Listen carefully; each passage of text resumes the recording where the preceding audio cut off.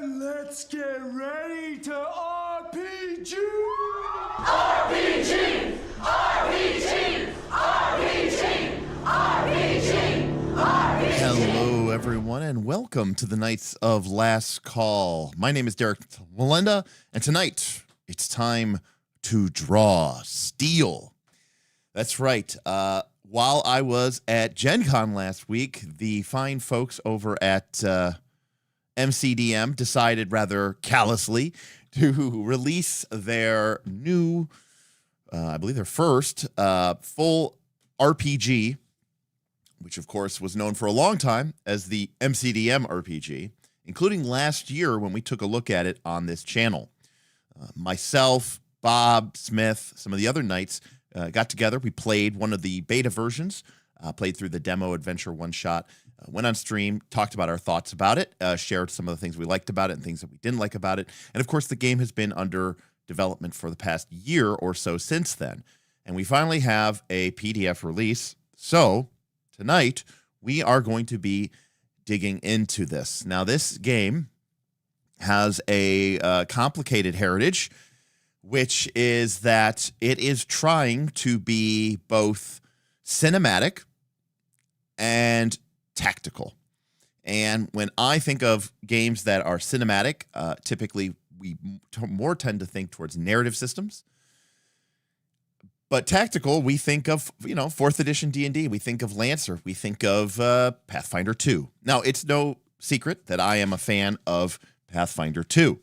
I like the game. We've been playing it mostly on and off, but mostly on for the past 6 years since it released in 2019.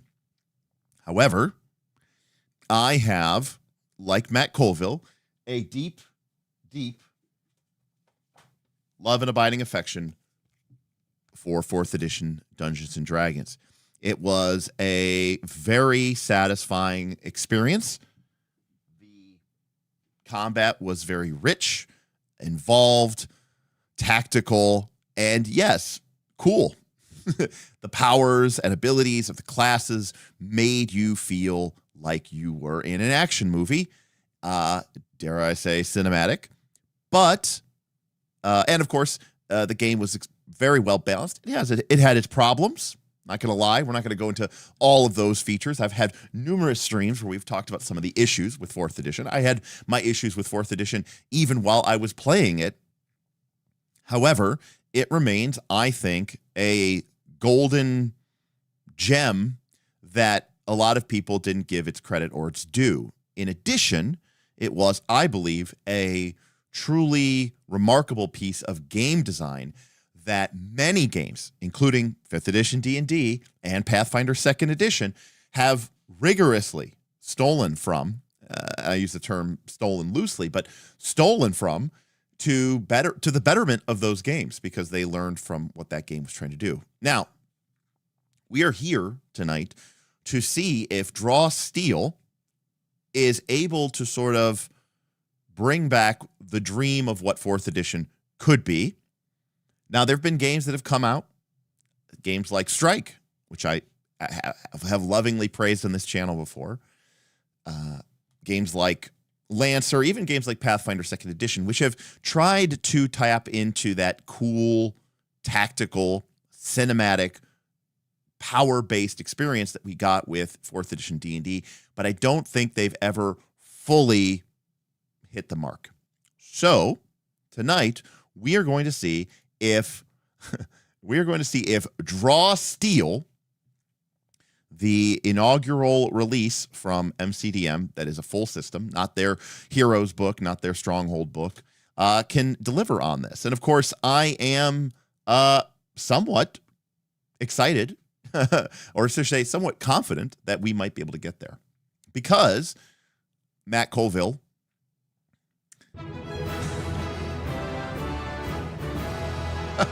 we're off to an early start. Edward, thank you so much. Edward tipped $50. Damn it. I was going to take a day off, but that tip goal. You got me. Thank you, Edward. Well, Edward, I guess I'm sorry. I keep making content that you are very, very excited about. But I really appreciate you, buddy. And you're just crushing it, buddy. You're just crushing it. Yes, Edward is mentioning our tip goal. It is a $250 tip goal, so that we'll go the full 5 hours to midnight.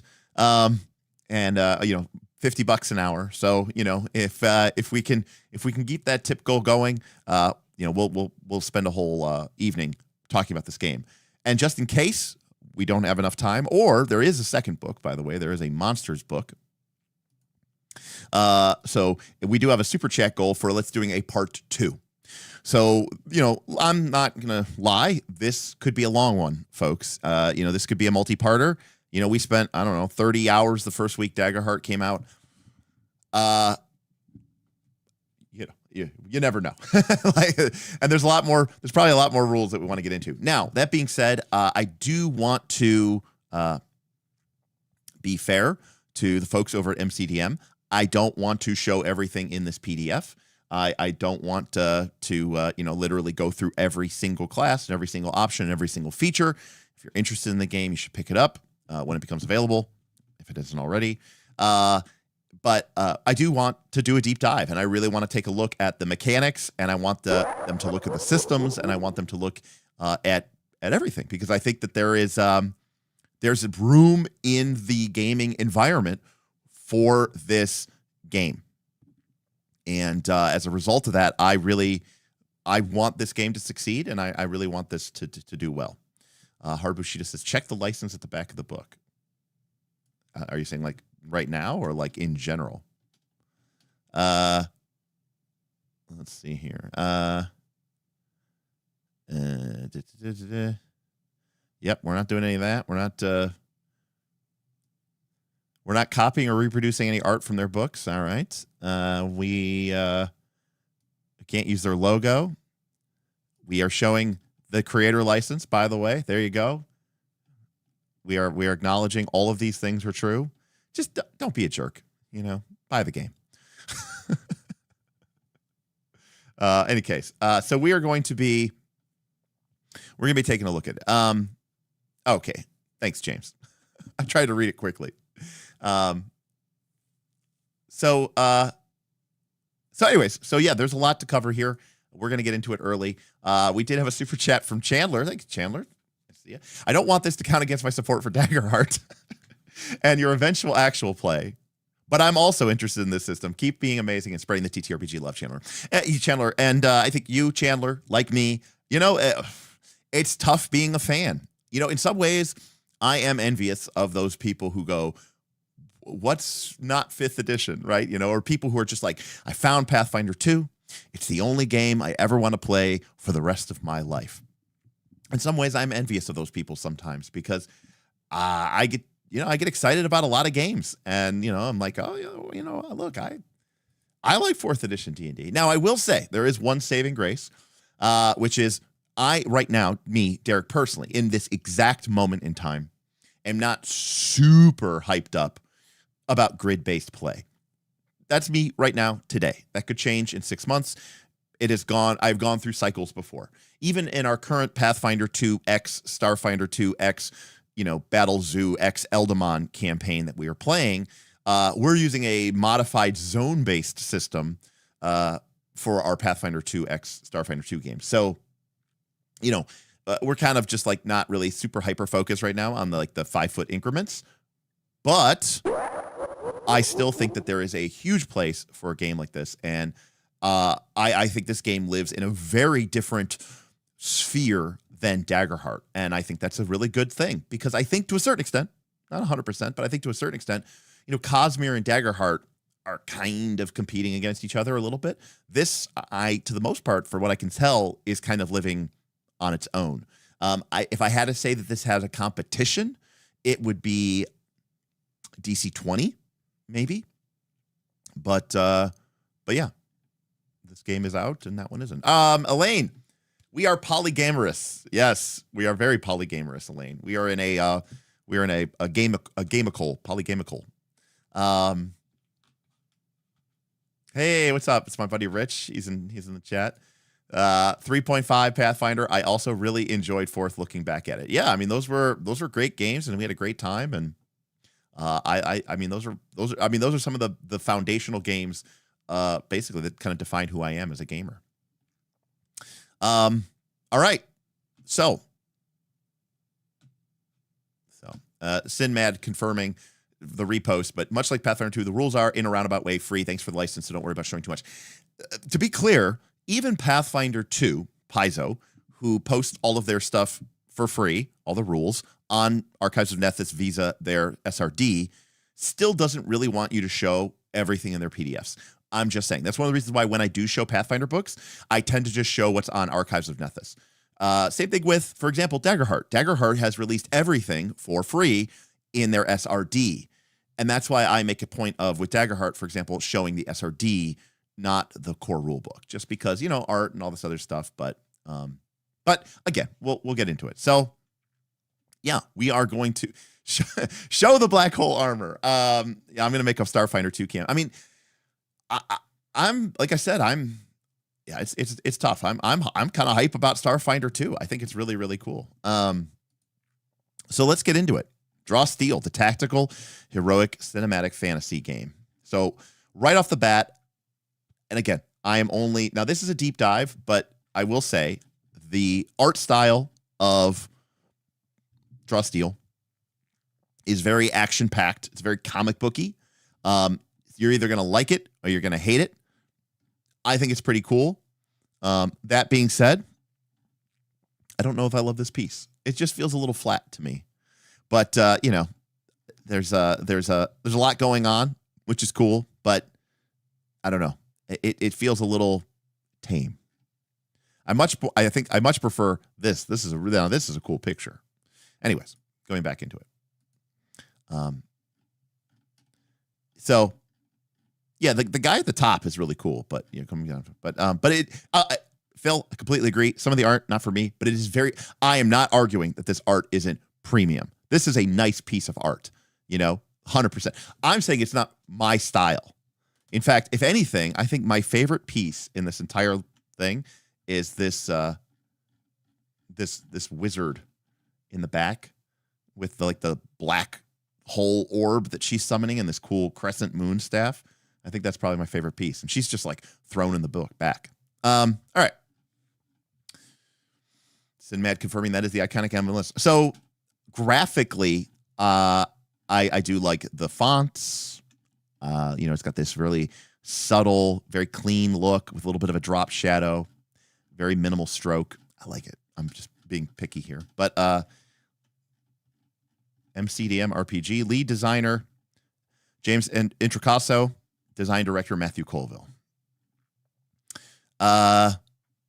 Here we have the MCDM team. Shout out to them. Lots of playtesters, everybody who put in their thoughts and playtesters. Look at that. Even their gameplay diagrams use art from Jipeku. Shout out Jipeku.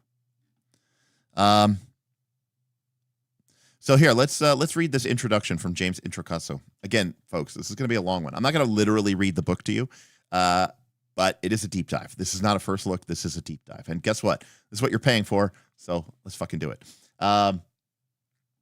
I really like working with MCDM, but I want to work on original role-playing games someday, I said. I had just been offered a job writing and developing for one of RPG's industry's best third-party publishers. I was thrilled and honored, but my heart had always been set on creating games from scratch, not just on expanding someone else's game. Me too, said Matt. I've got lots of things I want to make, and that sealed the deal for me, and that's why I took the job as MCDM's lead game designer. The idea for Draw Steel wouldn't come about for another couple of years or so when Matt and I sat down at an in-person meeting and talked about what rules would make a fantasy game explicitly heroic. We started from first principles by asking the question, what makes a hero? Sure, power is important, but lots of people have power and do very little with it to help others. Spider-Man's Uncle Ben had something to say about that. Lots of people stand up for others, but some do so only when they have the time. Heroes stand up even when it's hard because they know no one else will. They don't stop to rest and get their spell slots back before facing a villain because who knows how much destruction that villain could cause during nap time. When most folks would throw in a towel, a hero stands up, stares down evil, and says, "Is that all you've got?" Heroes keep going. With that idea established, Matt and I began discussing a gameplay loop that eventually became the heroic resources, the victories, recoveries, and respites. Rules that would encourage players to push their characters to the limits so they could really kick ass and save the day. We've been testing and refining this gameplay ever since with the idea of a heroic narrative as our North Star. By our definition, a lot of the folks who worked on this book are heroes. Our designers, our artists, our editors, and our playtesters. Thank you for putting everything into this game. It is my sincere hope that you tell heroic stories of your dreams with this game. I can think of no greater pastime. Thank you for checking out Draw Steel. Keep going, hero. And so one of the things that I think is really interesting about this game, and I'm really looking to play into it now, is this idea that one of the core gameplay loops of D&D that is still present in the game to this day used to be that your job, you weren't a hero. Your job, or your mission, if you will, was to go into the dungeon and use your resources like a gas tank and try to get as much treasure, as much gold and magic items as you could before you ran out, before you hit E. And the idea was that resource was ever depleting, constantly trickling and ticking down, right? Hit points were depleting, spells were depleting, torches and rations and water were depleting. Everything was going down. And the goal was to get as much gold and treasure as possible within that limit before you returned, not to a small room for an hour, not to a nearby camp. No, before you returned to town, aka the gas station, and really took a long time to recover. And that play pattern existed for however many years in the DNA of the game. It was in the DNA of 3rd edition. It was in the DNA of 4th edition, and in the DNA of 5th edition. Now, 4th edition took a different approach because 4th edition included this idea that characters would have abilities, we call them now at-will powers or encounter powers, that essentially were limitless, that would come back eternally, over and over and over again. It also gave your characters this limited resource of healing surges that would allow them to heal themselves several times throughout the course of the adventuring day. Now, you still were limited on certain hard limits. You had a limited number of these healing surges. You had a limited number of your daily powers. But the idea was that 4th edition was more interested in seeing how much your characters could kick ass and be heroic. It wasn't interested about, can you manage your resources in a sort of resource balance mini game to see how much treasure you can get. It was more interested in, can you overcome the challenges faced in time. Cut to present day, and you got Pathfinder 2. And but Pathfinder 2 does, with the exception of the classes that use spell slots, is say, you know what? We are going to set up a situation where hit points can come back eternally. A lot of your abilities are usable infinite times per day. You have these focus points, which are recoverable infinite times per day. The problem is that when resources are too infinite, then there never is this building sense of tension. Essentially, every fight kind of feels the same. So while it's a solution, I don't know that it's the perfect solution.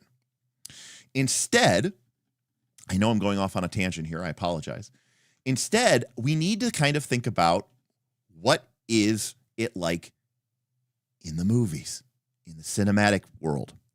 In the cinematic world, our heroes, right, whether it's John McClane in Die Hard or whether it's Captain America in Avengers Endgame, start off the day heroic, strong, but maybe not at their best. And as the day goes on, they get more and more and more and more beat up until the very end of the movie, they are literally in shreds. Their clothing, their equipment damaged. They are physically at their weakest. But yet, that is when they are at their strongest. DR Metropolis tipped $5. Healing surges? Absurd gamist language and concept. XP though? That's ludonarrative perfection. Every wizard from Candlekeep to Sigil knows what XP is. Thank you, Dr. Metropolis. Yes.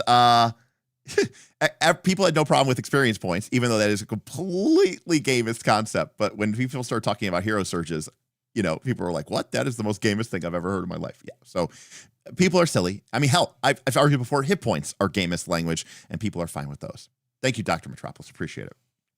So we get to this point where in a game, it's not, by the way, I mean, I hate to tell you this, but that's not really how real life works. In real life, I mean, yes, there's something to be said about adrenaline and final pushing yourself. But for the most part, you're at your strongest when, you're not beat up and you haven't had your, shit kicked in. But in movies, in cinematic universes, our characters find this strength to somehow be at their strongest when they're at their weakest, right? And so the tension grows as the day goes on because your if you want to call them your hit points are beginning to dwindle. But at the same time, your character or your for your character in the movie is somehow able to tap into this hidden vault of strength so that they are stronger than they've ever been. And this is basically the complete opposite of the pattern that we see in most games, most RPG games that use limited resources. Why? Because we tend to start the day by novaing and using our strongest abilities. And then as soon as we run out of hit points or even get a little bit behind, we take an opportunity to recover them all. So this creates a play pattern, which is very, very, very dissimilar to what we see in the movies. What James Intracaso is saying here, and vis-a-vis Matt Colville, is can we create mechanics that create that same play pattern experience that we see in movies, where the character keeps going and the system rewards you for keeping going, so that at a certain point when your character is at their weakest, they are also paradoxically at their strongest. In D&D, when we get to the end of the adventuring day, let's say whether we're talking about 3rd edition or 5th edition, right? Your character has out of spell slots. Their hit points aren't even, at max. You've run out of hit dice or healing surges. You've used up all your daily powers or all of your once per day or X per day abilities. Your barbarian has no more rages left, right? So you're going into but you're the big damn heroes, right? And heroes don't go, well, we're going to go back to town and take a rest, right? No, right? The prince needs saved. He's going to be sacrificed by the evil necromancer so that he can use his king's blood, his royal blood, right, to empower his ritual for eternal life. You have to keep going. And, we were raised on this kind of literature. And so people go, yeah, you're right. People look at each other around the table and they go, we can't turn back now. We're heroes, and that's what heroes do. And they press on and they go through those, double doors carved with unholy runes with 2 great bronze handles, and they push in. And as a GM, you're going, oh shit. Because they're either all going to TPK here, or what happens a lot in modern day gaming is people fudge. Because the game system is not designed to handle that. The characters are going into a fight at half hit points with none of their spells. And, they're going to suck. They're not going to be cool. They're going to be shitty. But that's the way that people think that they should play. In fact, that's the way that they want to play because they want to be heroic. So this game is trying to solve that through mechanics. And I think that's a really ambitious and cool goal. And I want to see, if they can do it and if it works. And we'll find out together if that's the case.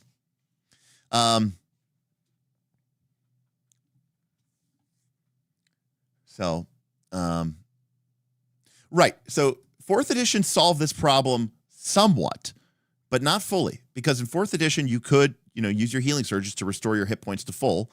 And for the most part, your, hit points were supposed to be an encounter resource, but you would eventually run out of healing surges, Ikamos, thank you for the 5, looks like €5 super chat. They've nailed movie heroism.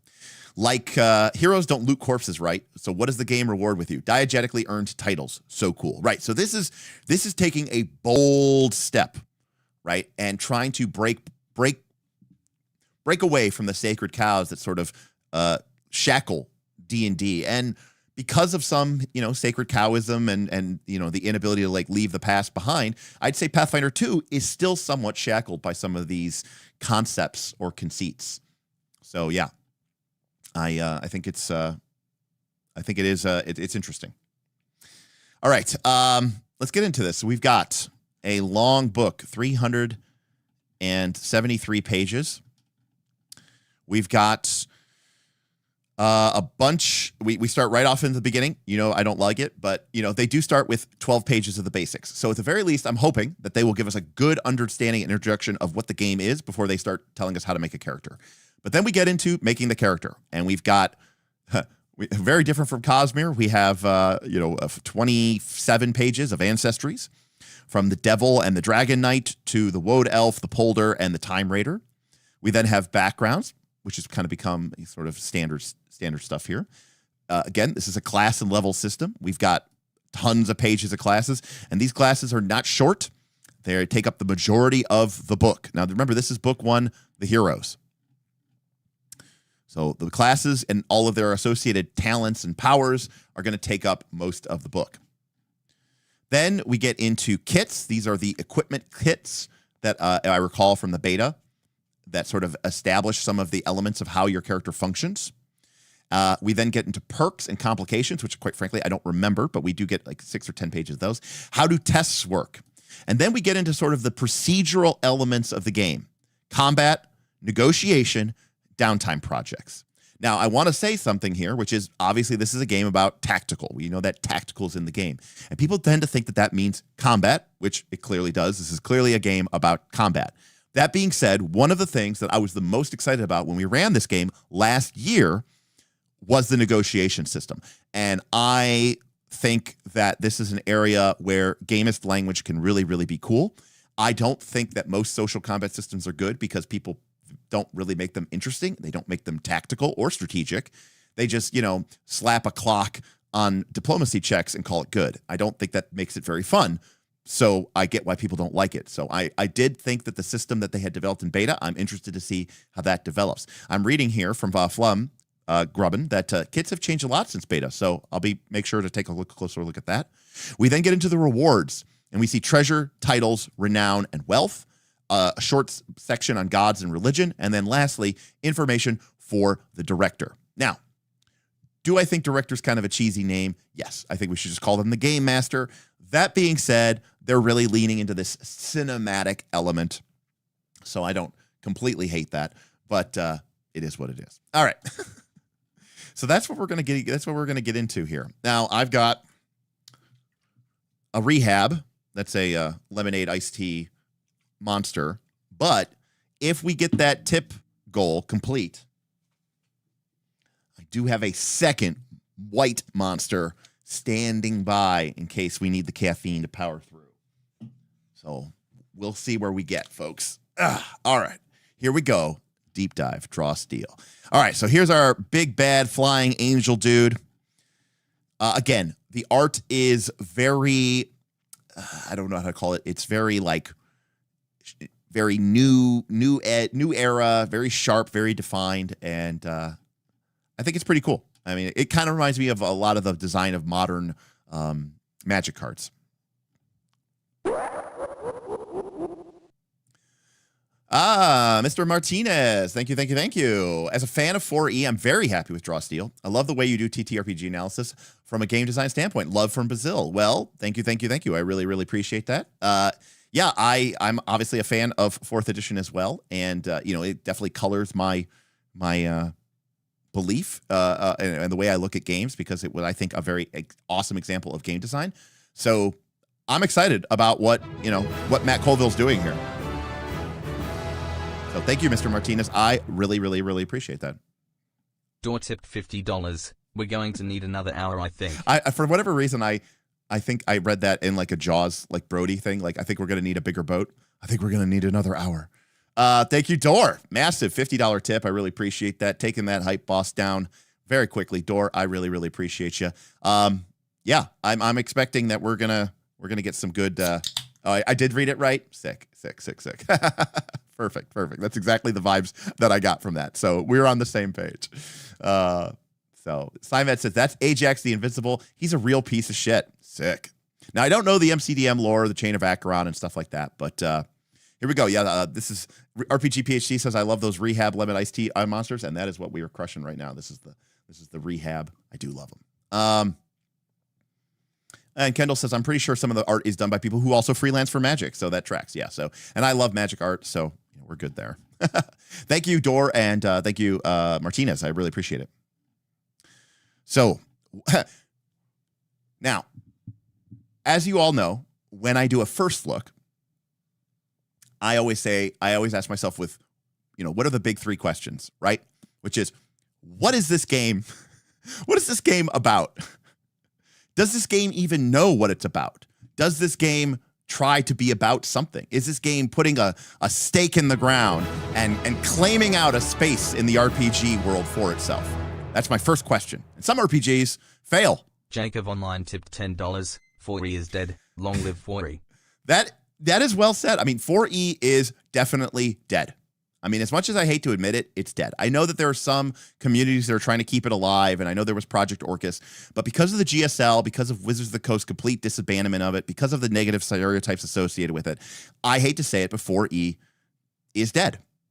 It is dead. So for me, this represents the chance. Yeah, as someone who just ran 4E last week. Exactly, Jake. So you probably know better than anybody that it isn't the easiest sell. It's just not, it's not integrated the way it should be. If there was a fully functional, fully supported, fully automated 4E, a Foundry module with the kind of support that we get from PF2, shit would be popping off. But we don't have that. So, you got to even get the stuff installed, you got to kind of go through some questionable loopholes and some questionable workarounds, and you've got to download a bunch of stuff if you want to get like the monster builder playing and stuff like that, Now, Hard Bushido is playing on Fantasy Grounds. That is the one place it still exists, but they don't sell that anymore, and it's illegal to obtain it, so, you can't pirate it. For example, when Colville played it on his stream, he played with Fantasy Grounds because he had it from when they sold it on Fantasy Grounds. But you can't get that anywhere else. So, but yes, that's right. 4E was designed to be around a VTT. That was their big plan over, almost 20 years ago, So anyways, a lot of games fail right at the start because they don't even know what they're about. Because we say, what is this game about? Well, this game comes out right away and says, what is this game?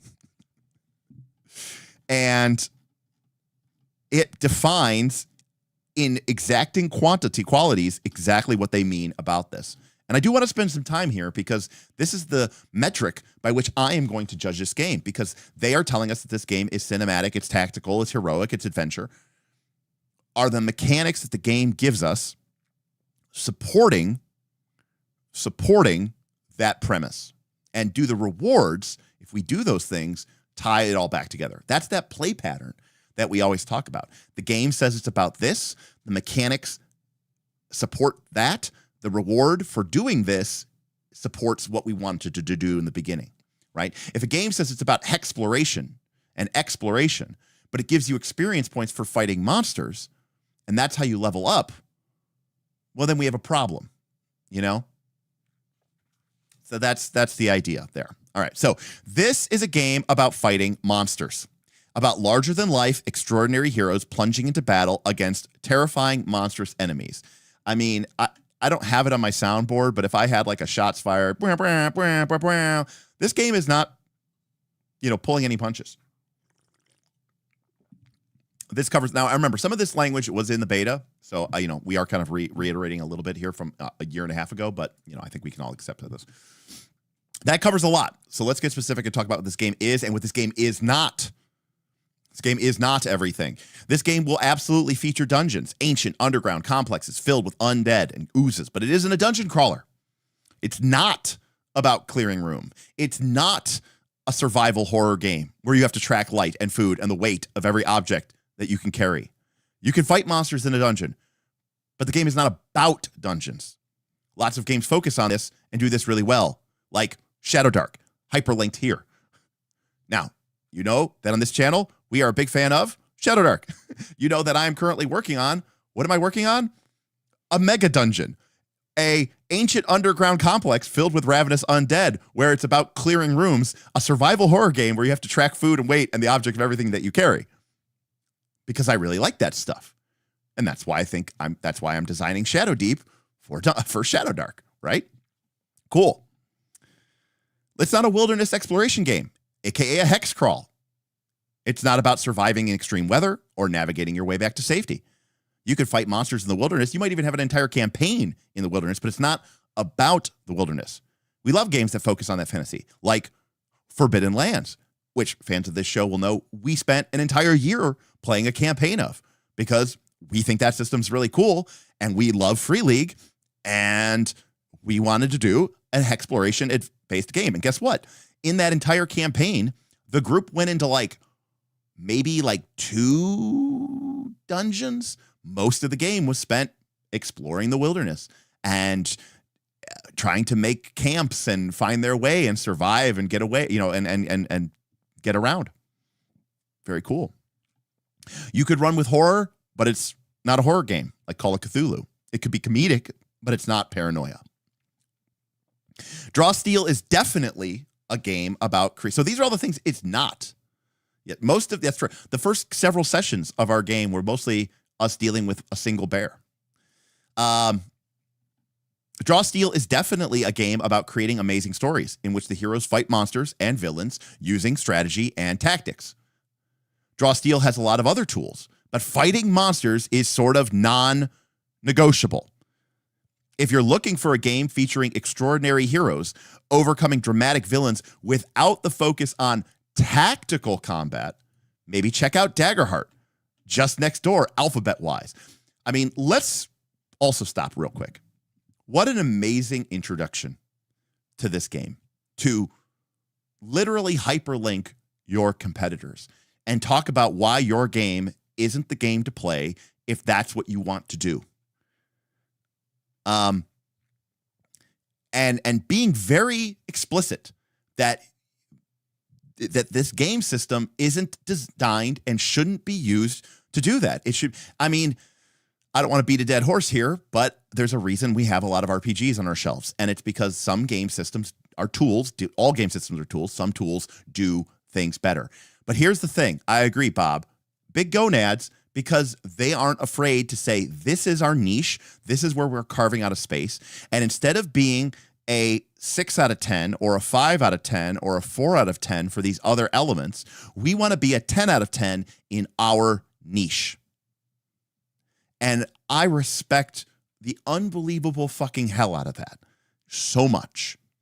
And I think it creates better games. I mean, this gets back to the Mark Rosewater idea, right? Of, be the 10 out of 10, even if you piss other people off. Trying to be everyone's favorite is a guaranteed way to being mediocre, right? I agree, Don Poke. It's the best intro to an RPG that we've ever seen on this channel. So it's a,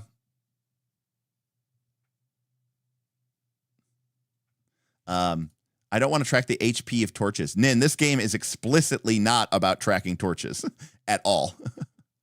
And I think there's a really important thing to note about this, right? Because we know Daggerheart in their introduction explicitly says that this is a game about combat. Daggerheart is not shy about that. Daggerheart says, you're going to be fighting in our game.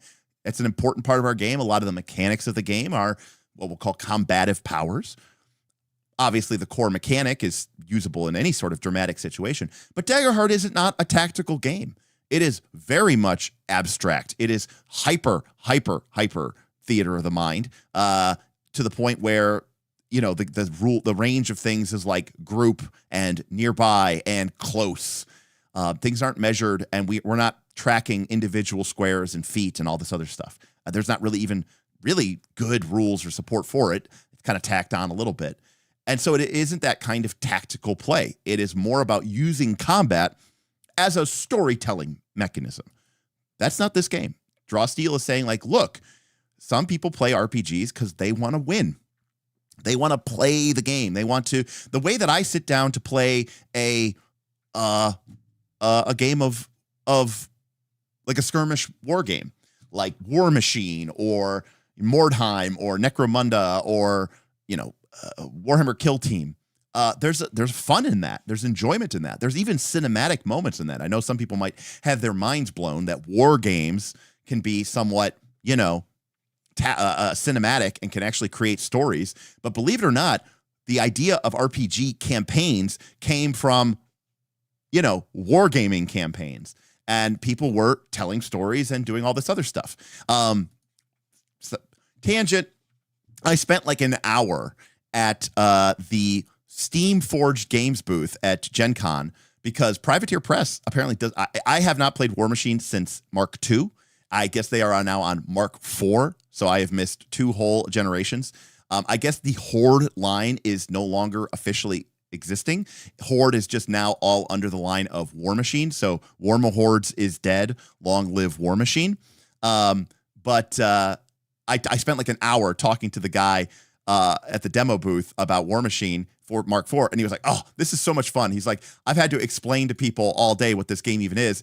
It's cool talking to somebody who like knows what the game used to be, and we can like talk about the changes." Beowulf coming in with a Beowulf hot take.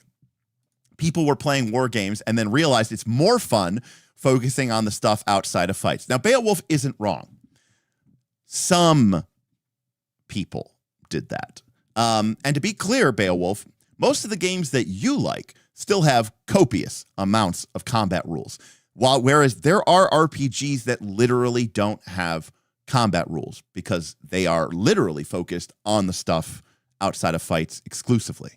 So, maybe come down from your ivory tower, friend. Yes, Wanderhome is exactly what I was thinking of. But yes, they did. They sold it to Steam Forged Games, Sean. All right. We genuinely love all those games, but we love them because they focus on specific genres of gameplay and deliver on them really well. Our game is heroic fantasy. That's its genre. Extraordinary people fighting dragons and necromancers. I mean, I don't need much out of an RPG. And honestly, being a kick-ass heroic hero fighting dragons and necromancers is mostly selling me on it, But heroic fantasy is still a little too broad, so we added 2 other keywords to our game: tactical and cinematic. These are guidelines. They're a vibe. So let's talk about what this means. Christopher, that is interesting. They do not mention D&D and Pathfinder. I think those are their competitors. And the ones that named are essentially them giving you an off-ramp so as to not have a bad experience or judge this poorly. Christopher, I think there's 2 thoughts. 1, I think everybody knows D&D and Pathfinder 2. And 2, I think they assume that if you're coming to this game and you don't know these other games already, it's because you're playing D&D and Pathfinder 2. So they don't need to tell you about D&D and Pathfinder 2 because I don't think it's a mistake to assume that most people are, coming to this game from D20 Fantasy, GM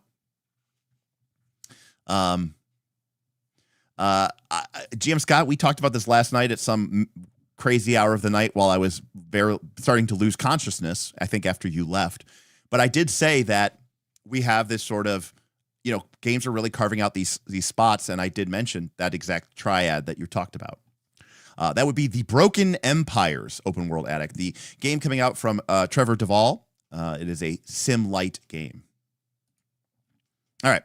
So what does tactical mean? Strategy is what are we trying to do? Strategy is about long-term goals. Tactics is about how are we going to do that? We're going to surround them, sneak around them, pick them off one by one, kill their leader first, kill their priest first, no resurrections. In short, strategy is what spells do I choose today? If we're thinking about a Vancian system, what spells does my wizard pick today, right? What feat do I take when we level up? What potions and scrolls do I buy in town? That's strategy from most fantasy perspectives, right? Tactics is we just rolled initiative. I have the list of abilities and resources and spells that I have on my sheet. Okay, how am I going to use those? How am I going to deploy those resources? What target are we going to focus on first? How am I going to move around? What spell am I going to use? Which should I open up with a fireball, or should I cast a slow first? Or maybe I should cast a haste while we're all together. What's the initiative order look like? Should I save the haste for a later fight? Is this fight important enough to use these important resources? So that's the difference between tactical and strategic in terms of the way that most RPGs sort of work.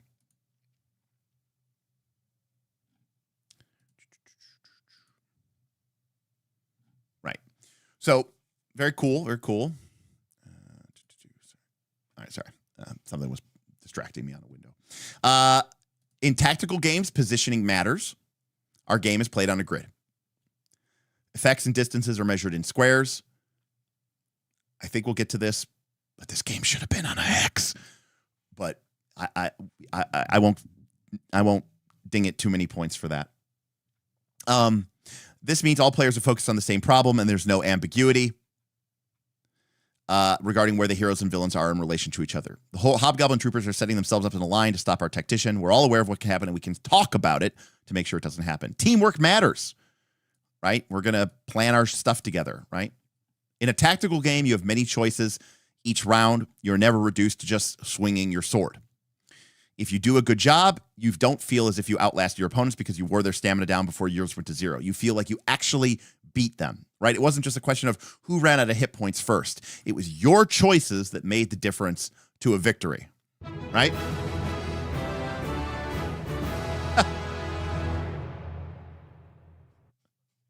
GM Scott tipped $30.17. This is a super chat in disguise. I have to go run my Tuesday night game. GM Scott, thank you. With the super chat in disguise, I will see if I can swap that around real hot quick here. Thank you so much for that, GM Scott. I really appreciate you doing that, and we will see you on the flip side, buddy. You know, GM Scott, once we get this studio up, you're gonna have to come out and hang out with us, I think, on one of your many trips through the area. Thank you, GM Scott. I appreciate it. And I'll talk to you later, my friend. All right. Mr. Fizzer says, there was a moment in playtesting where hex grids were considered, but ultimately squares beat them out for being easier and more ubiquitous. They do fit better on square maps, but yeah, I mean, they do. I mean, I'm not gonna lie about that. But anyways, so you're gonna discover your combos. The fact that the game is even talking about combos is really, really cool. And I think that's really, really cool. I mean, that is totally fair. But from a gameplay perspective, we'll talk about it. But squares, we'll get to it when we get to it. I have a feeling that I know what they're going to do, but we're going to have to see it here. But I'll get to it when we get to it.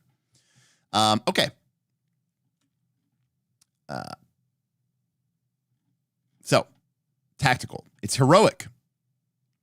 That means that your character is not motivated by greed, right? Our characters are big damn heroes, and they assume that they want to do the right thing.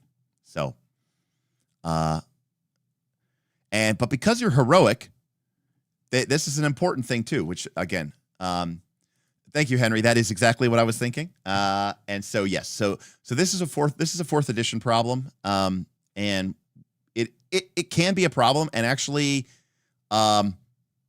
does defeat some of the tactical elements of the game. So, just saying that unfortunately, the existence of non-diagonal costing movement on square grids does create a weird, problem in the space. 4E is a problem. Yes, it has a problem with diagonals. Yes, 4E did not exist. Pythagoras did not exist in 4E either. So the other thing that they want to talk about heroic, besides just being like, oh, your characters are heroic, they do things, because they're supposed to, because they're heroic, is you never see Indiana Jones having to go to a sporting goods store to stock up on ammo. You never see Katniss having to stop and take a shower. These things happen, but no one watching an Indiana Jones movie thinks that his, gun is literally magic, and doesn't need bullets. But we simply don't need to see Indy doing this stuff. We don't need to waste time on it. Likewise, in our game, we don't waste time on our stuff, on our heroes, and we tend not to worry about it. Again, this is a heroic cinematic game. You're called a director. This is about cutting out the stuff that, quite frankly, doesn't matter. We don't worry about how much everything you're carrying weighs. Again, we have lots of ways of adjudicating what you could, carry or not, You don't track food such as rations. We don't worry. Nin, by the way, you don't worry about how many torches you have. Light might be a factor specifically because you call it out, but the game generally assumes that you just have light, and we're not really worried about that. Basically, we only worry about the things that you would see your characters doing in a movie or a comic book or a novel. So this is like as anti-simulationist as it can be. In fact, they call all that stuff tedious, right? So they are very, very specifically saying that, heroes don't worry. Nobody, when you're watching the Marvel movie, when you're watching Lord of the Rings movie, did you ever really stop to think, how many arrows does Hawkeye have? Or Legolas, for that matter. And if you did, it's because you're a pedantic simulationist, and you probably should go play, RuneQuest or Mithras or, the Broken Empires when it comes out. But if you didn't, because you liked Legolas, doing backflips up the Mumakel, then maybe you should, play this game.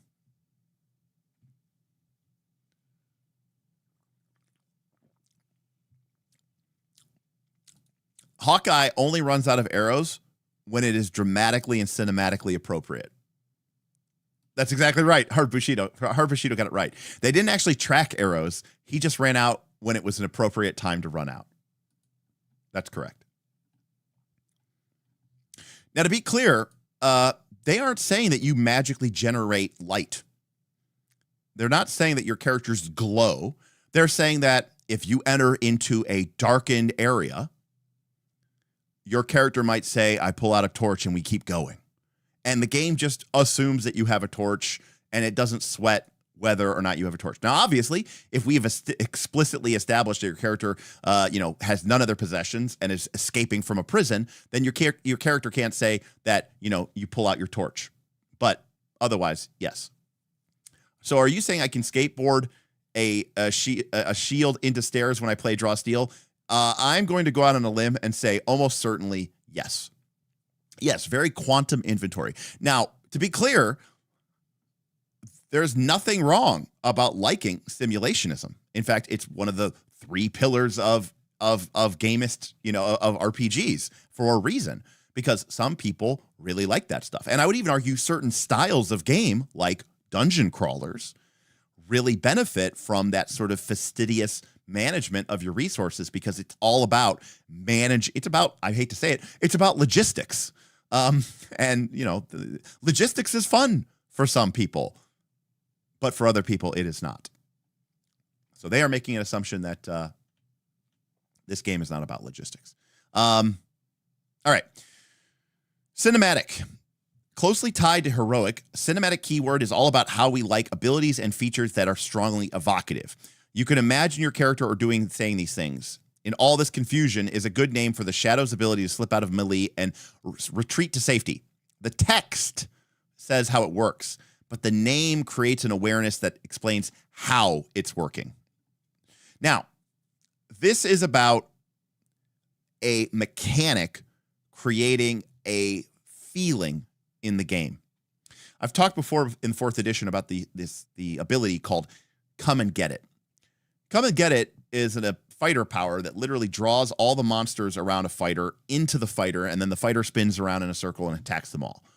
But it's not really about figuring out why that works or how that works.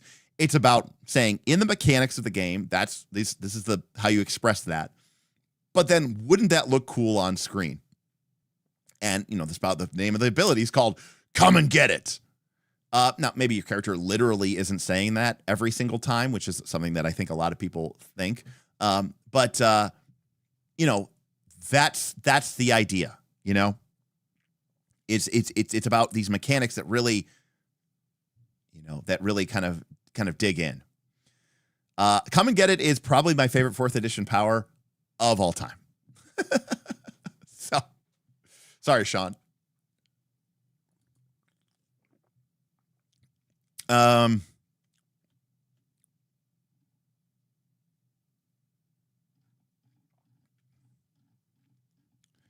lastly, fantasy. You know, it's got dragons and stuff. We do imagine fantasy a little bit more broadly. It's medieval fantasy with knights on horseback, but they also like high fantasy urban intrigue. So, you know, it's a little bit more cosmopolitan than perhaps, you know, Ars Magica with hundreds of different ancestries. It's Star Warsian. It's, you know, very metropolitan. So our setting includes the timescape, our multiverse, and the timescape is a bit more space fantasy themed. So these core rules cover mostly classic fantasy stuff. But, you know, fantasy includes magic, wizards, psionics, natural abilities, and, you know, some creatures that can warp reality with their minds. Now, they have a specific call out, actually, if you're coming from D20 fantasy. We know that many folks coming to this game have only experienced D20 fantasy RPGs. And so they're talking specifically to you here. Character options are different. Smaller bonuses and penalties. It's based around the roll of 2 10-sided die. We have a map here.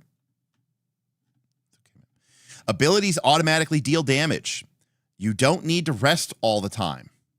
Our game has a lot of skills. You won't be able to point out every difference. Oh, we won't be able to point out every difference. We don't expect you to do everything to the letter. This is one thing it actually does have in common with D20 Fantasy. This is a big book of rules. Don't stress if you need to look up something or make a ruling on the fly. So those are some big changes, right? We know that, again, you know, that's cool that they have this specific call out for the people that are, you know, you are coming from D20. So again, you're going to see a lot of your common stuff here, but not everything that you saw in D20 is going to be here. We can also see that, again, a bonus. They're basically trying to say a bonus of +1 is a lot. -2 is a lot. Much more so than a typical D20 games. We should also notice that the game automatically deal damage. When you use an ability, one of the combat features that defines your characters, you can still have a bad turn. A tier 1 outcome with minimal damage and effects is the worst outcome that you can obtain with an ability. It's not awesome, but you are still making progress. There is no I miss who's next in this game. Fights typically last 3 or fewer rounds. A fight that lasts 5 rounds is a long fight because everyone is always doing damage. And again, calling out that we don't need to rest all the time. Your spell slots and other features dwindle as the adventuring game goes on in most in fact, I spent the first 10 minutes of this stream talking about that. In Draw Steel, you need to rest to regain your stamina and recovery. But all characters earn the capability to use their magic and awesome abilities as they adventure, encouraging you to press on. And lastly, your character can make a use of a long list of skills, but we don't expect you to memorize that list. Skills also are not tied to any specific characteristics. You might use, if you're trying to lose someone in a crowd, you might use, you know, presence, a characteristic that represents your character's force of personality to try to hide. And why not? It is also interesting too.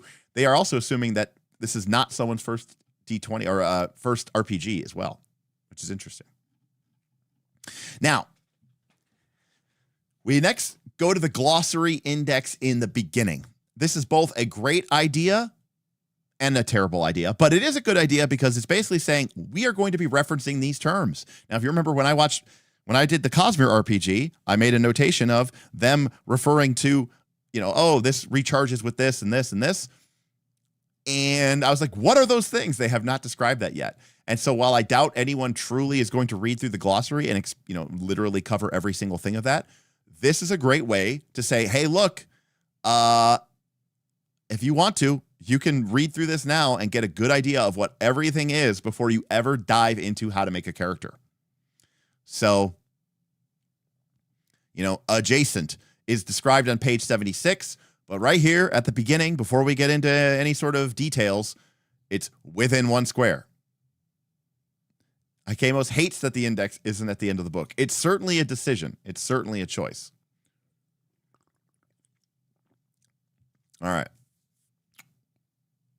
We are not going to go through the index, but we might be referencing back to this. It says an extensive index.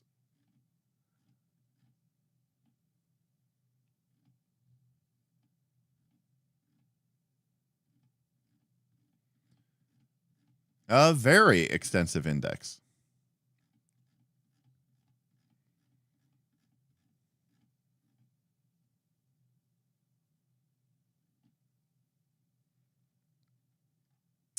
How am I feeling about the layout so far? Well, I mean, this is an index, so it's hard to judge.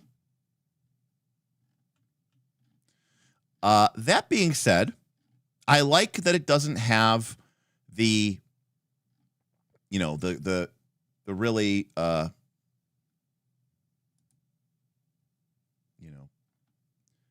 full out like the really busy gutters and all this other stuff. I see that Sean just tipped $10, but I didn't see anything come through. Thanks, Sean, I think. But I don't know. I don't know if it didn't come through or not. Hopefully it will. Hopefully it didn't steal from you. I like that it doesn't have I don't know. It didn't show up on my activity feed, so I don't know. I don't know what happened. Maybe it's just delayed. Maybe we'll get it in a few minutes. Normally we get it right away. So anyways, it doesn't have all the really fanciful art on the gutters of the page, and this is just a lot of text. There hasn't been that much art. So it does feel more like a rules manual than a work of art. There's a lot of white space. We've got a big chunk of white space here. We have a big chunk of white space here. So maybe it's not the most efficiently laid out book. Hey, there it is. Thank you, Sean. Sean tipped $10, enjoying the stream despite the love of Come and Get It. Loved 4E, but that was too gamey for me due to how it worked on anything. It's interesting, Sean, that you say that, because in the new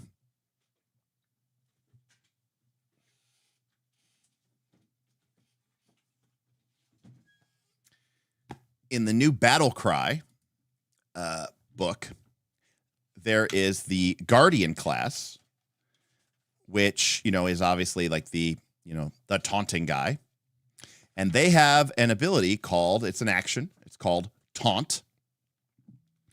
And Taunt has the concentrate tag, that's it. And it says you make an attention grabbing thing, blah, blah, blah, blah, blah. Even mindless creatures are drawn to your taunt. So in Battle Cry now, in Pathfinder 2, basically even mindless creatures essentially can be taunted,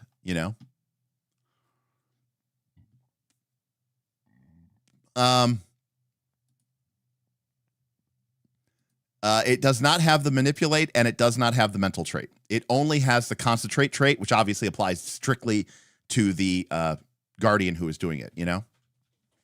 PF2 is dead to me now. Nope, it doesn't have manipulate, and it doesn't have mental trait, and it goes a step further to explicitly say that even mindless creatures can be affected by your taunt. So, you could be like, hey, mindless zombie,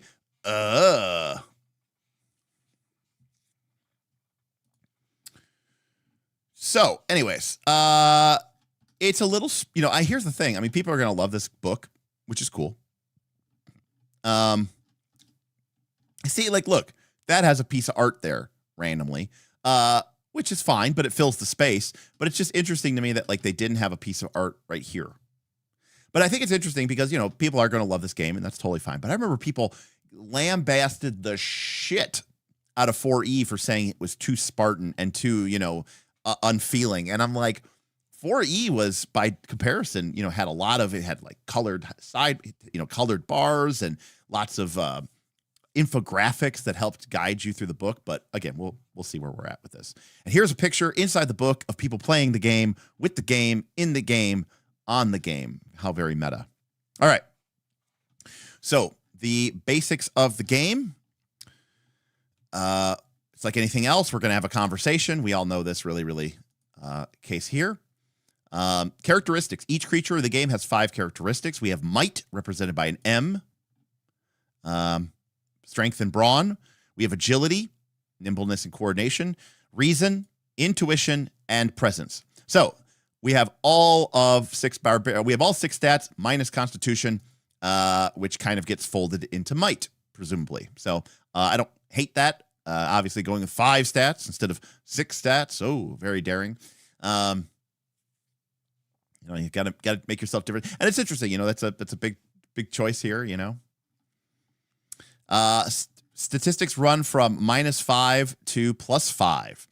And that's it. I mean, like a baby rabbit, -5, an ancient dragon is 5. An average human has a score of 0 in all of our rolls. So this is, basically from a D20 perspective, 20, is the highest that you can go. And it's not just like the highest a player can go, right? Your player's default is 0,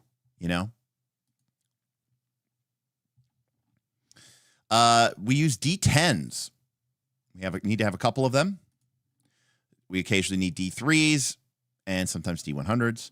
Power roll. Whenever a hero or other creature in the game attempts a task with an uncertain outcome, attacking a foe, sneaking by a patrol, persuading a queen, we will make a power roll. There are 2 types of power roll. An ability roll is used when certain abilities to determine their impact. For example, if you use your brutal slam ability to strike an enemy, the ability roll will tell how much damage they take. A test is a power roll you make outside of using your abilities to affect or interact with the world around you. A tactician might not have an ability that lets them climb up the face of a cliff. So climbing is an activity they can attempt with a test. An elementalist doesn't have an ability that lets them automatically intimidate a cultist into backing down from a fight, but they can make a test if they want to. So this is basically their way of saying, when you want to use one of your cool powers, you make an ability roll. When you want to just try to do something that you don't have an explicit power for, you just make a test, which is an interesting way of kind of referring to those, but that's fine. Monk. So you chatted with the author of Iron Heroes at Gen Con, a.k.a. Mike Merles. A favorite. How'd it go? Yeah, it was great. We had a really awesome conversation, and he was really cool, and he liked nerding out about his old games, and it was really, really, really fun, which was a lot of fun. Jackal, for some odd reason, is quoting Les Mis. Valjean, at last we see each other plain. Monsieur Le Maire, you wear a different chain. All right, Bob has to go. Peace out, Bob.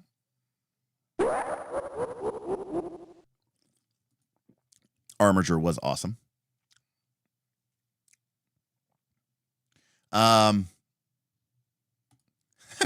Josh, how much money would you need to run one session of Fabula Ultima? Asking for a friend.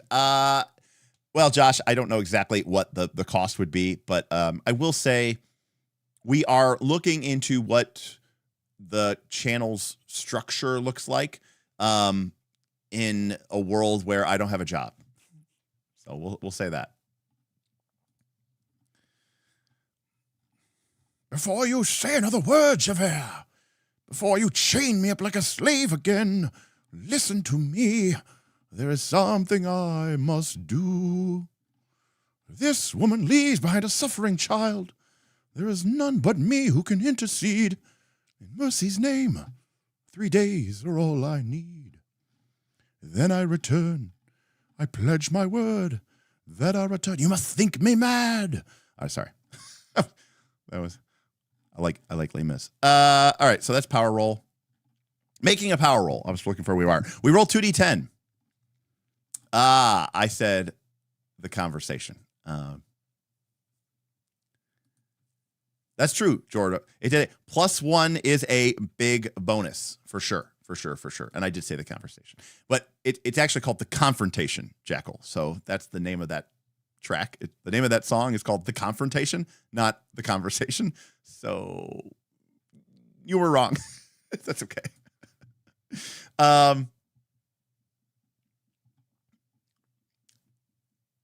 Close enough. It's fair enough. And also shout out Phantom. Also, I do love Phantom. I could do most of Phantom as well. So we're using 2d10 instead of a d20. So that means we're going to get a bell roll. Okay, so we're getting PBTA on this, folks, because we see here we've got 3 outcomes. We're rolling 2d10 instead of 2d6. If we get an 11 or lower, we get a tier 1 outcome. This is the worst outcome our power can get. If we get a 12 to 16, it's a tier 2. And if we get a 17 or higher, it is a tier 3 outcome. So that looks like it is static. Interesting. This is flat out. Is this flat out PBTA? One sec.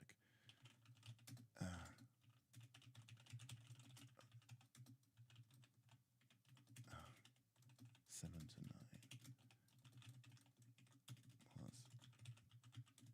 2d10 minus 12 to 16. It is static. Okay, hold on a sec. I just typed something in a chat GPT here. Okay. Yeah, sum it up. Thank you.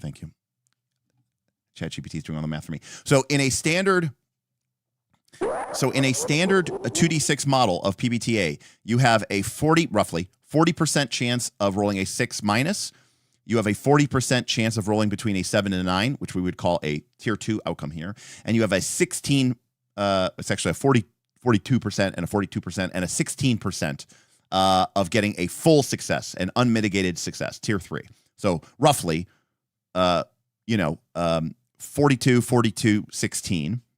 With a 2d10, in the way that they have it structured here, it is 55%, 35%, 10%.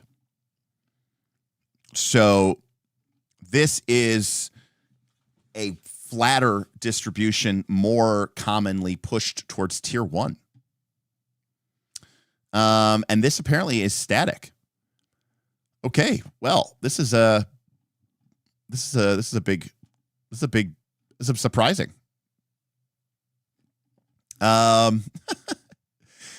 Joshua says, with $200 work, I would love to buy your GM and DM services. I mean, Joshua, we can certainly talk about it, offline if you want to send me a message. I don't necessarily know that my services are for sale in that way.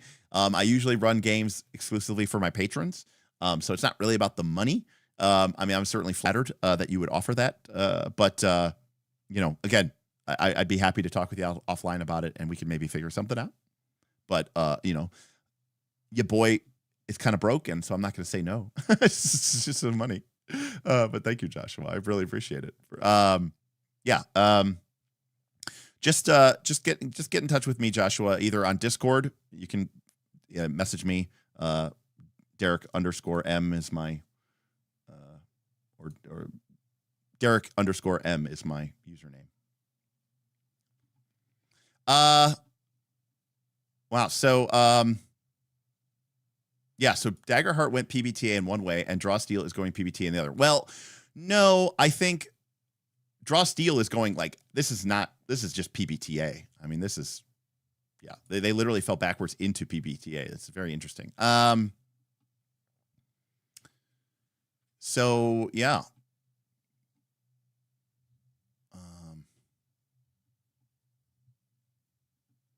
Yeah, I mean, to be fair, Albustine, PBTA uses the term, right, hit, partial hit, and miss, which I always said were terrible names anyways. But, yeah, so it is static according to Agile Monk.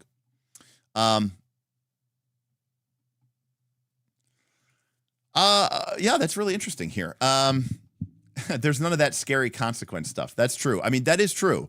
Right, so a tier 1 outcome is the worst that you can do, and that means you do minimal effect or minimum damage. But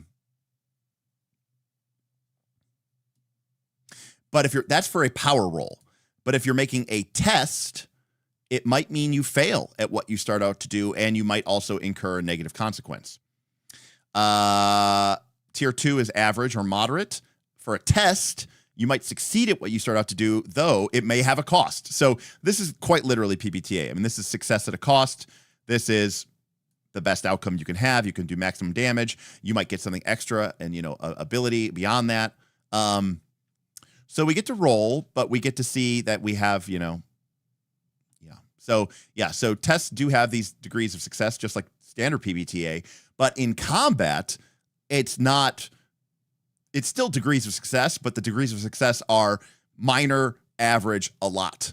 And outside of a power ability or power roll, it's a test. And then it's, GM makes as hard of a move as you want, success with a complication or success with a cost. And then, you do it and maybe you get a little bit of extra, right? So, I mean, this is basically outside of combat or outside of power rolls. This is explicitly PBTA with fairly similar distributions. I wonder if they used 2d10 because so a +1 is a huge modifier in PBTA. +2 bigger, +3 even more big, right? Some people even argue that a +3 bonus in PBTA breaks the game. So I have to imagine that they went with 2d10 just so that they had more room to play with. That being said, I don't know. I mean, I guess I've played, so much PBTA, like, right, 10 plus and 6 minus are also completely arbitrary. So like it feels a little bit awkward that it's like 11 minus and 17 plus and anything in between is a tier 2, but it's just, it's just as arbitrary as the PBTA game, right? It's just something you have to figure out with this. Okay, so they started with 2d6 and then they jumped for 2d10 because they wanted room for bonuses. Sick. They should have used 2d12 just to be completely fucking confusing. I love it. So yeah, cool. All right. Everyone is confirming that that's exactly what they did. And you know what? People like their bonuses to go up. I mean, you're already going to be having probably lower bonuses than you would typically have in a D20 game, but I don't hate this, because people do want to have that, wider range. That being said, one of the things that's cool about PBTA, and maybe something they explicitly wanted to avoid in this game, is that, PBTA, you always have a pretty good chance of getting a 7 higher, right? Even on something that you're not necessarily that good at. So in this game, if you don't have a bonus, there's going to be a bigger differential, right, between somebody with a +3 bonus and somebody with a +0 bonus. In PBTA, you might, the person who's really good at something in the party might have a +2 bonus, and you have a +1 bonus. So while it's a big bonus, and there's a big difference between 2 and a 1, you still feel like, oh, I have a pretty good shot at doing this. Whereas with this kind of distribution, you could end up having larger differences between the players, if that makes any sense. But that actually might be something they were going for because they want to lean into that sort of party team, teamwork aspect of the game. Whenever you make a power roll, you can downgrade it to the outcome of a lower roll. For instance, if an ability has a tier 3 outcome that lets you impose the restrain condition on a creature, but the tier 2 gives you the slow condition, you can always get the worst outcome. Okay, cool. So there you go. So for whatever reason, if you really wanted the lower effect, you can downgrade it. The total of your power rolls before you add any other modifiers is called the natural roll. For example, if you roll a natural 19 or 20, this is a critical hit. So the game also has a critical hit. Believe it or not, some PBTA games even have a critical hit. It's when you roll a 12 or higher. It's not a natural effect, obviously. Obviously, naturally, you would need to roll double sixes. But if you roll a 12 or higher, which, assuming you don't have any bonuses, needs double sixes. But if you have some sort of bonus, you might be able to critical hit on a different roller. But PBTA, some games do have the critical effect range as well. Edges and banes. Boons and banes, anybody? Advantage and disadvantage, methinks.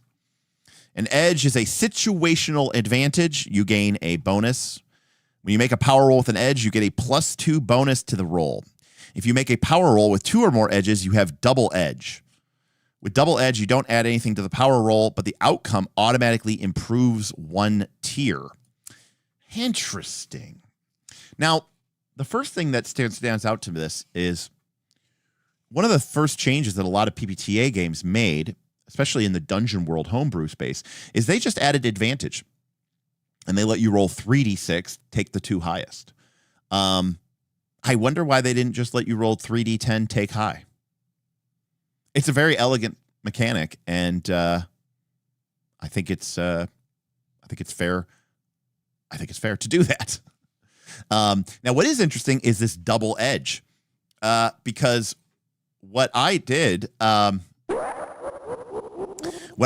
my 5e game, which I heavily house ruled, called Dungeon Time Extreme, is I let advantages and disadvantages stack, right? So you could have multiple advantages. Except in my game, if you had if you had advantage, obviously you roll with advantage. If you had 2 advantages, you got to roll double advantage. And if you had 3 advantages, you just automatically succeeded. And I think if you had 4 advantages, I might have said you automatically critically hit. And the same thing was true with disadvantages. If you had triple disadvantage, you automatically missed. You could not succeed. And if you had quadruple disadvantage for some odd reason, you automatically critically fumbled. Not that you would ever make the roll, but that was like part of our point, because we're like, well, at a certain point when you're rolling that many dice, it doesn't even matter. So it's interesting that when you get a double edge, instead of just making the dice roll pointless, it's like, because I mean, if you're giving that much of a bonus to people, it's like, what are we even rolling for? They just say, you just get an automatic upgrade. This is a little fiddly, but I don't actually hate it. I actually think I would like the way that this would play out in play. Because getting that double edge would feel really nice. Just getting a bigger number at a certain point becomes not that satisfying. I like that this automatically upgrades it, so that, again, for the most part, you're not going to get a tier 1 result, right? You can only get a tier 2 or a tier 3 result. So I think that's it's not the most intuitive mechanic, but what it does mechanically in the game is really cool. I should also point out that this is only for a power roll, not a test.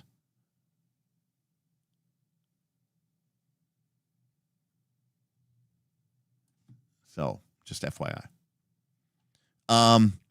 Banes are the opposite. You get a -2, and with a double bane, you get a decrease of your effect. So, in other words, tests are a type of power roll. Oh, did I miss that? Oh, it is. Oh, it's an ability roll and tests. Sorry. I got the nomenclature restricted.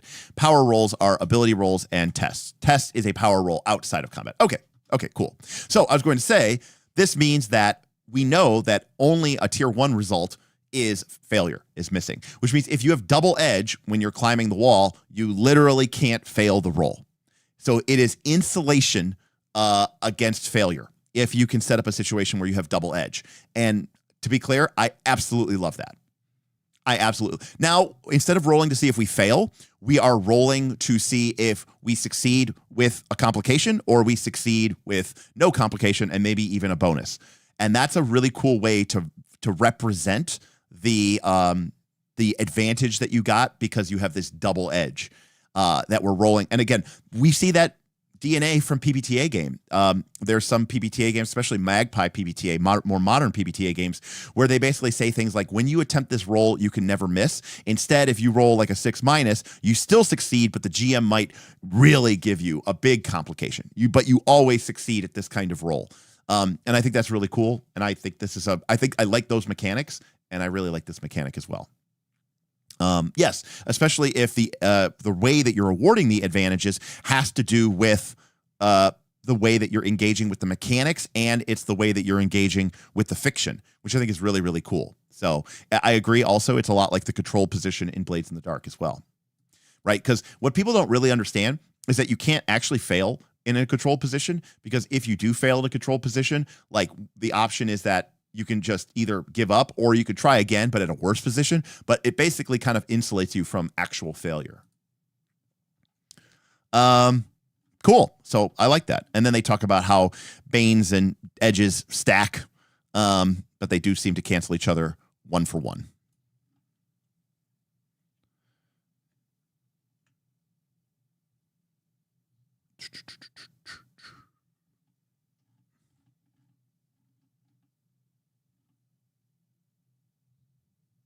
Thanks, Jacob.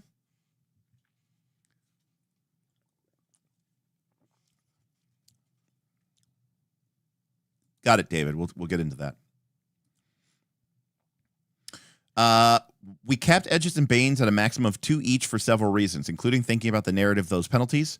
Every little advantage or disadvantage in a heroic story has diminishing returns, acknowledging that a creature can benefit or be hindered only so much. If you're already prone and weakened, so we can't just keep stacking that stuff. So 2 is enough. I agree. I think two is enough.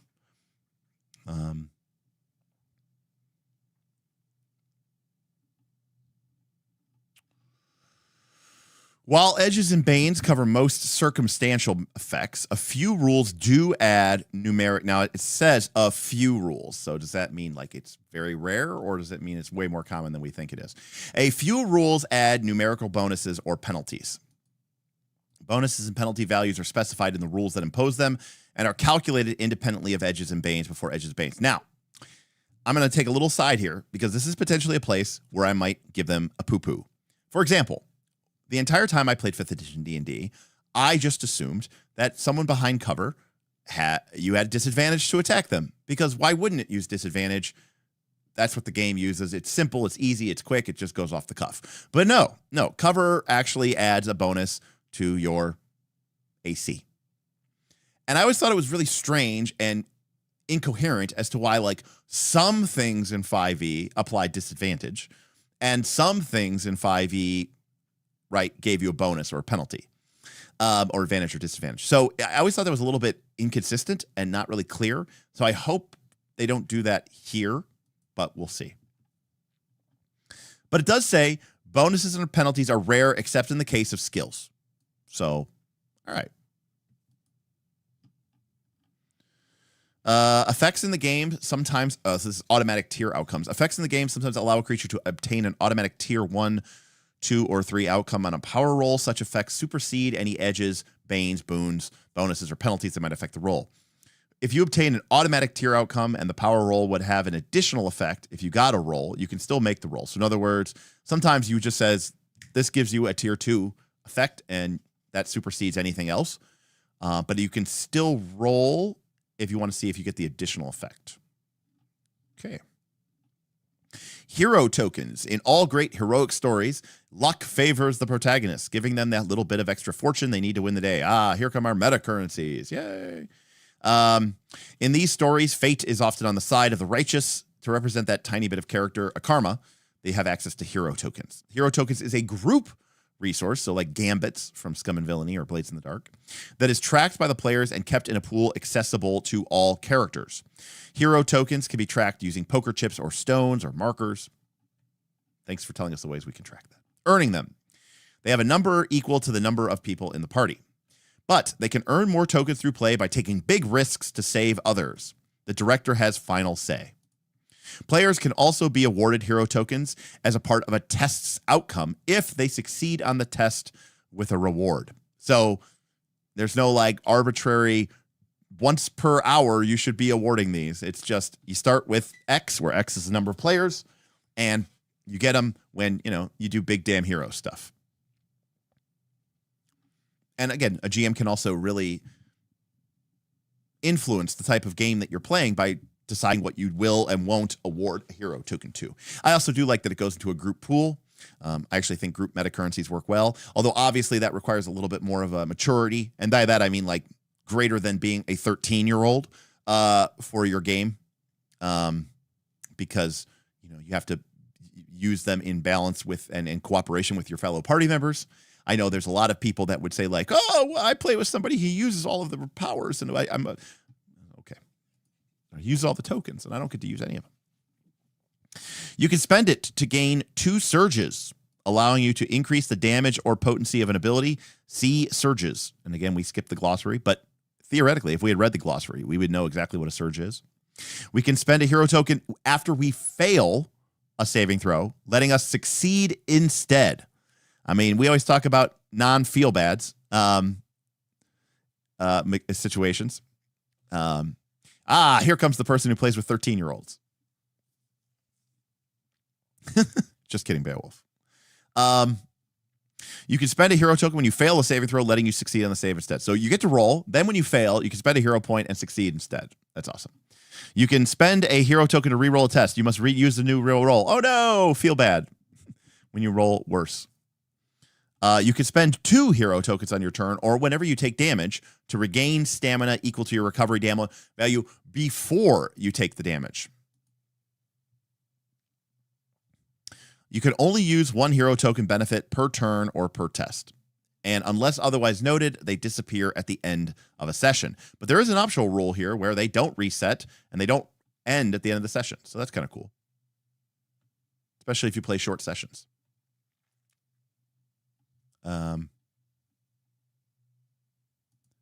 Yeah, cool. James pointing out that heal ability where it tests 2 hero tokens doesn't take one of your recoveries, which is really, really cool. This game has a fair number of rules, but it also has plenty of character options that break it. This is on purpose, right? It's like Magic the Gathering, right? Magic the Gathering has core rules, but then the cards, it's an exceptions-based rule set, which means that the card trumps the rule. And so the ability trumps the rule. The specific beats the general. Yep, there we go. Look at that. Remember that a specific exception always beats a more general rule. There you go. Specific beats general. That's Magic the Gathering 101, baby.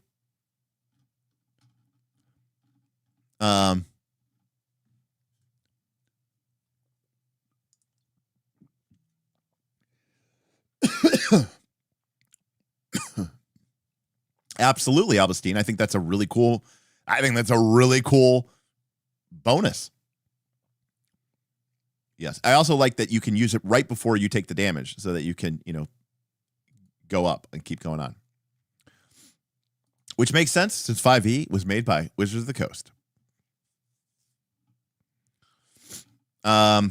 Always round down. We use the term creature and object when referring to the ability of targets. Creatures are living or unliving beings. Objects are things like walls and cups and swords. When a creature dies, it becomes an object. And is affected by abilities that can target an object, not a creature. For example, an elementalist can't use their return to formlessness ability to set an enemy cult leader on fire. But if they die, they could immolate their body into fire. The return of unattended objects. Supernatural is weird magical psionic stuff. Mundane is stuff that isn't. PCs and NPCs. Now here is a nice Easter egg callback. Bag of rats ain't heroic. Some players might think that quickly starting a fight with some bar patrons or carrying around a bag of rats is a good way to gather up sweet, sweet victories and heroic resources. Those strategies don't work. The rules of this game exist to help you tell cool, heroic fantasy stories, not so you can try to be clever and exploit them by harming innocent rats to win. In order to generate victories and heroic resources, you must face and overcome challenges worthy of a hero. It is disturbing that this was actually a thing at some point in our hobby's history, and that people legitimately thought that they were being clever and that they legitimately thought that their GM was or DM was like cheating and, you know, being a dick by not letting them take advantage of that. It's crazy. Does anybody remember what the original Bag of Rats exploit was? The original one. The OG one. I'm wondering if anybody can remember what it was. The original Bag of Rats exploit. All right. Kesrick got it right. Whirlwind and Great Cleave. That's right. That's exactly right, Kesrick. Shout out. No, it's Whirlwind. It's Whirlwind Great Cleave from 3rd edition. So Great Cleave let you make unlimited cleave attempts every time you killed an enemy. So the idea was you'd drop a bag of rats, you'd use a whirlwind attack, which meant you would use your highest base attack bonus to attack every single monster around you, which would include all these rats. And you could fit multiple rats into a square. So you would kill 16 rats, which means you would trigger Great Cleave 16 times, which means you would make 16 full base attack bonus attacks on the one person that wasn't a rat, aka your enemy. And you'd get to attack him like 17 times. Once from the whirlwind feat, 16 times from the Great Cleave triggers. That is assuming you killed the rats, which obviously you would, because if you had Whirlwind Feat and Great Cleave, you were at least pretty good level. Well, if you're a fighter, you could probably get it online by like level 8 or something.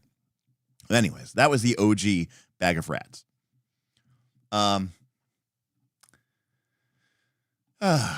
Anyways. So, how do we build a heroic narrative? It takes place in a series of scenes. An adventure is a collection of scenes that make up a story. Shout out Hulking Hurler and Iridium Spheres. Kesrick, man, bringing it way back. Remember people trying to find the densest material on Earth, the Iridium Sphere. I still remember that also. Yes. The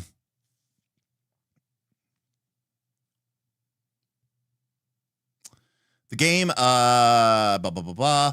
You can think of each adventure as a movie in a saga of films, a book in a series of novels. This game is built so that each adventure you play gets more exciting as the game goes on. In Fantastic Tales, the heroes grow in power over the course of an adventure, but it isn't time alone that grows a character's hero's capabilities. It's the adrenaline that comes from battle, the danger, and the pressure to save the world. They push the character to do the impossible.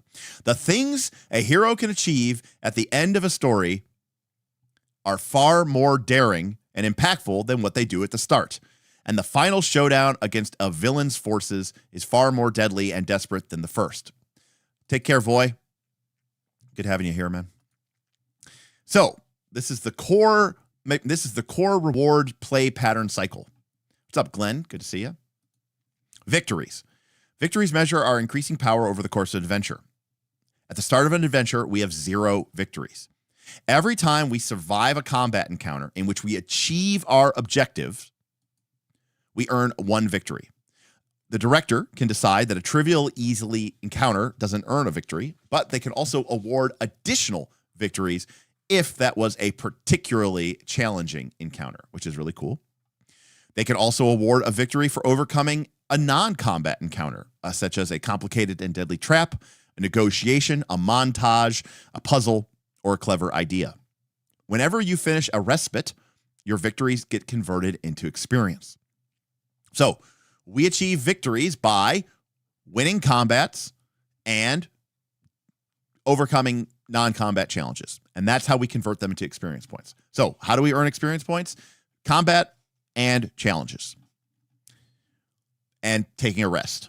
Victories, however, temporarily increase a hero's power during an adventure, but experience, XP, permanently improves your capabilities. Every time you take a rest, you gain XP equals your victories and then convert them to 0. In other words, your victories convert to XP. Not like the craziest idea, right? But it is noted that you don't really get that experience points until you go and take that respite. So you're never going to level up, right, in the middle of an adventure. You're not going to level up until you go and like actually sit down and rest. However, your character has heroic resources that are determined by your class, and you have to manage this during play. Earning your heroic resource activates your character's power, and you can spend them to activate your character's most powerful ability. Your hero's class description has more information about how to use your heroic resource. Now, for those of you who don't know, where the hell did we have it? We had it out the other day. Well, Iron Heroes was the game that I know that originally set up the situation where you have a token pool which builds up, and then you spend those token pools to use your class features. That was from 2003's, 2004's Iron Heroes by Mike Merles. And it was a really, really, really cool system. And it basically rewarded your character for doing the thing that your character is supposed to be good at. So, for example, there was a class called the Armiger. He's the heavily armored tank guy. And whenever your character basically was getting attacked, and he was really good at getting attacked, and he was really good at making people attack him. And when people attacked him, you gained Armiger points. And then you could spend your Armiger point to do cool, crazy Armiger shit. So it rewarded you within the combat for doing the stuff that your character was good to do. What this changes, as I know from the beta, is that as your character goes on and on and on and on, you start your combat with a start in Iron Heroes. You always started a combat essentially with 0 in your token pool. But in this game, as you earn those victories, you start each combat with more and more heroic resource. So as the going gets tough, right, the tough get going. So that's pretty cool. It's a really neat play pattern of experience, and it's actually really, really fun. And I don't have to play this game. I mean, we played it once, but to tell you, it's a really satisfying play pattern. Like, it's really satisfying. Like, really satisfying. Because it avoids the death spiral while still increasing the tension, right? It increases the challenge. It increases the challenge contrast, right? Because at the end of the day, your character is going to have a lot of victories. So that means that your character is probably going to be low or out of recoveries. And that means your character is the most vulnerable that they could be. But your character also has a lot of heroic resource at the start of a combat, which means that your character is, ironically, the strongest that they will be. So that increases the contrast between how vulnerable your character is, but also how powerful your character is. And so as the day goes on, your character starts fairly unpowerful and fairly invulnerable. And as time goes on throughout the course of the adventuring day, your character becomes more vulnerable, but also more powerful. That progression throughout the course of an adventuring period before you respite, I can tell you, leads to very satisfying tension curve. I calling it the adventuring day, but they specifically don't call it a long rest. That's why they call it a respite. They're using good language for that. And so, yeah.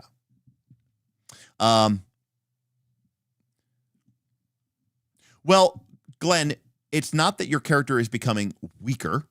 It's not like you're gaining penalties to your armor class. It's simply that you lose the ability to recover from the damage that you're taking from a combat.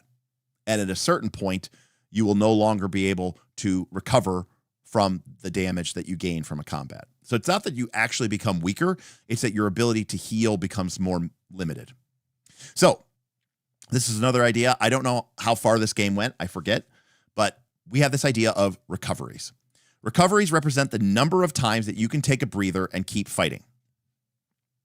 Spending recovery lets you regain stamina. Stamina is our hit points, the measure of a creature's physical vitality and capability to shrug off or avoid damage. Running out of recoveries means your hero has reached their uttermost limit. When you spend a recovery, you regain stamina equal to your recovery value, which is a third of your stamina. You can also spend your recoveries with a special maneuver, or you might have to do it with a little help from one of your allies' abilities. So this is 4E healing surges. For people who don't understand what this means, it means that your character cannot heal infinitely per day. It generally means, now granted, like we said, if you have enough, hero points or whatever, you can maybe heal from this. But what it means generally is that there is a hard limit to how much hit points your character can recover per day. Because while your recoveries allow you to even heal yourself, like in 5e, you can use your hit dice to recover, but you can always get infinite healing from the cleric, right? In this game, even when a cleric heals you, they are doing that with the help from a recovery. So there is a max limit, kind of, to how much healing you can gain per day. And you literally will eventually always run out. But the cool thing about it is you might be going into that final fight with no recoveries, but your character still has all their hit points for that fight. Now, that means that your character doesn't have the ability to sort of come back from this, but it does mean that you're not literally stuck at like 3 hit points going into the final fight. Does that make sense? 4th edition used a quarter, and it felt a little low. A third is a really good number. Half would be too much. A third is perfect. So, A+. This clearly shows from someone who's played 4th edition. Because if I had to design this game, if Derek was redesigning 4th edition D&D, I would have picked a third. So that is the right number. You could spend your recoveries during the middle of combat by using the catch breath maneuver to regain stamina. Yes, this means you can heal yourself during combat. And outside of combat or anything dangerous, you can spend them however you want, which is, again, great. When you do actually manage a respite, you get all of those back. So here he said, a respite is a focused period of recuperation. It is 24 hours of nothing but sleeping, eating, dressing, and recuperating. And you get to take 1 respite activity. After 24 hours, your respite ends. When you finish a respite, you regain all of your recoveries, all of your stamina, and your victories convert to experience. You can take as many respites as you like in a row to keep accomplishing respite activities, but keep in mind that while you're resting, your enemies are scheming. So, I mean, this is as much of a full, long rest as you possibly can do, because this isn't just merely 8 hours. This is an extended period. I mean, you're not usually going to be able to get 24 hours of full uninterrupted rest unless you're in a truly safe and secure location, which you are almost certainly not going to be able to really do in anywhere even remotely close to being dangerous, right? Like, we can imagine that your group might make camp, right? Your group might, be crossing through a dangerous wood, right? They might make camp every night. They might sleep, but that won't count as a respite. A respite means taking a full day off. And even then, maybe even if you spent a whole day in this dangerous woods, it wouldn't count as a respite because your characters know they're under danger. If we think about Moria, right? Moria is like a 5-day journey or something like that to the other side. And that's assuming you don't get lost. I think it's safe to say that your character would be unable, for most purposes, to be able to take a respite while they are crossing through the great dark of Moria. Right? Because this isn't a place where you can, take 24 hours to kick back and all your worries are free from your mind. Your mind is free from worry. No, respite is for, when the Nazgul were chasing the Fellowship, right? When they were camping out on Weathertop, right? That's not a respite. Sure, they were, cooking their little meal because they have to eat, and we worry about that, but it's not a respite because they know that the Nazgul are after them, right? If you think about the Fellowship of the Ring, they didn't get to take a respite, okay, until they reached Rivendell. And after they left Rivendell, they went south, and they were being watched by the spies of Sauron, and they had to keep moving, and then they, turned and crossed the mountains, and then they went under Moria. They didn't get a second respite until they reached Lothlorien. So if you really think about the first Fellowship of the Ring movie, those characters really only had 2 respites in the entire quote-unquote movie. Right? You cannot sleep. There are monsters nearby, right? If we're going to quote old school, TTRPGs, right? Old school CRPGs, right? So that's a really cool little bit of meta point there that really makes it so that we avoid the 15-minute adventuring day. And, it's possible. Yes, it's possible. Maybe you could argue that it was an attempted respite, but I don't think they were going to spend 24 hours there, Armstrong. That was an overnight camping. You know, I don't think that was a respite. Oh, that's a Minecraft quote too. Okay. By the way, just as a reminder, we are coming up on the end of our 2-hour official stream, but at $150, we're at $125. So $25 more, we'll go to 10. At $200, we'll go to 11, and at $250, we'll go all the way till midnight. And I am out of my rehab, so I'm waiting to crack that white monster if we need it.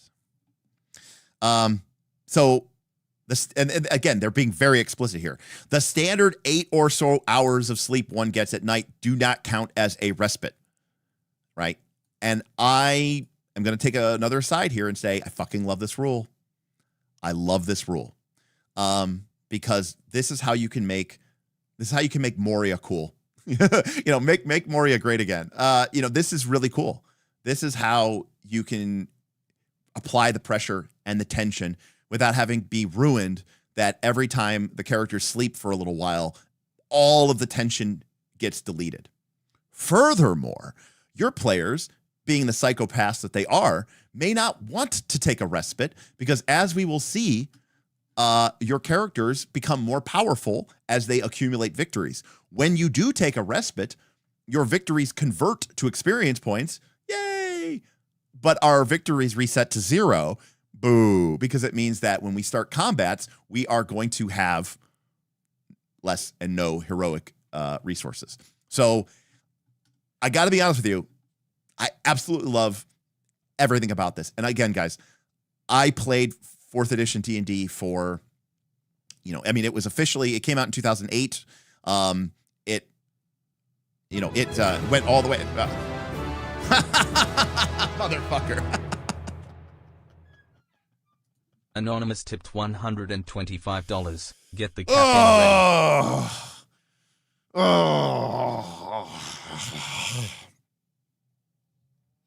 Horizon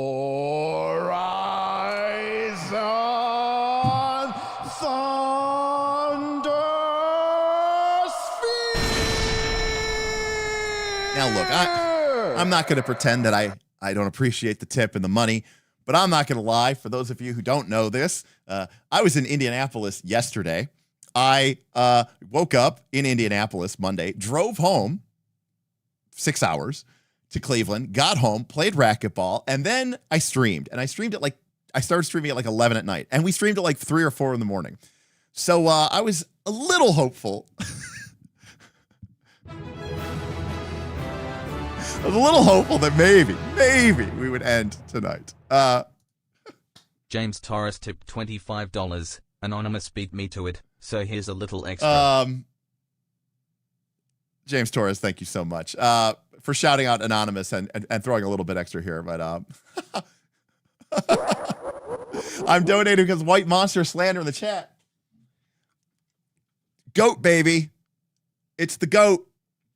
It is the best. It is the best. It is the best. It is the best. This is the best monster. I mean, I do like an Arnold Palmer, so I do like the Rehab, but White Monster is the best. The green's okay, but I don't like it as much as I used to. Thank you, Anonymous. I don't know who you are, but thank you so much, and thank you, James, and thank you, Brittany. You all are fantastic, and we are going to get strapped in here, folks, because we got another 3 hours ahead of us. So, for those of you who thought, Derek, you're going so slow, well, we got a lot of time to cover. Thank you, Anonymous. Thank you, James, and thank you so much, Brittany. Fantastic. All right. We'll crack it open at 9 when we get into the bonus time. Once again, thank you so much for that. Jackal says, didn't Smith never rest in one of y'all's games? Yeah. So it was during an adventure, during an entire Paragon adventure of 4th edition D&D. Smith had an artifact at the time. It was a suit of armor. And every time the group reached a milestone, which is basically every 2 encounters, the AC of the armor went up by 1. And it reset when you took a long rest. And so Smith just never long rested. And he was out of, and eventually he was completely out of daily powers, obviously. And he just relied on at-will and encounter powers for the rest of the adventure, and had to be when he did get hit, it was like a big deal because obviously, eventually, he basically ran out of healing surges because he didn't get any of those back. But every 2 encounters, a milestone, his armor class kept going up, and I think his defenses kept going up. I think it was not just his armor class, right? It was his AC and his nads, and but he kind of became invincible. But like a nat 20 would still hit him, and so by the end of the adventure of Paragon, his AC was up like, or his defenses were up like by +12 or +13 or something. But he had no powers left. And he just wanted to see if he could go through the entire adventure and never rest. So it was awesome. It is a waxing gibbous tonight. I know. I do know that. I played myself. Classic mistake. Edward's Forbidden Lands game got postponed, so they are in for it. No, it's Lionhead. I am not complaining. Shout out. Rules says, by the way, I played Daggerheart and Hope is super cheap. Yep. And I can easily see how a warrior can stack +1 per session, if not greater. Oh, absolutely. Yeah. I mean, I'm if you get a couple of good Hope rolls really going quickly, a warrior can easily get, +1, +2, +3. And you might be like, we're never resting. I don't want to lose my +3. All right. I cannot reiterate this enough. I was trying to say before I was so rudely interrupted by people tipping me a lot of money. By the way, thank you again so much, everybody. I don't want to, be super dramatic about it, but this is what allows me to do this. So it's really awesome because you guys know I don't get views and I don't do sponsorships. And so the only way I make money is through my Patreon and through tips. So, and so I have a very direct model, right? Unless someone chooses actively to give me money, I don't make money. So when you guys make that decision to support me, even if it's through a Prime sub on Twitch or obviously by a direct tip or super chat or through patronage, it means a lot to me. So I really, really appreciate it. It's a very direct model, and it means that I kind of, really responsive and answering to my community, and I really appreciate that. And hopefully you guys appreciate that too. So what I was saying is I played a lot of 4E, a lot of campaigns, 1 to 30, like we did the whole damn thing. I played as a player. I played as a GM several times, and it's a great fucking game. Just this system alone is better. Just this play pattern that this will create is going to incredibly change the dynamic of your game. This is incredibly amazing design. It's simple, it's easy, and the reason I'm not salty about it, and I'm not going to be like, no. But Smith and I came up with this like over a decade ago, which this is what I wanted to do with 4E, and I never did it because again I'm not a game designer. Go back yesterday when I was talking about that, but we had played Iron Heroes and we had played 4th edition D&D, and so Smith and I were like, we need to cross-pollinate these. We need to tie powers to these token pools. And we had done our Pathfinder 1 campaign, which some of you know called Dragon's Delve, where I created an escalating reward mechanic. And we had actually experienced Smith's artifact armor, and we realized how powerful that incentive mechanic was. And so, yeah, it's very, very cool.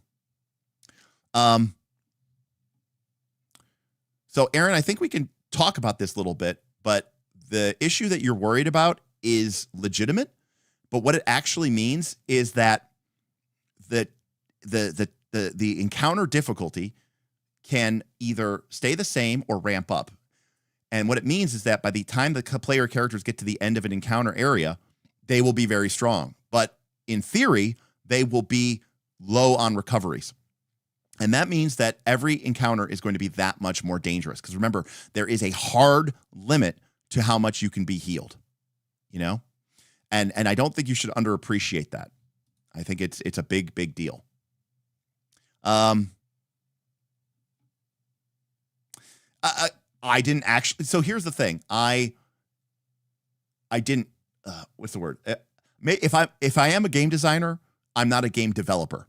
Right? In Magic, there's like design and development. Design comes up with ideas. Development actually turns them into workable ideas.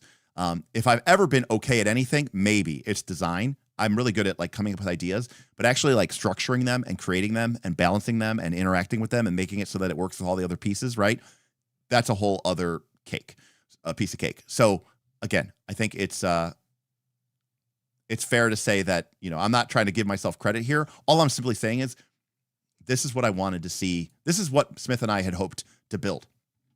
And we just never, obviously, you know, real life got in the way and annoying jobs and all that other stuff, you know? Okay. Just like 4th edition, we have echelons of play instead of tiers of play. Just like Daggerheart, there are 4 tiers.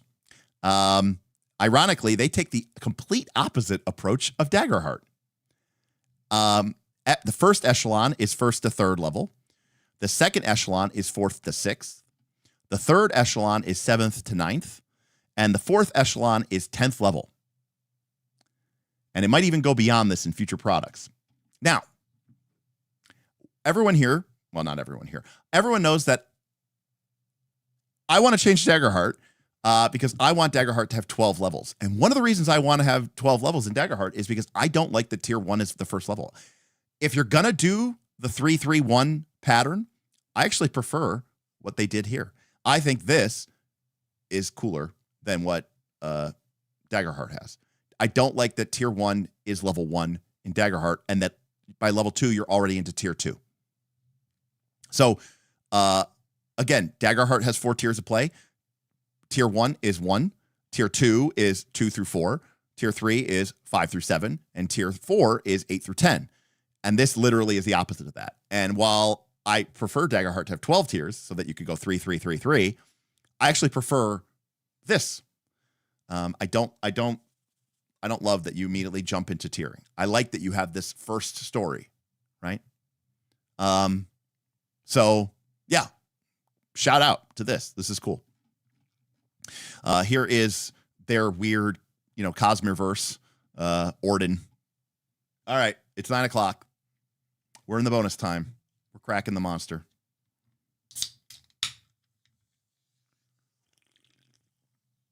All right, cheers, everybody. It doesn't look like it's too crazy. You know, we've got space stations in heaven. We've got, like, looks like a plane of law, a plane of chaos. We've got, you know, Arcadia. We've got hell. We've got the abyss. Pretty standard stuff here. But yeah, if you're gonna have a tier only one level, make it that final level, right? That really over the top level. Because the truth of the matter is, while most fantasy games, no matter how well they're balanced, I find that most fantasy games, when you reach that utter end of the game, it's a little, you know, people are ready for it to be over. Like, it's one thing to play fantasy heroes. It's another thing to be, like, super heroic. And I'm okay giving people their, you know, one level to, like, be at the end of the thing where you're, like, punching gods in the face. But I don't really want to do that for 3 levels. I know that there are people out there who want to treat, you know, fighting Baelors and Solars like they were goblins or hobgoblins and hobgoblins from back in the day. I don't. You know, I want to do that, like, once or twice and then never again, right? I don't want to have to treat that. I don't like, you know, that you spend as much time in D&D and Pathfinder 2. I don't like that you spend as much time at 15 through 20 as you spend at 5 through 10, right? That, like, you get to a point where you're fighting, again, angels and demons the way that you used to fight ogres and trolls. Like, they're just, you know, coming out of the ground, out of the holes in the ground to attack you. It doesn't work for me, you know? Anyways. So we have a lot of information here about Orden and the timescapes. I'm sure they have some lovely lore here, but I'm not going to spend a lot of time on that. Again, number one, this isn't really pursuant to the rules, and I don't want to, like, you know, have people, you know, get upset that I'm showing something here. But again, we're not gonna get too deep into it. In fact, back in the day, there used to be this idea for a variant campaign that Smith and I don't know if we read this somewhere else or maybe we just came up with something, but we, you know, even us, we had played a lot of early D&D. So we used to say it'd be cool is what we're going to do is double the experience. Smith and I used to really feel like D&D, this is like talking about like 3rd edition D&D. 3rd edition D&D was like at its best from like level like 5 to like 13, right? Or somewhere in that range. maybe 5 to 11, 5 to 13. So what our idea is that we would double XP at levels 1, 2, 3, 4, right? So you'd get twice as much experience points. So you'd quickly go through levels 1, 2, 3, 4 and get to level 5. And then we would double the experience points from like level 13 to 20. So that way we would speed through the end game. And we would halve XP levels 5 through 13 so that we would stay in the sweet spot for longer. So it's like we would hurry up, get to 5, slow way the fuck down, play through 13, and then speed it back up again to finish the game. I like all of these characters except for this little guy here. What's going on here with this? So here is our heroes section. Yeah, I mean, level 6, 7, 8, 9, I think in D&D 3.5 was like a really, really great spot, you know? I know 5e gets you to level 3 really quickly. I don't know if it speeds back up again in the later tiers, but I'm not a 5e expert, so I can't really tell you for sure. All right, so this is all about making a character. So there's going to be a lot of people who say, like, it's interesting because, like, we have this, like, weird understanding with the way that we approach games. Like, people feel like 20 levels is really, really this sweet spot. But is it really? Is that just what Gary Gygax picked? But, like, it's interesting because it's like, would you rather play a 20-level game where you get a new power or ability every other level? Or would you rather play a 10-level game where you get a new ability every level? I should also point out that D&D technically didn't even stop at level 20. So technically it kind of went up, you know? And is there really a difference is what it really comes down to, you know? Now, I completely agree with listen, I don't know, you know, to quote Aragorn to Boromir as Boromir lays dying at Amon Hen, pierced, you know, even a brave warrior may be slain by a single arrow, and Boromir was pierced by many. As Aragorn says, I do not know what strength is in my blood, but I will not let the 12-level dream die, nor our system fail. I love the idea of a dagger heart that goes to 12. So I am like obsessed with it. I even told Spencer that and he laughed. It is a moot point. Most people don't even go to level 20. So it's interesting. Yeah, there is a third option, which is 4E with 30 levels, which is interesting because in 4E, generally, you got new powers every other level or so. And so I actually argued that the game should have 15 levels. And I actually think that if you're going to go with a standard progression, 15 levels, I think, is better than 10 and better than 20. But I think people would think 15 feels really, really weird. And then you get this nice solid 3-tier. This is like going with the 4E 3-tier model where you have 1 to 5's tier 1, you know, 6 to 10, and then 11 to 15. But anyways. So basic stuff. But I mean, again, we like to go into 30. But even us really viewed it as going to 20, and then it was like 20 plus, right? But yeah. Anyways. So we first talk about safety stuff. Like we discussed the campaign world. Now notice some of these stuff here. The director discusses the campaign world and the major story themes that they want to introduce into the game. This is a campaign pitch, right? This is a lot of the same language that we saw in Daggerheart. It's about sitting down and saying, hey, I want this game to be about X, Y, and Z. I want this game to be about political intrigue in the main capital city. I want this game to be about, frontier, a frontier that is between shifting alliances between border princes who are, struggling and squabbling over a rough and broken frontier land, the marches of an ancient kingdom. Letting your players know what your game's about so that, we can kind of come to a consensus about what kind of characters we should make. Tell players whether some things are limited. Maybe you don't want psionics in your world. Maybe you can't be a null or, other talents. But also the players can have a chance to talk to the director and say what they want to get out of this campaign.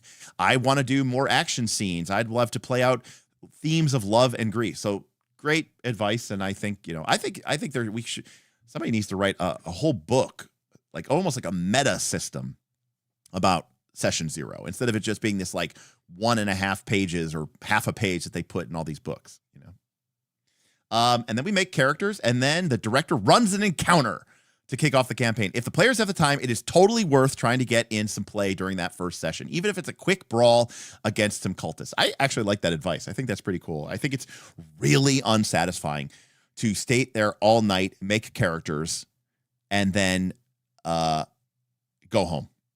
In fact, a lot of sessions, people will like not even really finish their character in the session, that character making session, and then kind of be like, I'll finish. I got a couple more choices I have to make. I'll finish it up before next week. I think it's cool to make a character and play the character that session. So here is our step-by-step hero making. And as we do this, let's actually take a quick look here. Do we have a character sheet in this book? No, it doesn't look like we do. It's interesting that you think that the term director implies that the characters don't have much of a say, but the term master doesn't. I'm not saying that I disagree with you about director, but I think director maybe is even a more inclusive word than master.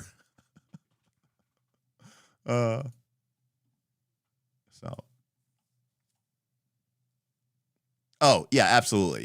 It's a lot of campaigns, not just champions, Yeah, exactly. All right. So here are the steps. Oh, we got a character sheet right here. Let me download this bad boy. Encounter sheet, character sheet.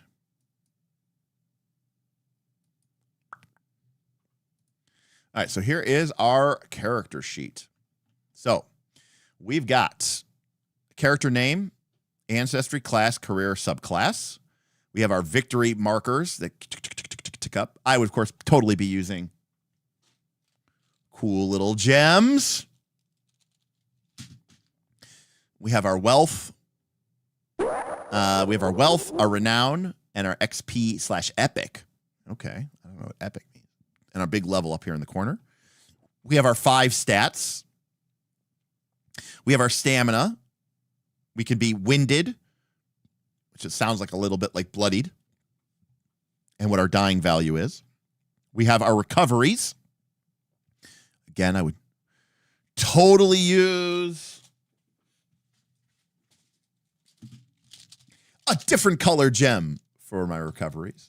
And then we have our heroic resources, which I would totally use a different color gem for.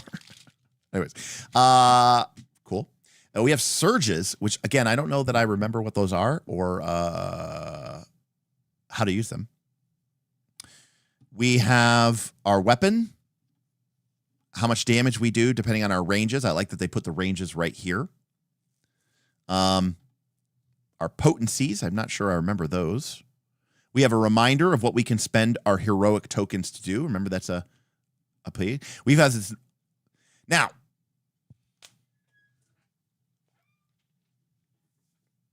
okay. This both makes me happy, but also scares me. I mean, there is literally a giant. So again, if you played 4th edition D&D, you know that tracking end of turn effects, right? EONT, end of next turn, and save ends effects was a pain in the unbelievable pain in the ass.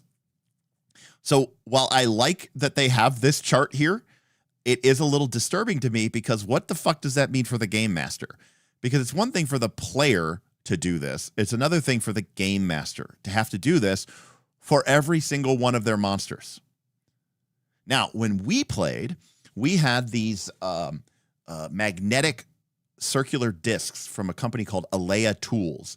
And we had a very complicated, that for us became second nature, system of color coordination between what colors make. So, yellow meant dazed. Gray meant marked. Red meant bloodied. Green meant we had this whole, I'm trying to remember all of the colors, and they would, we'd stack them up underneath the mini. We even had the large size. So we had like a 1 inch by 1 inch, and we also had a 2 inch by 2 inch circle. So we could put them underneath large size minis. And we had bought them all at like Gen Con. And we would track. And so you would see our Battlefield in 4E would have all these little, all these little things underneath each character. And it was kind of crazy. So this is nice, but there's a couple of problems here, which is one, it's not necessarily clear to everybody else what conditions are on your character, which is what was nice about those things. But other than that, how does the GM track this, anyways. So, but again, this is part of that tactical combat life. Now, I will say this character sheet is very, very Spartan. I mean, it's got some cool little designs here, but for the most part, there's not a lot of fluff here, Here's what we can do on our turn. It looks like, just like 4th edition, it looks like we have a standard, move, and minor, except they call it main, move, maneuver, maybe so that they can make them all M's. So I'm guessing. It also looks like it is the same where, so in 4th edition, you could trade your standard action for a move action, and you could trade your move action for a minor. But in this one, you can only trade your main for a move or a maneuver. So these are like little subtle differences. So in 4th edition, you could minor, minor, minor. Looks like in this game, you can't maneuver, maneuver, maneuver. You could maneuver, maneuver, move. But anyways, I liked that in 4th edition because if you didn't want to move, you could do a minor action instead. And I always feel like in games where you can't trade your move action for something, you're kind of like, so if my character doesn't move, I feel like I'm being kind of punished or penalized. Hey, Mr. Blawface, thank you for the bits. Cheers to you, my friend. Thank you. That's very generous of you. Thank you so much. Shout out, Mr. Blawface. Appreciate the tips. The bits and the bits. Here are our skills. They weren't lying. There are a lot of them. They are divided into 5. We have our crafting skills, our exploration skills, our interpersonal skills, our intrigue skills, and our lore skills.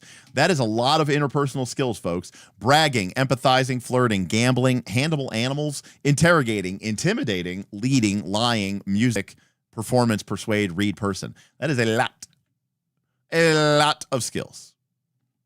But we should note that we don't see like the kind of skill matrix, where we're talking about what bonus does this give us. Because remember, the skills aren't tied to any of the ability scores. Where is my animal husbandry, parentheses, horse? That's true. If you think this is a lot of skills, there are games that have more. And then on the back, we have information about our career, our complication, our culture, what our perks are, what our projects are that we're working on. Very cool. And then we also have a kind of 4th edition style power sheet where we can fill in the information about our signature ability, our heroic abilities, and of course, our free strike, aka melee basic attack, aka attack of opportunity, aka opportunity attack. And we also have reactions. So, well, to be fair, the character sheet is 2 pages, front and back. It's this, and then it's this. The following pages are designed for you either to have this as like a secondary thing just to write down your abilities. Now, to be clear, I mean, this is no different than having spells in D&D. Where do you write your spells down? Oh, I don't? What do? I look them up in the book every single time I cast them. And, you could probably do the same thing in this game as well.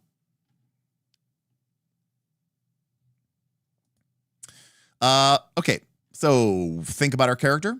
Yeah, very, very 4E action card coded, for sure, Eraser, for sure. That's what I'm saying. Oh, Lugs, that's what I'm saying. If you think that's a lot of skill, go check out, GURPS or something, yes. A shame that they don't have cards. They need cards. Maybe they'll make them. I don't know. No, I mean, I think the problem is that you're going to change it too much, and it also includes like you get to write down on it what your attack bonus is and what your attack bonus is, or what your attack bonus is, what your specific numbers are. Think about your character. What do you want to do with your character? You know, how do you fight outside of combat? What do you want to do? Why did you become a hero? What did you do before you were a hero? And how will you complement the strengths and weaknesses of heroes in your party? Do people really look up their spells every time? Edward, I don't want to speak for everyone here, but I'm going to say a lot of people do. Now, obviously, a lot of people play on VTTs now, but I'm going to go with yes. I'm thinking a lot of people do.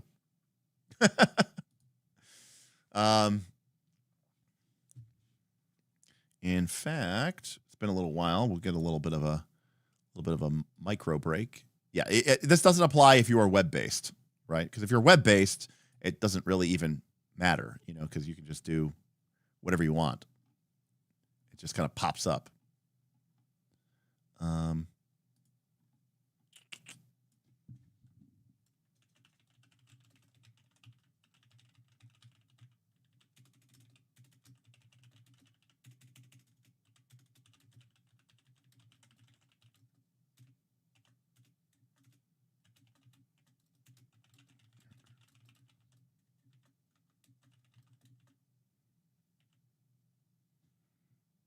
All right. We have a poll up. Looking up feats, power, spells from the book. Do people or peoples in your group do it? You know, now, for example, when Smith in our Pathfinder 2 campaign plays a spellcaster, Smith always has he gets the spell cards, and he has all the spell cards in front of him, and when he memorizes spells for the day, he takes the spells that he's choosing and he puts them out in front of him, and he uses those. If you watch our Rise of the Rune Lords campaign, Tim used these Pathfinder 2 spell cards to do the same thing, so he didn't have to open up a book during the middle of a session. But as you can see from the voting, the answer is unequivocally yes. People do.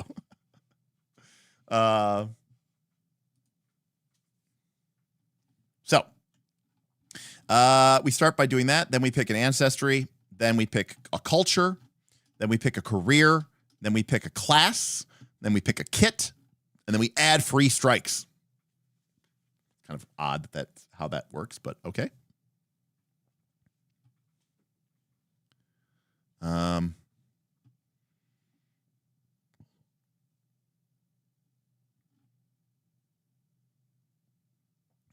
So I do like, again, there's little subtle things here that may not be very immediately, apparent.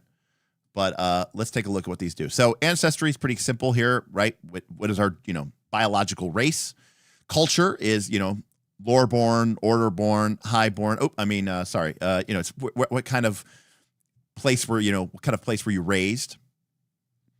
The game has a lot of skills. We recommend recording a list of all the skills you might choose, and then making your choices at the end rather than flipping back and forth. Cool. Career is what you did for a living before you became a hero. It provides you with a skill, an inciting incident, and a perk that lets you customize it. It might also grant you some languages, renown, wealth, or a potential to make certain craft or research actions. Cool. Also, I like this rule a lot. Choosing languages at the start of a campaign can be hard because you have no idea what fucking languages are going to be used. So you can choose to leave some of the languages open until you discover a cool time to reveal it. I'm not going to lie. I literally have never thought of this before, and I kind of fucking love it. It's very rare. I'm not trying to seem like I'm high and mighty here. It's very rare that I ever am genuinely oh, that's a good idea. Why didn't I've never thought of this before. Edward tipped $5. Those results horrify me. Why don't people make cheat sheets? Edward, Face people emoji. are crazy. People are crazy. That's the answer. Answer, Edward. That's the answer, Edward. People are crazy. But it is crazy that people flip through books. I see it all the time. I mean, but I remember Smith would just like watch it Bob, like flipping through the book. He's like, when are you going to even either remember what your spell does or like write it down? It's kind of crazy. I will say favorite enemy, less so. Favorite terrain, though, I could definitely see being that thing. Is that a ranger thing? I don't know. I'm assuming it's a ranger. I mean, I know favorite enemy is a ranger thing, but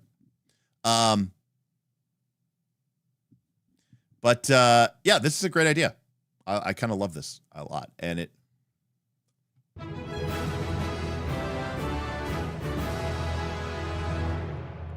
What's up, Cal?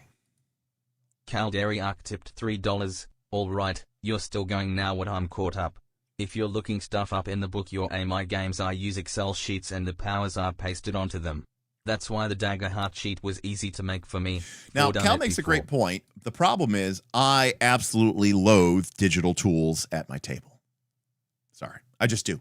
I guess I will always loathe digital tools. But you know what? You might think I'm crazy, though, because... again, this is from our Forbidden Lands game, but like, I am more likely. Oh, you only play online now. Okay, well then you could be forgiven. So I will forgive you from that. But when people play online, I mean, when people play in person, I'm not trying to out you. I understand that it's totally acceptable nowadays. But when people play online in person, and they play on a laptop or a tablet, that feels so soulless. I am currently kind of playing off a laptop for our Pathfinder 2 campaign, and I hate it. I hate it so much. And the only reason I'm playing off of it is because the so much of the rules have changed that like we haven't figured them out yet, and I have to constantly be like looking stuff up. But anyways, this is what I was gonna say. You can't say I'm not like completely judging you, because I would literally rather, like, this was a 3D player board that we developed, Bob and I, for our Forbidden Lands campaign, and people could track their willpower with these little wells, and then these held your resource die for Forbidden Lands, and like I would rather play with this than with a digital tool. And it's like, oh, so you just want paper and pencil? No. I want a cool little fiddly thing that I can actually, play with. So, and for me, this is very satisfying. So I have my own physical fixation. And I like props, tactical thingamabobs. Yeah. Tactile thingamabobs. Exactly. Hard Bushido. All right. Back to the PDF. All right. Then we have our class. This is our biggest impact on how we interact with the rules. It's our starting characteristic scores. They determine our character's physical and mental acumen, as well as stamina and recoveries. It also provides our character with skills, abilities, unique features that define what your character can do, as well as other features. You can be a censor, a conduit, an elementalist, a fury, a null, a shadow, a tactician, a talent, or a troubadour. Real quick poll, because I'm sure this won't be contentious at all, but I am curious. And, I like doing the polls. I like getting you guys involved. By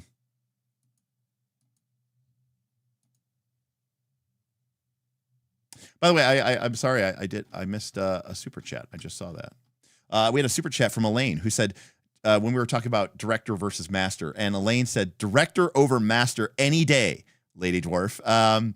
Yeah, I mean, I don't necessarily love director, but like master has a lot of really bad connotations as well. Sorry about that, Elaine. I missed your super chat, but we must have been going something on something. But thank you, Elaine. I really, really appreciate that super chat, and I apologize that I missed it. So here's my poll, which is going to be, what do we think of these class names?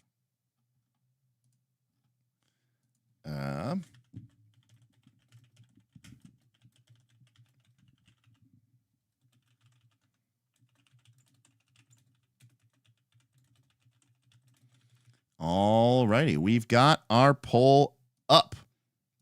What do we think of these class names? I misspelled that. Love, like, meh, dislike, hate. And again, our class names are the Censor, the Conduit, the Elementalist, the Fury, the Null, the Shadow, the Tactician, the Talent, or the Troubadour. Now, I'm not going to lie. I've been playing RPGs for a very, very long time. I can guess what the Elementalist does, and I can guess what the Fury does. And maybe the Troubadour.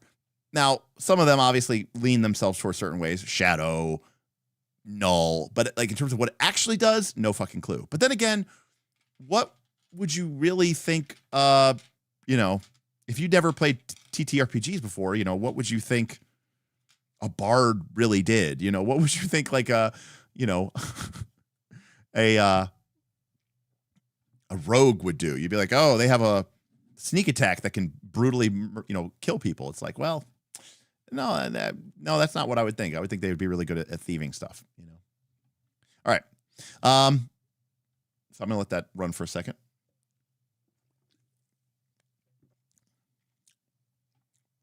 All right. It's a pretty good mix here. Mostly like, some meh. Some people hate them. All right. Then we choose our kit.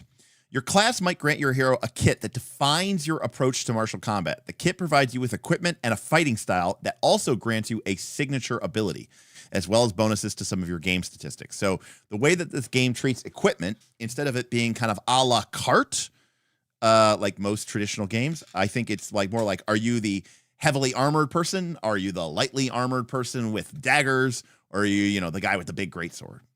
Lastly, we have free strikes.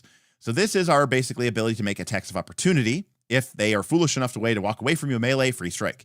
Every hero has a melee weapon free strike and a ranged weapon free strike. They're all the same until modified by your kit or class. It's up to you to decide what it is. It could be a punch. It could be a thrown dagger. You get to use your imagination. No shock, not shocking here. Smith had a variant 4E campaign that he ran twice called Ancient Kingdoms. There was Ancient Kingdoms 1 and Ancient Kingdoms 2. And he did exactly this. And again, he did that back in like 2012. So again, not flexing on you that like, you know, not trying to be like, oh, I'm simply saying I agree with this idea, which is this idea that every character should have a ranged and a melee attack of opportunity ability, a free strike ability, but also the idea that you could be very flavorful with it and not get too caught up in it. Because again, your free strikes on your turn to represent weapons you're not otherwise themed to use. For example, they might use a dagger. A great axe wielding Orc Fury can hurl a hand axe at a flying enemy. So this is really, really, really cool. So I like this rule a lot. So far, so good. And here's the basic melee weapon free strike ability, unless changed again by our class. So it's melee range 1. The ranged is ranged 5. If we get a tier 1 result, it does 2 plus our might or agility. 5 plus our might agility, or 7 plus our might or agility, and the ranged one does 2, 4, 6, and it's one creature or object. And you know, I think that's really, really, really, really cool.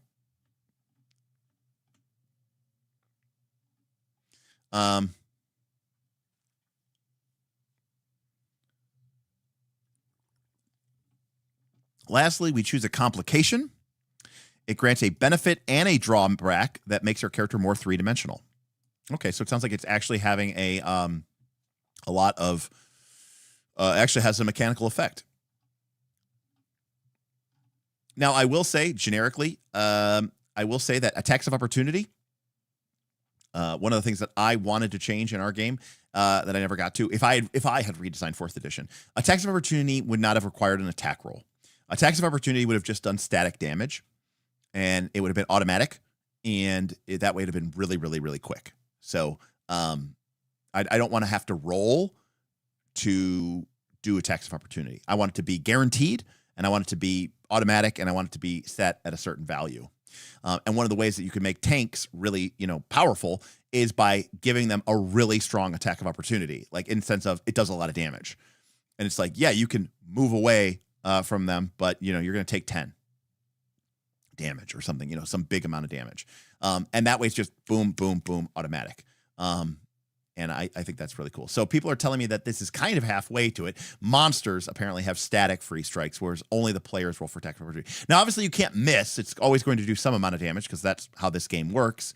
But you know, the players are still rolling. So it's a little bit annoying. And I would just be fine with everybody just, you know, doing it. And then James even does that as a home rule.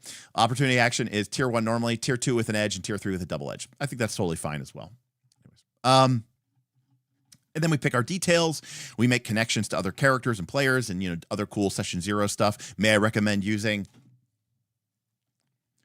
backstory cards? Oh, you can't buy these anymore because the company folded and went out of business and they're trying to restructure so that they can print again. Well, guess what? We're going to be giving away some of these. Ooh, because I bought 2 of them and they are out of print at Gen Con and we're going to give them away. Not today, but at some point.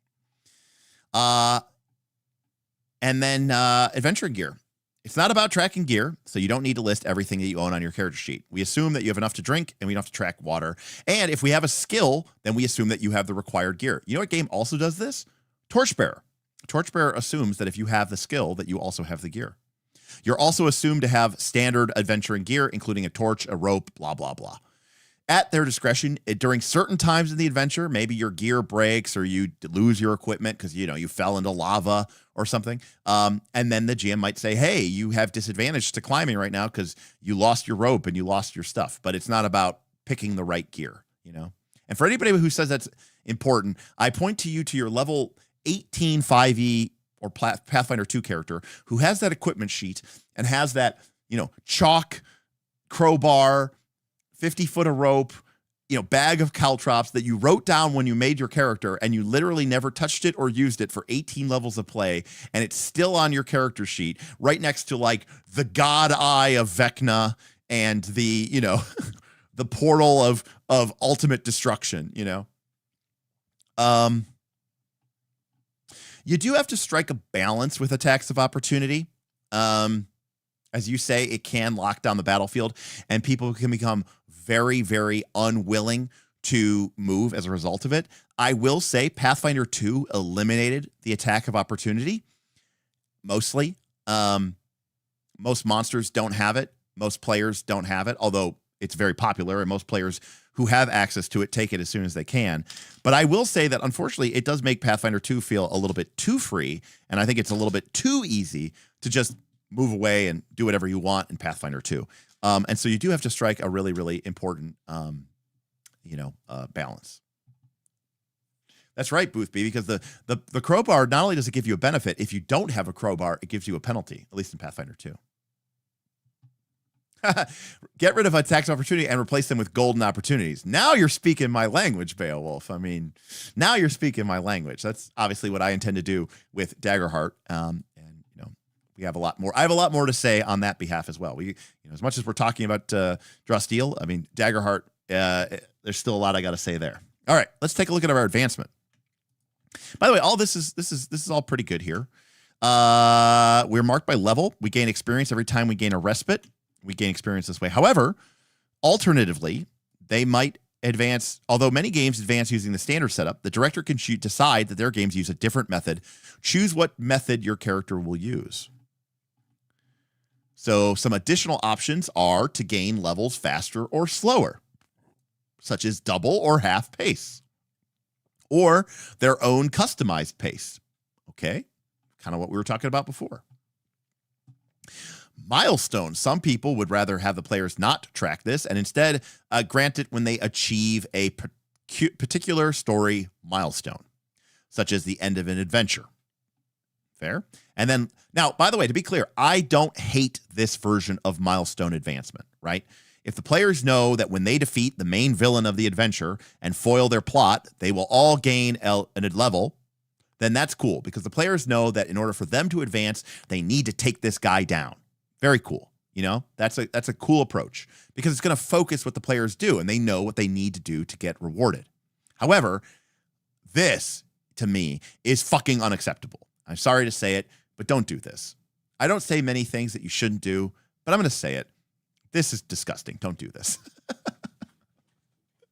Like if Beowulf and I agree, you should pay attention because that means that is like universally acceptable advice. If Beowulf, Ben, and I all agree on something, it's like fucking the revelation and the end times are coming. So Ben is here and Ben agrees. So there we go. Like I would say that Beowulf, Ben, and I kind of represent 3 different legs of a triad. And, obviously I agree with Ben in many, many things. I agree with Beowulf in some things. I love that Ben fucking comes out of fucking nowhere and drops that. That is awesome. Ben is fucking incredible. I am strong. Strong. And apparently Colville agrees, but they do know it's a popular option. And to be fair, they kind of just dropped this here at the end because of whatever. But anyways, here's some advancements. So we need 15 to level, 15 to level, 15 to level. Well, I guess 16 to level, 16 to level, 16 to level, 16, 16, 16, 16, 16, 16. Okay. Well, all right. But in case you can't double, here it is doubled. Here it is halved. If you're playing this game and you don't know how to double and half things, you're playing the wrong game. We didn't need this table. By the way, here again, just kind of bad. There's just a lot of white. There's a lot of white space on this page, on these pages. Like this page. This page was a good page. Nice wide bar of art here. We got one column of text. I like that this page was called out with the little sidebars in the gray. So far this has been okay. But we do get these pages in here sometimes that just have a lot of white space. But anyways, here are our ancestries done in a stained glass style, which is kind of cool. Now, I don't want to spend a ton of time on the ancestries, so which one are we going to look at? Derek says the layout feels rushed, not going to lie. It does feel a little rushed. Just going to say, feels a little rushed. Wojo says, I wish the victory to XP conversion was exponential to really push the players to stay in the fight. Wojo, I fucking love that. That is, I don't know if I would make it exponential, but I do like the idea of like a bonus or like a multiplier. I think that's really, really cool. Or even like a static bonus. This is I do think this is a fun way to show the character races. It's interesting. It stands out artistically as the stained glass. It's really, really neat. Now, obviously, we have some normal stuff here. We've got our tiefling, and we've got the human, and we have the hobbit with the serial numbers filed off, and we have an orc, and we have a wood elf, a high elf. We have a dragon knight, a.k.a. a dragonkin, a.k.a. a dragonborn. We have a mnemonic, which looks to be like a human, but maybe is smart, and some other things. But we also see that there is something here called a Time Raider, which appears to be a four-armed mohawk robot guy. So Time Raiders are travelers of the timescape. The Time Raiders, or Koranzoi, have 4 arms and a singular ocular sensor instead of a pair of eyes. So there we go. Just they aren't in my game. We don't need those in there. Time Raider crashed the party from the Wild Sea. Time Raiders are Gith, but cooler. Well, I don't necessarily think that Gith are cool, so we're all in agreement there. Overall, I don't mind these ancestries. I don't mind the tiefling. I don't mind the dragonborn. I don't mind the dwarf, a wood elf.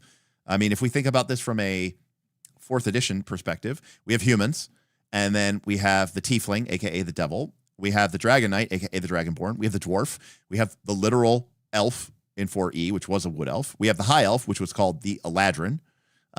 We have the Hakon, which was the Goliath. We have the human. We have the mnemonic, which is it's a robot person. We didn't really have a robot person in 4E. We did have an orc ancestry, I think in Player's Handbook 2. We have the Polder, aka the Hobbit, or aka the Halfling, which is also obviously in 4E. The Revenant is no one starts as Revenant, but you come back from life. So yeah, I mean, most of these are just like the 4E things. And by the way, by the time we get to Player's Handbook 3, like there were some really weird ancestries. Gnomes and hobbits finally merged. Yeah, I mean, I don't think there's a need for any of that, but it's fine. So cool. We got information about the different gender, a comedic, choosing a name. I mean, this is all reasonably good advice. I mean, it's kind of weird because they're like telling you what name you have to pick, which is kind of good advice, but also it's like, is this really necessary? I guess the assumption is that you're playing in their culture and in their world, which doesn't really seem like this doesn't feel like it's a Stormlight game, right? Where you're literally forced to play in their world. I would imagine. I don't know. It's an interesting choice. We got height and weights, starting speed. Everyone has a starting speed of 5 and a stability of 0. So 5 means 5 squares, so 25 feet, you know. Lion's Head says it's a very setting forward game, like extremely interesting. Elaine says, stop the little people hate. Hey, to be clear, I have played a number of halflings and gnomes. And in fact, in World of Warcraft, all of my characters were either dwarves or gnomes. So I don't hate on little people. I think they're cool. I just think the gnome doesn't need to exist in D&D because I think it's a silly ancestry that doesn't really need to exist. And it's like this confused dwarf halfling anyways. So, yeah, you know, it's like, I don't know. Like, I feel like halflings take up the space that gnomes should have to take up. At least in Pathfinder 2, gnomes have this kind of, and in 4th edition D&D, they had this cool like fae element to them, which I thought was really, really cool. My summoner in PF1 was a gnome. His name was Ebix. He eventually became known as Lord Ebix Firesoul after he drew a tower or a keep from the Deck of Many Things and was granted a castle. Travis with the hot take. Gnomes better than halflings. It is interesting that we go from black on white to white on black. But I guess that's just how the first pages open up, because that's like the opening spread of the Ancestries chapter, right? I guess. All right, so then we get into the detail of the classes or the races.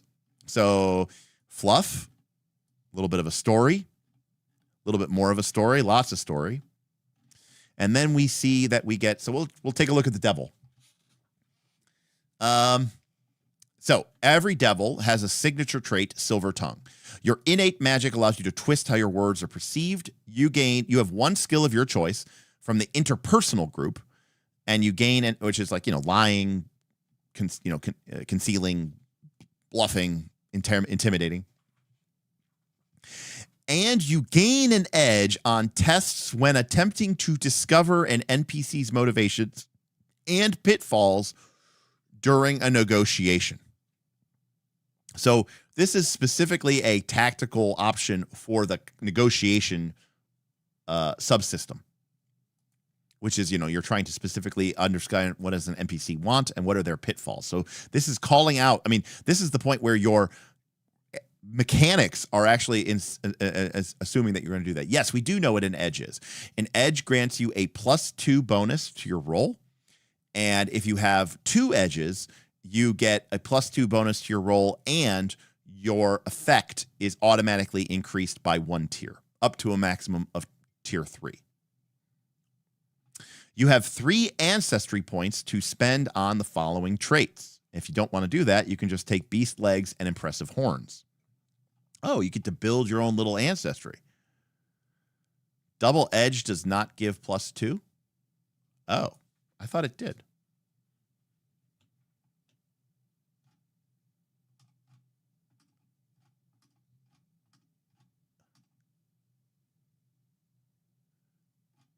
We're scrolling all the way back here.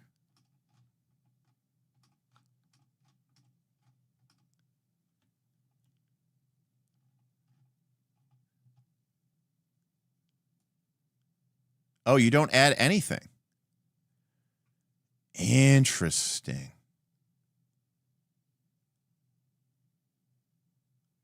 That's a little counterintuitive. I understand mathematically that it works out, but it is a little counterintuitive.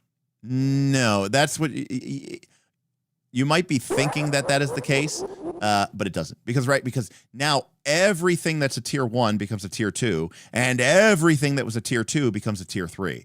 So it's better to get an upgrade than to get a +2, for sure. I think in almost every conceivable potential thing. No, I get what they were trying to avoid.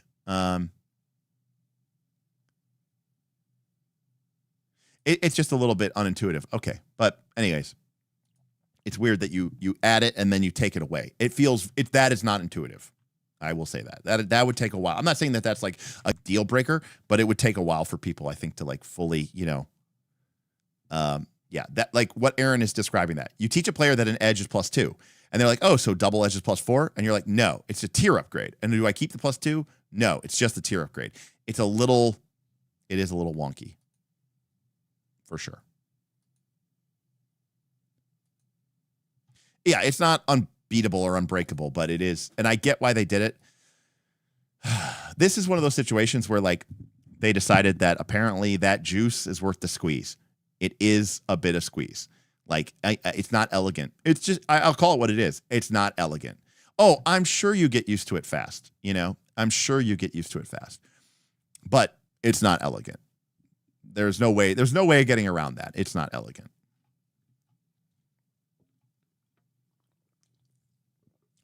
In fact, when you tell someone, trust me, you'll get used to it fast, that's usually a clear sign that it's not elegant. That doesn't mean it's bad. It just means it's clunky, as Ben says, Do you remember when tieflings and cambions were super rare? I miss those days. No, I don't remember those times at all, Beowulf. Actually. Aaron, there is an unbelievable shitload of unelegant stuff in most RPGs.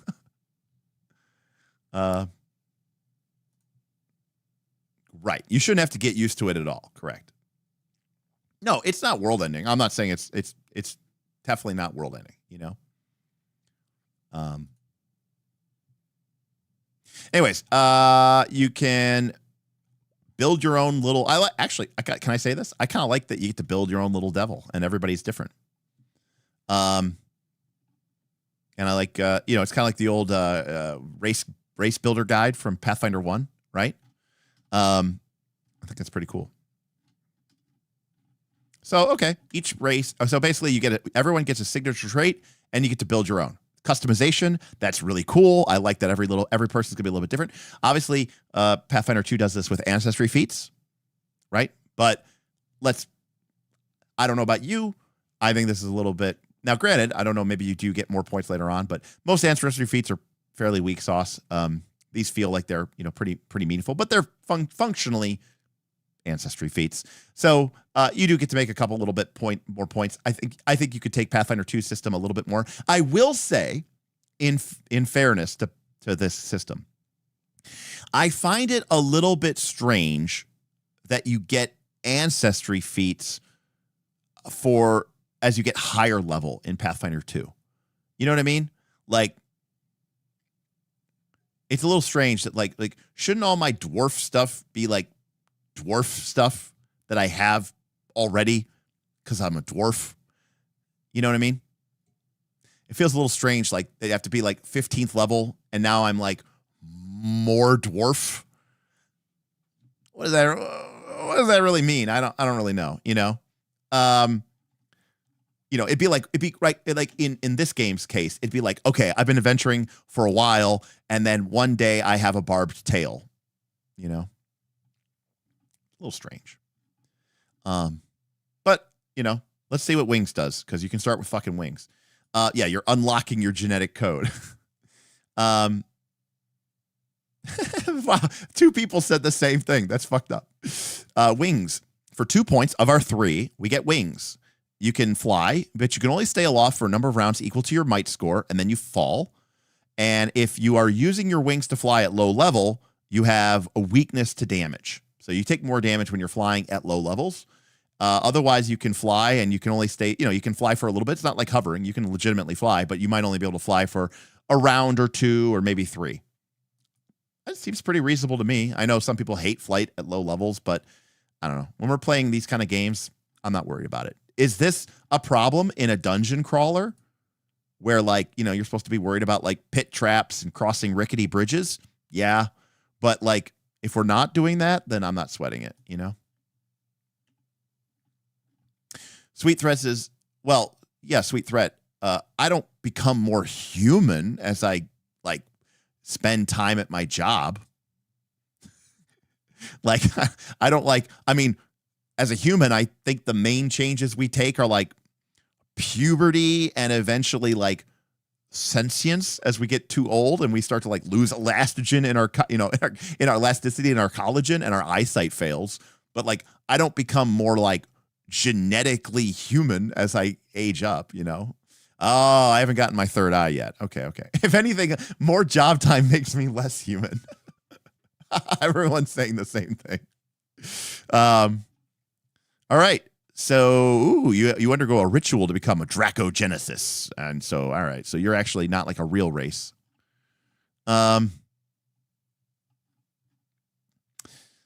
We definitely need the singularity, Ben. I'm waiting for it. Fingers crossed. Let's go. Who wrote that? Kurzweil? I think Kurzweil wrote that. Isn't Kurzweil also randomly like a musician, Ben? Or like a electronic artist? Like a modular synth guy? Am I right to think that? I'm assuming you know who Kurzweil is. All right, so Dragon Knight's the same thing. What do we get as a Dragon Knight? We get Worm Plate. Your hardened scales grant you damage immunity equal to one of these types, and we can change it. I love it. I love that you can change it, so you can customize it. So it's not like, oh, well, we're not fighting cold things today. I guess my ability is useless. Yeah, apparently you undergo the ritual of Dracogenesis. What do we got here? We have like a Draconian Guard. Whenever you or an adjacent creature takes damage from a strike, you can use a triggered action to guard the blow. You reduce any damage from the strike by an amount equal to your level. Cool. So like ancestrally, you get the ability to sort of tank, Well, level 2 gender, the fact that they like are kind of like a magic race that's like created through a ritual might kind of help explain it a little bit. Maybe. But I could see where you're like, oh, I'm a red dragon, so I get fire resistance, and why would that change? I do think it's better for the game, though. Yeah, right. There's like a extra magical component of this, so I think that's reasonable. Ben says a lot of this art is on point. Yeah, I mean, I think that's pretty cool.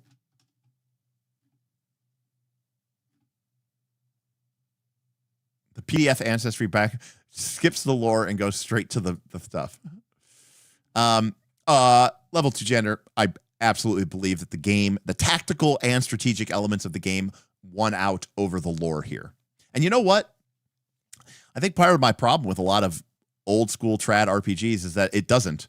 And it's kind of like, well, that's cool and all, but it's really shitty to play sometimes,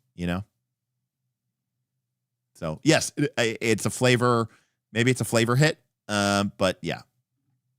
Even if their flavor is, they're super, magical super soldiers. Anyways, we also get we could take Dragon Breath. This is like straight out of 4E.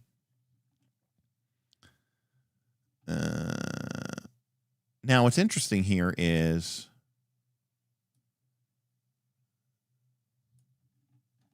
how often can we just do this on repeat?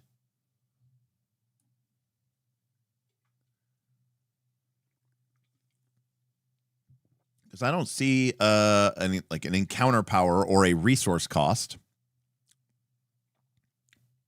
Now, we do get into an interesting space. Pathfinder 2 is in this space.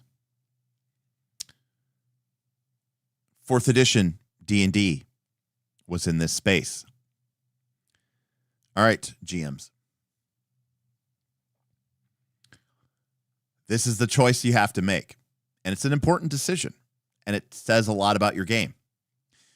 Daggerheart is unabashedly a fiction-first game. Above earlier, this game specifically talked about the difference between targets, between enemies and objects, and that an enemy only becomes an object when it dies, not even unconscious, but dead. And that things that affect enemies and targets affect enemies, and things that affect objects affects objects, and not vice versa. Dragon Breath affects a 3 cube within 1. So I'm imagining that's basically a 3x3 cube. It's kind of like what we'd call a Blast 3 in 4th edition. And it affects each enemy in the area. And the effect is we can choose any type of damage. So we can actually change this every time we breathe. I can breathe acid, then fire, then lightning, then poison. So you're playing a game of draw steel. And there is a bridge made of wood. Or maybe it's made of stone. I don't know. Maybe it's made of metal. And the enemy is coming. And the Dragon Knight wants to use their breath weapon to breathe fire onto the bridge and its support and its ropes to burn the bridge down before the enemy can get across. Now, in a game like Daggerheart, we would unequivocally say yes, because the fiction is first. But in a game like this, you are somewhat somewhat encouraged, right, to respect the rule of the game, because the game matters, because that's what makes something tactical. Now, there's no wrong answer or right answer here, but it is interesting because you have to ask yourself, what is the right decision, and what did the player or what did the GMs encourage? Because to give another example, we already talked about this. Like, for example, I'm just drawing comparison, by the way, between the two games. Let's say this ability existed in Daggerheart, and it may very well. I don't remember what the Dracona can do. The players are the group are fighting inside of a temple, an evil temple, worshiping some dark god, right? And our Dracona, our dragon,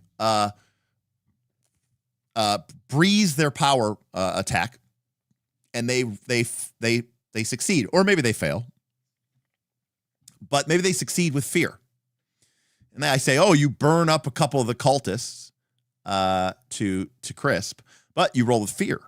And so I am going to use that fear to make a GM move and say, some of the banners and some of the religious, pews and other religious, you catch on fire, right? You light the room on fire with your breath weapon while you're battling in this location, right? You've set some of the tapestries and religious texts and pews that are made of wood on fire with your breath weapon. And it's interesting because does that kind of application of logical consistency, in my experience, I'm just using my experience here, can damage, I'm just saying this, it can damage the tacticalness of an RPG. It can damage the integrity of the game. Just saying, it can, especially when you're in a combat. And then it's I think what's even worse is when you allow something like Dragon Breath to light the bridge on fire when you're not in combat, or allow you to use your signature ability outside of combat instead of making a test. But then for some reason, that doesn't work in combat. It's almost like the fiction turns off during combat, and suddenly your Dragon Breath in combat doesn't light things on fire, just the bad guys. Right? You understand? Like that's sort of where I think there's a weird distinction. Because I know a lot of people who would say, well, no, I would totally let them burn down the bridge with their Dragon Breath. Would you let them do that during a fight? And I think that's, and then is your game very tactical if the players are winning through combat as war? And are you sort of shifting the expectations of the game I don't know. Now there's some weird questions to ask, right? Because like if there's a bunch of minions on the bridge, yeah, maybe I do let the dragon burn the bridge down and the minions fall to their death. But what if it's like the BBEG? You gonna drop the solo boss monster to his death because the you shall not pass, and then they just break the bridge and they die because they cast one stone shape spell. I'm just saying, like, I'm not criticizing or commenting on one thing. I'm simply saying, as someone who played a lot of 4th edition, and I was playing a lot of 4th edition while I was learning about PBTA, and I was starting to play, Monster Hearts, Dungeon World, Apocalypse World, and I was kind of like living in both worlds simultaneously, and I kind of saw the dilemmas that were facing me as I kind of went through that place. But anyways, well, it's interesting that you say that, Elaine, because the Dragon Breath just does damage. You look, it's a power roll. You can't fail. So it's an interesting point. Anyways,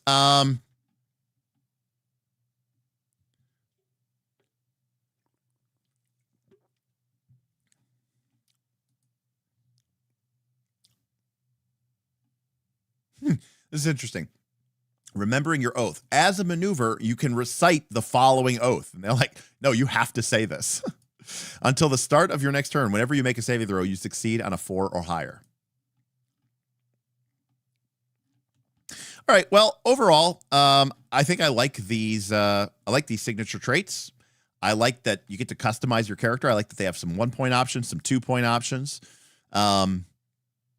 Let's see. You could go 1, 2, 3, or 1, 2, 3, 4, 5, 6, 7. So there's 7 different builds of each trait, and obviously they could potentially add new traits and expansions and things like that. But yeah. So I mean, overall, I'm not going to go through every single one of these, but they're pretty cool.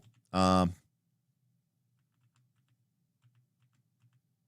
take a look. What do we get for being human? Good old humans.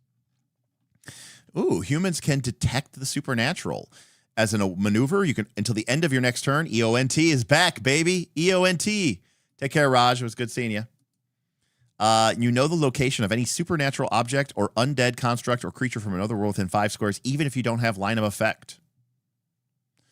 And then we have 3 points. Can't take hold. Your connection to the natural world allows you to resist supernatural effects. If something in magical things, you can reduce it by 1. Determination. If you are frightened, slowed, or weakened, you can use a maneuver to immediately end that condition. You gain the endurance. You gain edge on endurance skilled, and your speed is 3 instead of 2. By the way, shout out making slow speed 2, because for those of us who played 4th edition, we're used to slow being speed 2.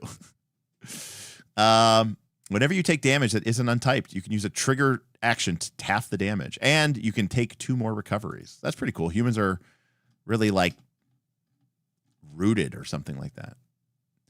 They belong to the world in a way that other speaking people do not. You're like rooted in the ground. That's pretty interesting.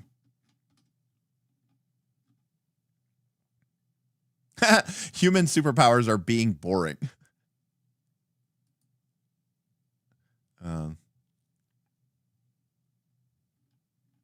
Aaron says, what if you want to play a devil with multiple features but don't have enough points for them all? I guess, I don't know. Why you don't get to have everything? Well, what if I want every single feature? My character concept requires that I have every single feature. People said I have to check out the Haken. That's like the Goliath. Yeah, the big guys. All right. Big. Your size is 1 large or 1L. You have 3 points. All is a feather. You gain an edge on tests to made to lift and haul. Cool. Doom Sight. Work with your director. Predetermine an encounter in which you will die. When that encounter begins, you become doomed. While doomed, you automatically obtain tier 3 outcomes on all tests, and you don't die no matter what. But then you immediately die at the end of the encounter and can't be returned at all. If you don't predetermine your death encounter, you can choose to become doomed while you are dying with the director's approval. Should be, awesome for last stands. Additionally, when your stamina reaches the negative of your winded value and you are not doomed, you turn to rubble. instead of experiencing death. You are unaware of your surroundings and you can't regain stamina, but after 12 hours, you regain life. Interesting.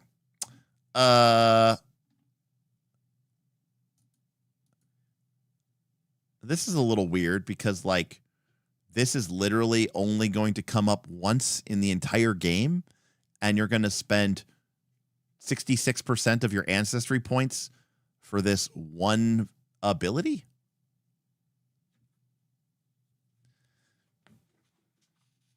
That's kind of a little bit of a letdown, really, if you think about it.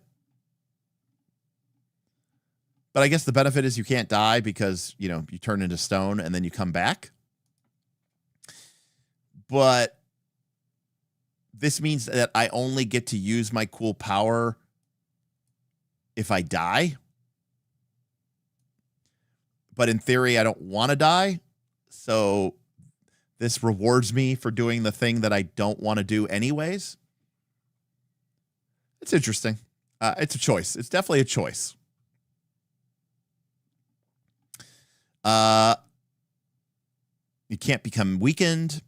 You can force your force movement. Whenever you force movement, you get a +1 bonus to it. And stand tough. Your might score is treated as 1 higher for the purposes of resisting potencies.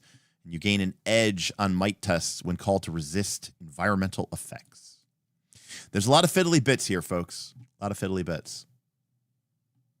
Like, this one ability from your ancestry not only uses 2 different subsystems. One is edge on might, but in specific circumstances, but also effects for potencies, and your might is considered temporarily 1 higher. You know, but again, I mean, that's why we're playing this game, right? We want these little fiddly bits, and people like having these little mechanical, you know, things that they can point to about their character. All right. I think that's enough of the ancestries. I'm going to assume that background is going to be really, really boring. Not that it's like, I'm just saying there's not like probably like a lot of cool design space here. But we've got, you know, what kind of environment they're typically from, what their language is like, what their organization is like, what their upbringing is like, along with what kind of community they are from. This is, again, very similar, you know, Order-born, Order-born, Wild-born, or Wild-born, I guess.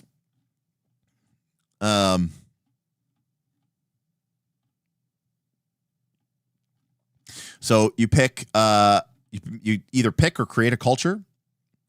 You gain an edge on tests made to recall lore about your culture, and on tests made to influence people of your culture. That's kind of, I actually like that. Not enough people do that. They're like, hey, you're from this culture. You're actually good at working with people from your culture and know stuff about your culture.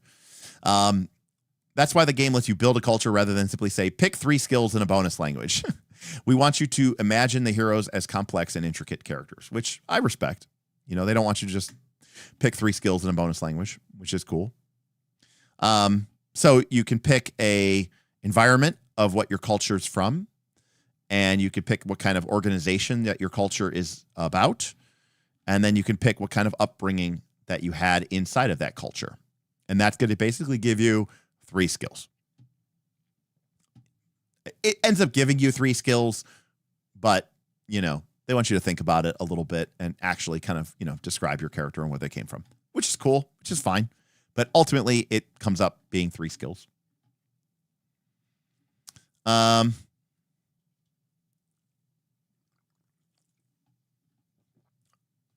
terrible. No problems here.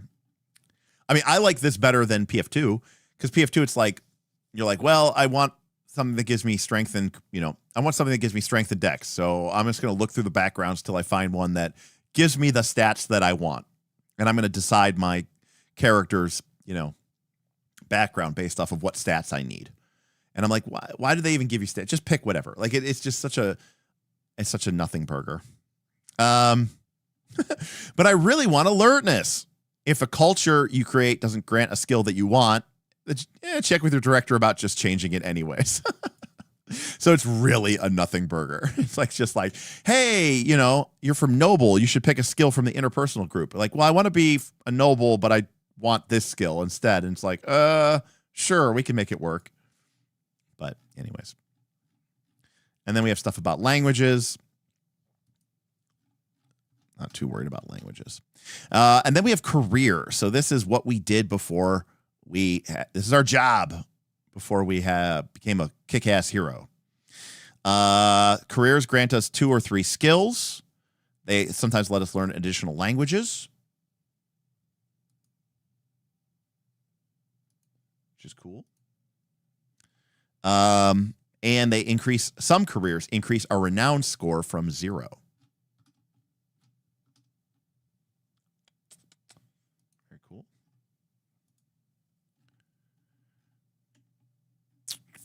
Wealth. Some careers increase your starting wealth, which starts at 1. So everything else starts at 0, but your wealth starts at 1. Some careers provide project points that you can put towards crafting and research projects. These project points can be divided amongst multiple projects, but you can't use them more than once. You must meet other prerequisites. At the director's discretion, your career might also let you start the game with the materials needed for more projects, so you can immediately put your project points towards those projects before the adventure potentially even begins. And lastly, your career provides you with a specific type of perk, a special feature that lets you customize your character with a focus outside of combat. It also might tell you how you became a hero with the inciting incident. All right, so cool. So this is like our actual background. So we could be an agent. We get the sneak skill plus 1 skill from the interpersonal group and 1 skill from the intrigue group. So we are picking up skills from like every little thing here. You think the YouTube chat broke, huh? Oh, maybe it did.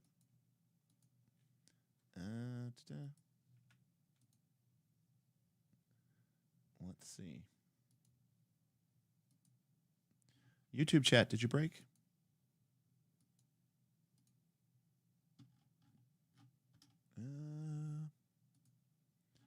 I don't know.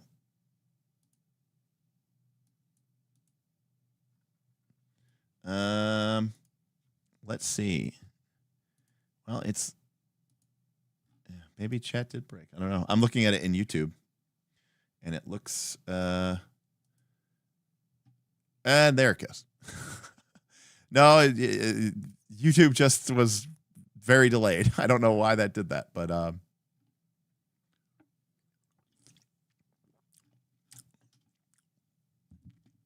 so, well, it unbroke. I guess there was just a lag because I just saw it even on my YouTube thing through the YouTube studio, and it was just like, brrr. All right, well, no wonder we were getting so much done. People weren't chatting. I was like, oh, okay. Yeah. All right, we're back. Oh, it was YouTube. Yes and Dragons tried to send a super chat and it errored out. So, Thaddeus, we are currently in chapter 4, careers, and then we're going to be going into classes next. So I apologize if I missed anything that you chatted during that time period. I definitely did not see it. Okay, so cool. So, for example, the agent again gives us some like character building stuff here. You know, who did you work for? Why did you spy on them? What were you doing? We get some skills. We get 2 languages, and we get 1 intrigue perk. Now, thank you, Anonymous. Anonymous tip $2. Every race has its own language and all of them have their own name made of arbitrary mashed together syllables. Completely insane Yes, to me. you know, it's one of those world building things, which, you know, for some people is a big deal. For other people, I will freely admit I have never been. There's only one game that has ever made languages interesting, and it's Wild Sea. Level 2 janitor. That was you? Okay. Cool. Thank you, Level 2 janitor. I've never really found languages to be particularly interesting. When characters don't speak the same language, it's like, okay, so I guess we don't communicate. And then if they do communicate, you know, it's sort of normal. So it's obviously very much a lore thing, you know. Apparently languages have some effects for crafting. They try to make languages a real system, but they cut it. Okay, interesting. Languages and culture could be mechanically important for negotiations. So, all right.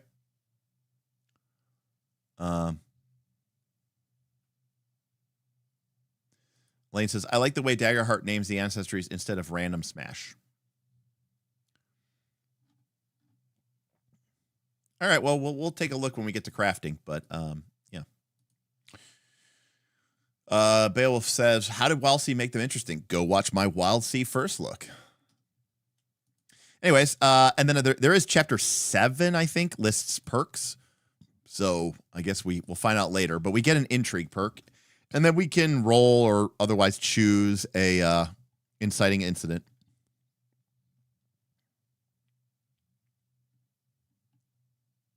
Part of the biggest problem with languages is, like, you traditionally you either know a language or you don't know a language. So characters are either fluent or they're not fluent.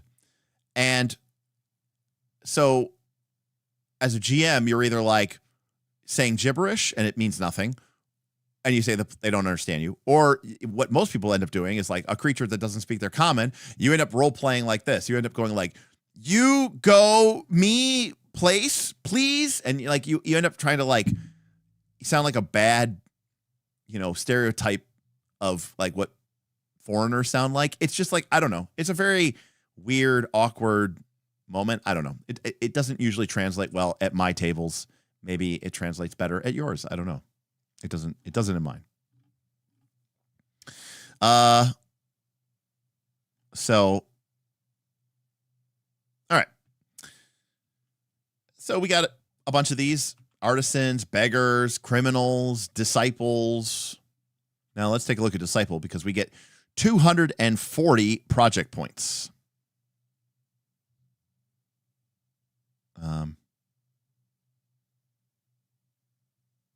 Faceless One wants to know, why are you treating the incident and questions about your career as though they don't matter? It seems like a self-fulfilling prophecy. No, it's just that it's not mechanical. I mean, you don't need, like, let me put it this way, Faceless One. If this didn't exist in the book, would that prevent you from deciding what your responsibilities were at the temple, or how your institution viewed members of a particular local culture? No, you could still create this. In fact, could you answer more questions than these 4? Of course you could.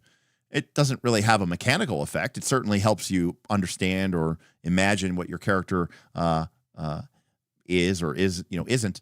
But there's nothing really to like dig into here. I mean, in that respect. Same thing, there's a list here of inciting incidents. Are you saying that if I played a disciple and I wanted my inciting incident to be something that wasn't on this list, that I couldn't pick it? No, of course not. Are you saying that if the inciting incident didn't exist, that your character couldn't have an exciting incident in order to? No, of course not. You would have one. So I think these are completely fine, and they're great plot hooks for world building and GM tools. And I absolutely love these backstory cards, and they have no mechanical effect whatsoever. They just indicate how your characters tie into important events in the world that the GM has sort of decided are important. And I think these are a great tool, and I really, really recommend these.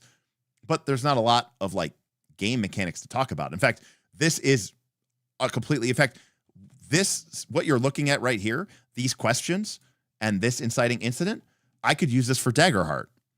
I could use this for D&D. I could use this for PF2. Like, this is just a system for suggesting ways that you can make your character more than, being two-dimensional. That's all. So it's not that I'm bypassing it. I'm just saying, it is what it is. Like, oh yeah, the ones in Daggerheart are also completely not mechanically relevant. Totally. The questions on your character sheet, yeah, I agree. In fact, I kind of don't like that I actually kind of don't like those systems. By the way, the only reason I don't like those systems is because I just use third-party systems that they use. You know what I mean? Like I already used my own third-party system. I don't need the game system to do it, especially if they're not mechanically tied. Mebaman, they are Galileo cards. I know that they're unavailable on Drive-Thru RPG because they're out of print because the company went out of business, which is why I bought all of the ones that they had left at Gen Con, and I'm going to be giving them away to some patrons. Shout out Knights of Last Call. All right. Anyways.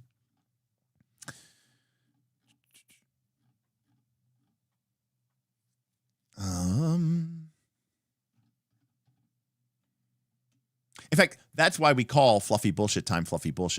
Not because it's not important. It just doesn't have a mechanical impact on the game. Anyways, I like that the farmer starts with project points. Now, we don't know about projects yet, but, presumably we can use these to say that, our farmer was working on something, My project was raising a barn. I was building a bridge. Now, here's an interesting question. They have a D6 inciting incident. We got a poll coming up. So get ready for a poll.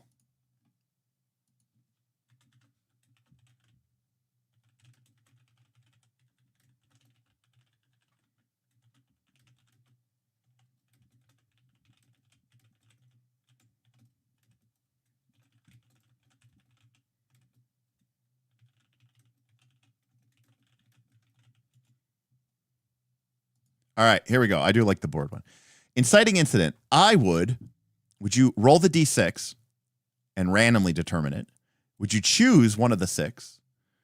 Would you make up your own? Or would you choose none because you don't care?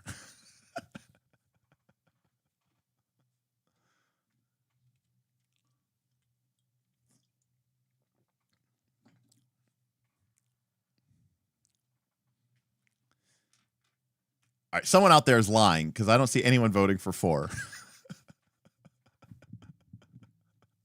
All right, Magellas. Shout out to Magellas. Someone was honest.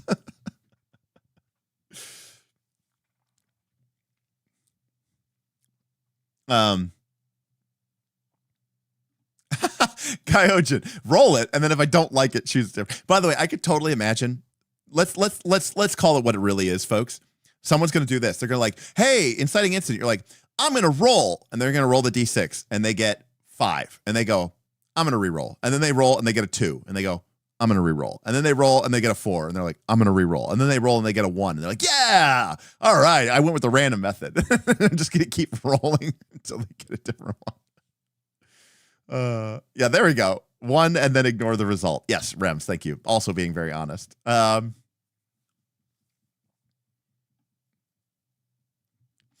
So, all right, we got a nice little distribution here. It's kind of interesting seeing how different people would do that. I guess I should have made an option which was roll the D6 and then ignore it and choose my and ignore it if I don't like it. Now, I tend to agree with level 2, which is I try to keep my backstories a little bit more simpler than what they are sort of implying here. I mean, they were talking. Let us remind us about something here. They encouraged us to make our characters in a session communally, right? So not pre-make your character, to show up, talk with your fellow players, think about your role on the team, make your character, and then end the session with a cool combat encounter. That was their advice. I don't know about the people you play with, but I play with people who I consider to be pretty good role-play gamers. And I got to be honest with you, if my players had to make a character in this reasonably complex and crunchy system, but they also had to answer these questions and think about their inciting incident for their career, we are not getting to a combat session that fucking session. I can promise you that.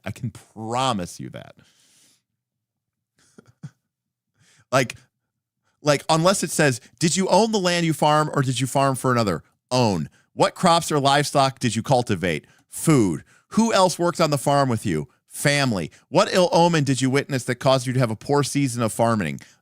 Hail.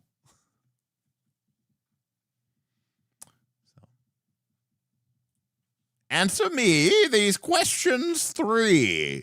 What is your quest? or sorry, what is your name? What is your quest? What is your favorite color?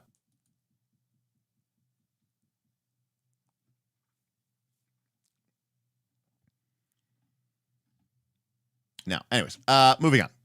So there's a lot here. Yeah, yellow. Yeah, no blue. No blue. What is the average airspeed of an unladen swallow?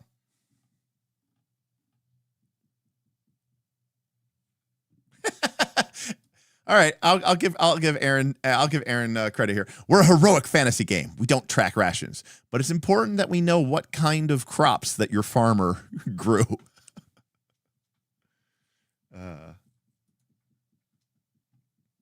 It is Monty Python.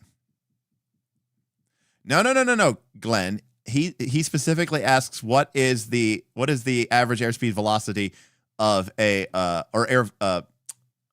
airspeed velocity of an unladen swallow.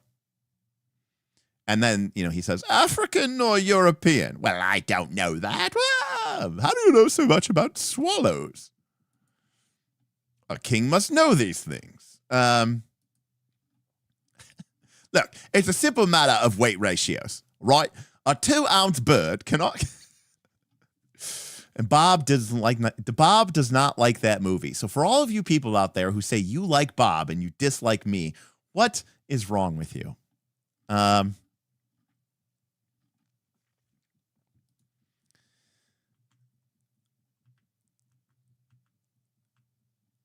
What? Just when I thought that I couldn't like you any less, you just go and you just go and top yourself, buddy. Wow. Cool. So, we got a lot of different careers, and it's mostly background, but you get to pick some skills. You get a perk, which we haven't gotten to yet. And some guidance, some backstory guidance. And again, not to put too fine of a point on it, but rather than do any of this, I will say, without any qualifications, and this includes Daggerheart. I'll throw Daggerheart under this bus. Rather than answering the questions in the Daggerheart character sheet, I would still rather play a game of backstory cards. So, just saying.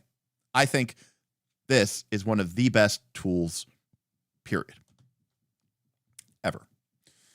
For not just for character creation, but for meaningful character creation.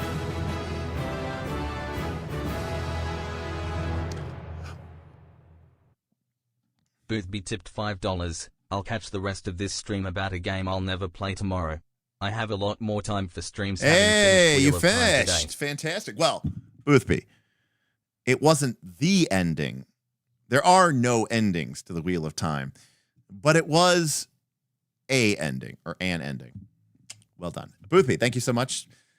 I know Boothby, because here's what Boothby does. Boothby comes in and he shits on all the games and then complains about PF2 and then kicks off another PF2 game. That's the Boothby system. To be fair, you did run Aliens and you also run Blades. Did you run Blades? I can't remember. Are you playing Blades? It's not bad. And technically, Boothby, that covered 2 careers. Philomer, it was mentioned, but but Matt wanted a full life path system at one point, like dying character creation type life path. You know what, Philomer? I at least can respect that. I think Traveler life path systems are cool. And also, I had made a very, what's it called? Rogue Trader inspired life path system. If you've ever seen the Rogue Trader life path system, it's really, really cool. Let me see if I can find it online really quick. Rogue Trader life path table. Let's see if I can find it. Oh, yeah, cool. I did find it. Is it potato quality, or can I actually? No, it is potato quality. Let me see if I can find one that's not terrible. Nope, it looks like they're all terrible. Dang. Well, anyways.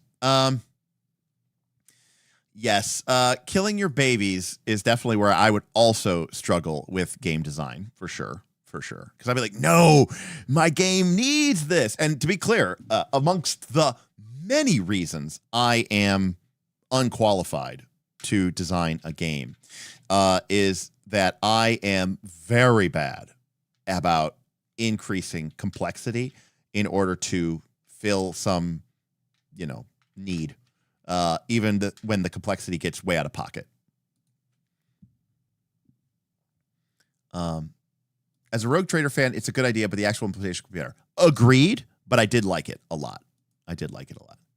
Oh, yeah, I'm sorry. Killing your darlings. You're right. Whatever. It's the same thing. Actually, funny Smith story.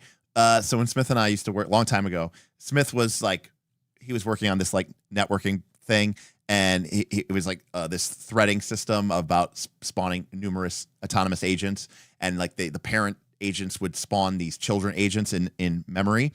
And part of the problem was that the parent agents were finishing up their tasks resolutions before the child agents.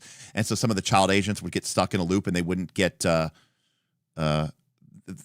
code wasn't ending them. So they were eating up memory and were having memory issues. And so Smith sent out this memo, and he wrote it on the project board, and it was remember to kill your fucking children. That was the notification that we all got.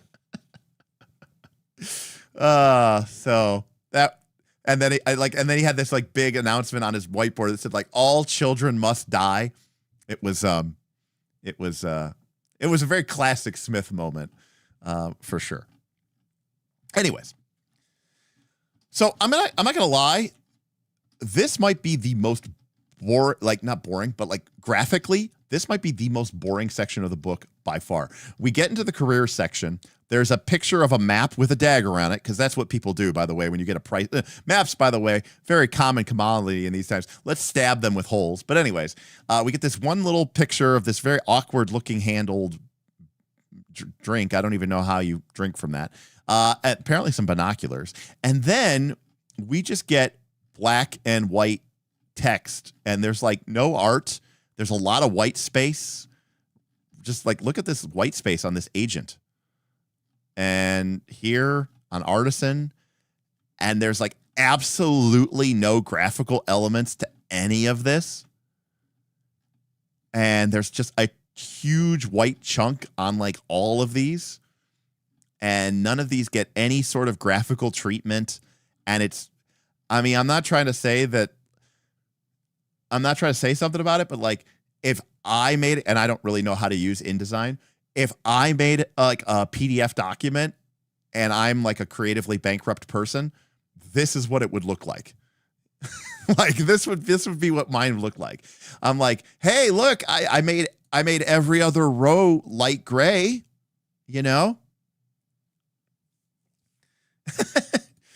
RFC says, how much did they raise again? Obviously, they didn't spend it on art.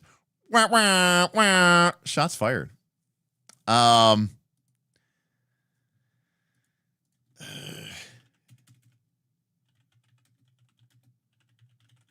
They raised $4.6 million.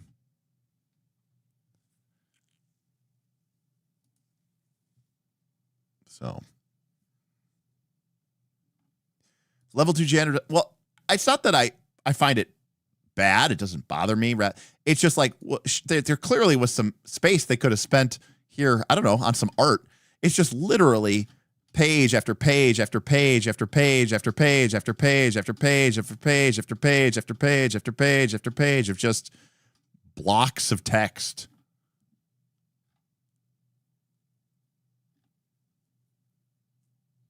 Mr. Fizzer, if anybody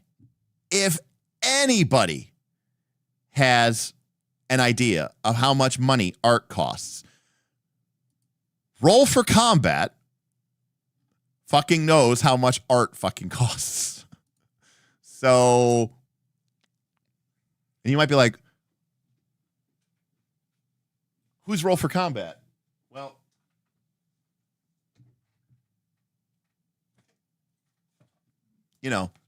they're the people who make Pathfinder books that have art on every single page of their books. Now, yeah, I don't want Morkborg, I don't want Morkborg. I don't want Paizo books where I feel now 80% of the page is the gutter art. Anyways.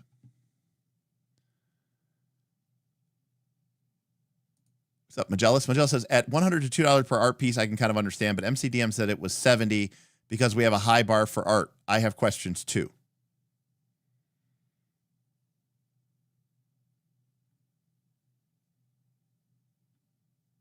Interesting.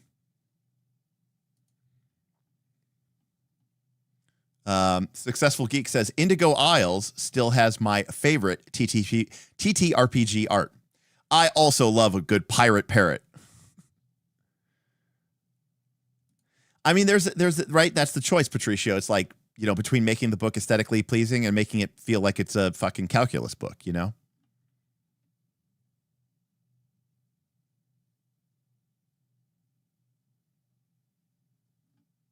Yes, and Dragon says the layout and white space looks like an SRD rather than a book. I mean, I don't want to like go off on a tangent here, but see this? You know what this is? This is not MCDM. This is the Daggerheart SRD. Just saying. This is the Daggerheart SRD.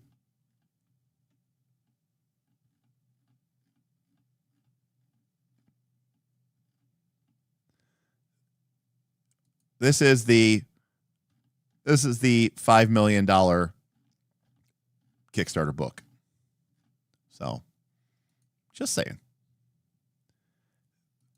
So, I think Yes and Dragons is actually kind of correct here.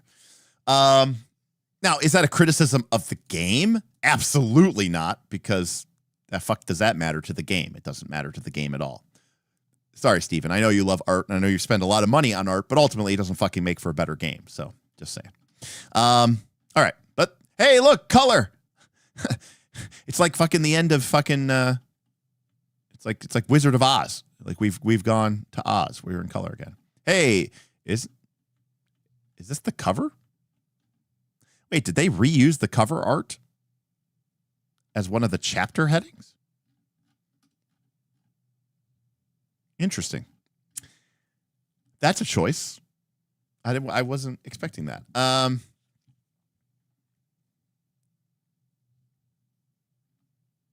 Roll for Combat says, if they put art on every single page of that book, it would still have cost less than $100,000 in art. All right. So now we get into the classes. Now, we are not going to, there's no point in us going through every single class. Like, maybe eventually, you know, we can, this game obviously might have some legs. I think it does. There's a lot of stuff here. You know, we could end up doing a deep dive into each one of these classes and really talk about how each class plays. Now, I haven't played these classes. We did one beta test last year, so I hardly know, you know, how it works. So we are going to vote. So we're going to vote for a class to look at. So we got the Censor, the Conduit, the Elemental list, the Fury, the Null, the Shadow, the Tactician, the Talent, the Troob. All right. Vote.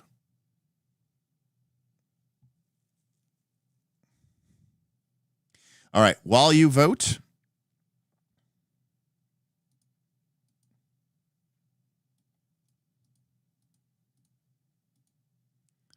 I will be right back. I have to use the restroom. I know I never go to the bathroom, but, you know, I wasn't expecting to go for 5 hours, so I should have known better.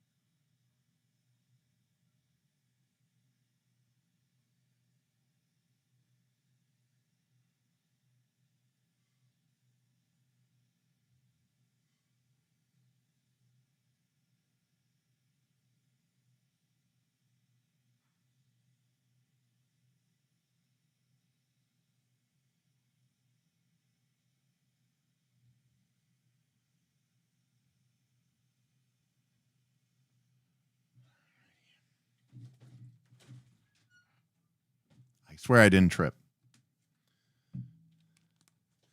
All right. Ooh, we tie, huh?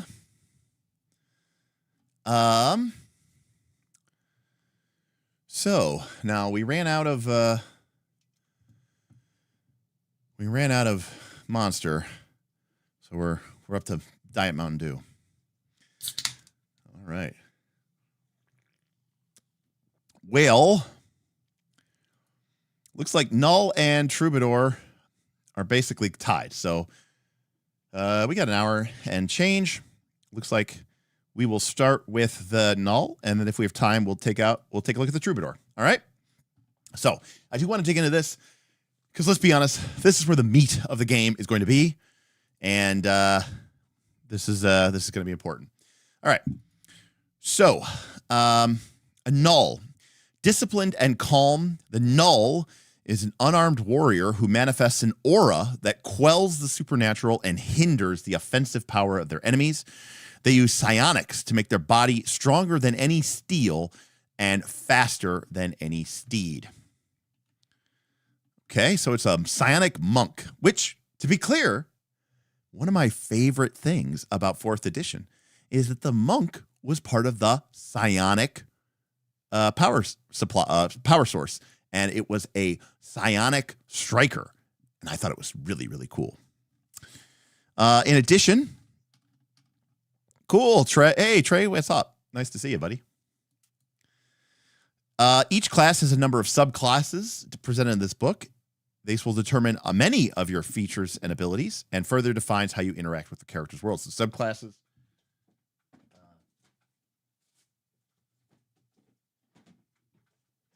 Subclasses are important. True. I don't want to imagine the bugs this is going to create in the MCDM builder. That's true. They are making their own VTT, right? Abilities are special actions, maneuvers, and more that allow you to affect creatures, objects, and the environment. Notice that they have separated the three of these. So creatures, objects, and the environment. They represent the main activities your character can undertake when the game is in combat or some other time-sensitive scenario.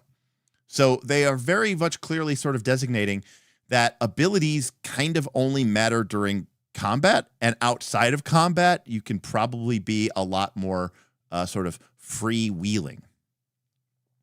I am using Sumatra.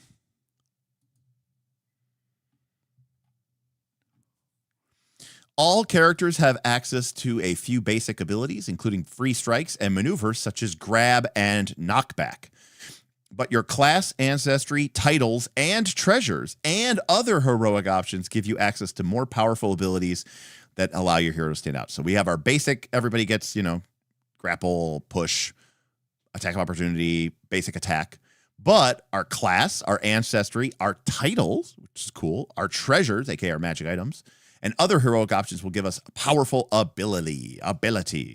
Abilities are presented in a special format that first describes the ability, summarizes its mechanics, and finally breaks out the power roll if it has them. All the abilities appearing in this book are used as a main action, a maneuver, a triggered action, or some other part of your turn. As such, these abilities are all explicitly usable in combat or some other time-sensitive scenario where the game unfolds as combat rounds. If a creature has an ability that takes 1 minute or longer to use, that ability cannot be used in combat. Each ability has an evocative name followed by a line or two of flavor text. Shout out 4th edition style. Just separate the flavor text. Make sure it's set aside. The narrative flavor has no effect on how an ability can be used, right? So this is, say it with me now, mechanics first. So for example, you could impale. So the Fury's Impaled ability allows you to grab a target, setting up the idea of harpooning your monstrous foe with a sword to keep them in place. But you could do it with a hammer. Okay? I want to stress something here. This is very explicitly different than Daggerheart. And I cannot stress this enough. 4E was also mechanics first. It is not fiction first. Now, that doesn't mean that a mechanics first game doesn't have the fiction, and it doesn't mean that fiction first games don't have mechanics. But what it does mean is when it comes to priority, one of them has to win. And Daggerheart believes that the fiction should trump the mechanics. And in this game, at least for these abilities, the mechanics trump the fiction.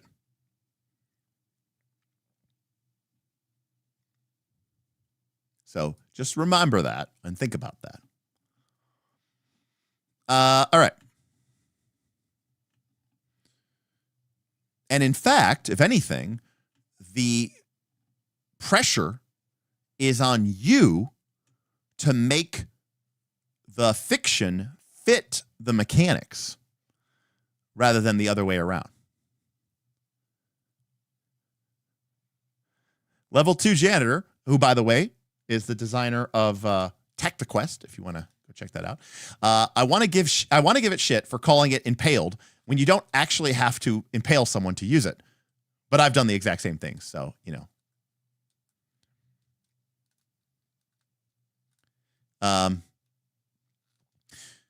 4E did tell you that a magic missile could be a skull for flavor. Well, that's because 4E didn't care about the fiction,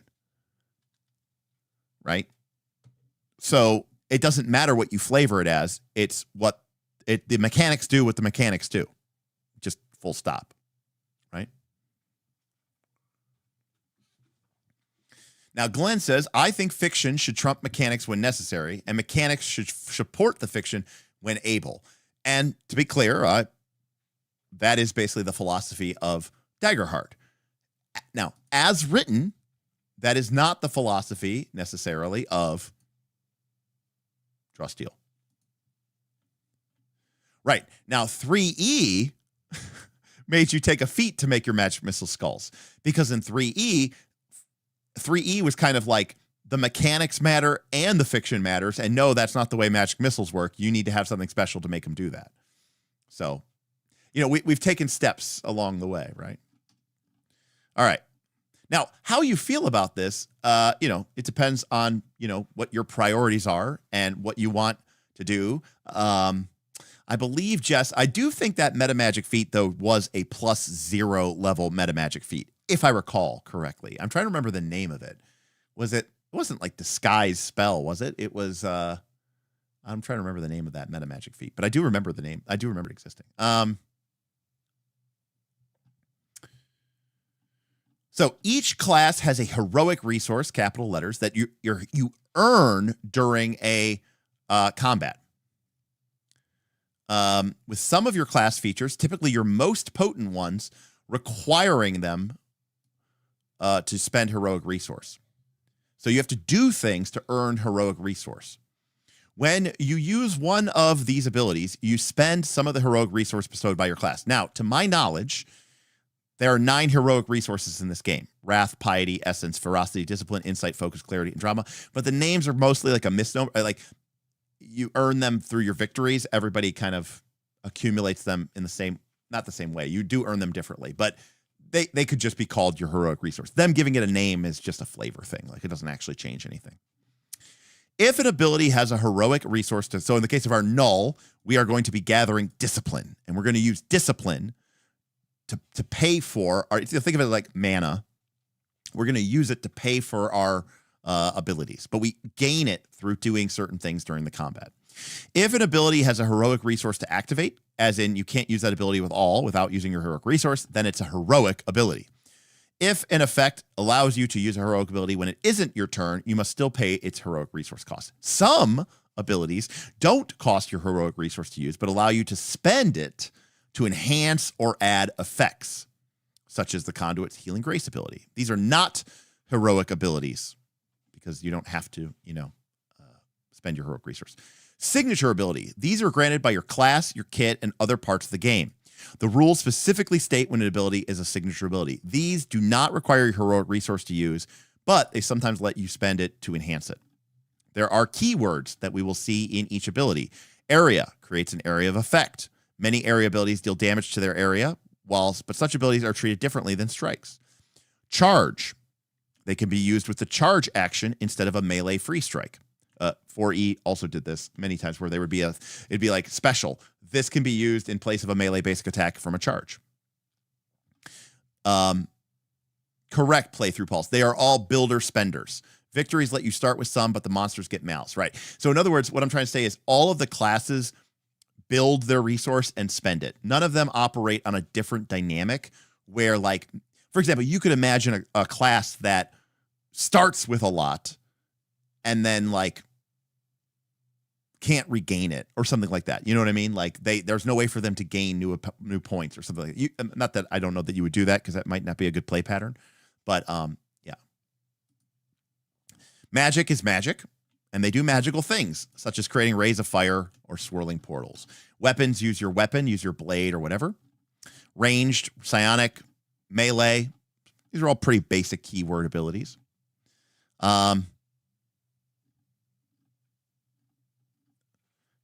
Type, what type of action it is. It is either a main action, a maneuver. So translation, main action, aka standard action, aka, primary action. Maneuver, aka minor action, aka bonus action. The move action, aka move action. I think every game calls it a move action. A triggered action, aka a reaction. A free maneuver or a free triggered action. If you use an ability that has a main action, you must use the main action to activate the ability. Trigger. If an ability requires a triggered action, then this will state when that triggers. Basic stuff there. We've got aura, bursts. Distances can be melee, ranged, number of squares. Burst, aura, cube, line, wall. I mean, this is basically 4E, completely normal. Now,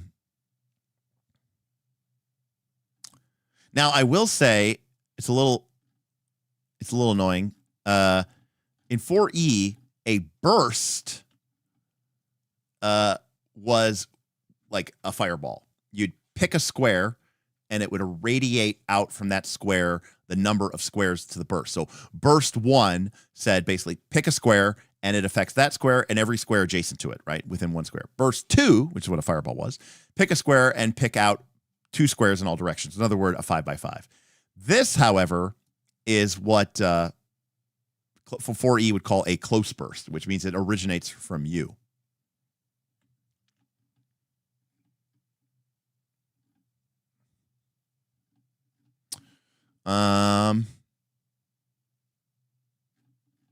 Gotcha. So here we have some nice, these are where they use the JPEG maps. So here we have some nice descriptions of what this stuff is. So here we can see a 2 burst. Here we can see a 1 aura, which affects him even as he moves it. Here's a 1 burst. Here is a 2 cube within 1. Here is a 2 cube within 5. Here are some lines.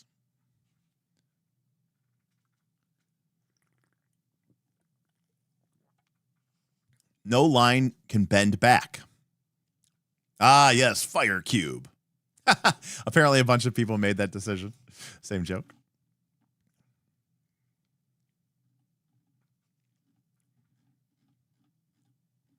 And here is a wall. No wall can be placed in an occupied square. Wall squares must share at least one side and not just a corner, which is why these red squares are this is an invalid wall because it's just corner to corner, but this is a valid wall. That's a valid wall. This is not a valid wall because that one square is apparently occupied by the wall of the thing.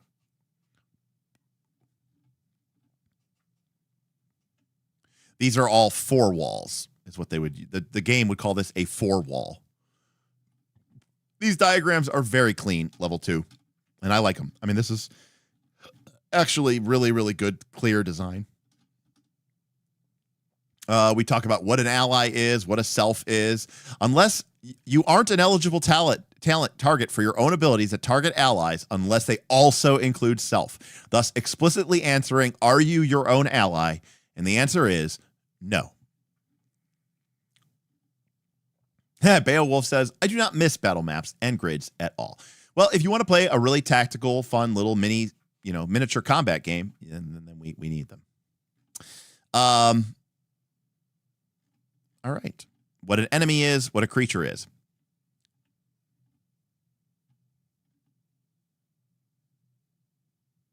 The target affects notes the number of creatures, objects, or both who could be targeted with this ability. So again, mechanically, the ability will tell you what it can do. We add our damage here, which we've seen before. Seems pretty simple here. Okay. Strikes and area abilities can also have additional effects. To keep things moving quickly and to make abilities easy to read, damage and effects are separated by a semicolon. Always resolve them in order. Unless otherwise noted, any effects that are determined by a power roll's tier outcome affect the power roll's damage as dealt to all targets. Okay, fair enough. Certain abilities allow you to move and affect other creatures during that move. So, again, kind of defining this here. Potencies. Many abilities and other effects impose conditions and unique statuses on targets. But creatures sometimes get a chance to resist such effects. After all, a monster with a high might should be harder to knock prone most of the time than a creature lacking in that characteristic. Now,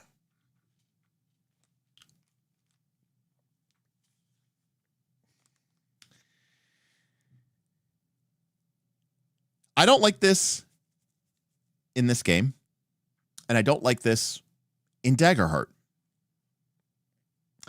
This is the game trying to have its cake and eat it too, and failing. And I don't like it. So this game takes this presumption of, hey, you can't miss. Make your power roll. It's like PBTA. But even if you roll shit, you're still going to get the lowest level effect, right? Which is going to be like some damage and you push them or you knock them prone or something like that. So the game goes, see, look, it's really quick. It's fast. We don't have to worry about comparing it to a monster's AC. We don't have to worry about any of that. But then it goes, okay, but, if the monster's really big, you probably can't knock it over or you can't push it. So here comes this whole other system designed to circumvent that. And I hate that. And now you might say, Derek, where is this in Daggerheart? Where you see this in Daggerheart is there are some spells in Daggerheart which require the player to make a power roll or a action roll, duality roll, like a spellcast roll. And then if you succeed, Fireball, for example, does this.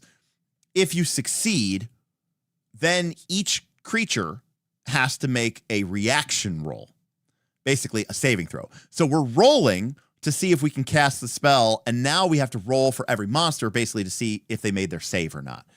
And one of the things that was great about 4th edition is you made one d20 roll, you targeted a single defense, and then everything happened. You did damage, you knocked them over, you set them on fire. It was just straight. It was just straight to the point. There was no secondary effect. And I hate having two rolls. I hate having two rolls here. I hate having two systems of hitting and then comparing potency and then hitting and compare. Like I just don't like that. So here we have this system where we hit them, but then we have to compare our potency value to their score. And I get that it's automatic. I just dislike it. It's just very, very. Again, maybe it's something that you get used to and play. But again, I'm criticizing Daggerheart in some ways for doing the same thing,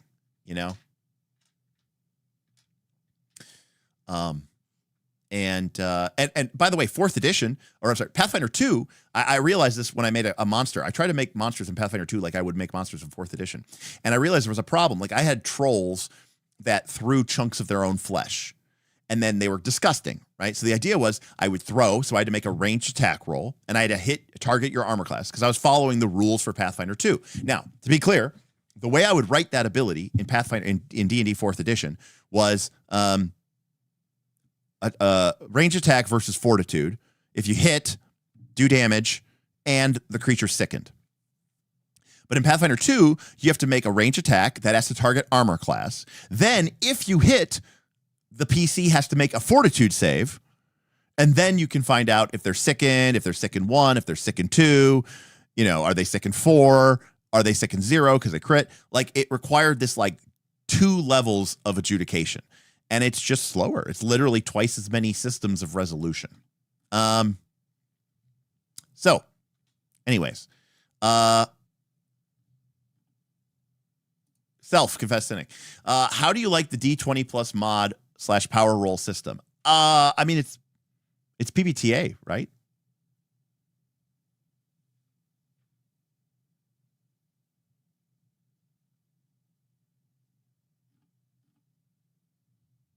So, I mean, I guess I like it.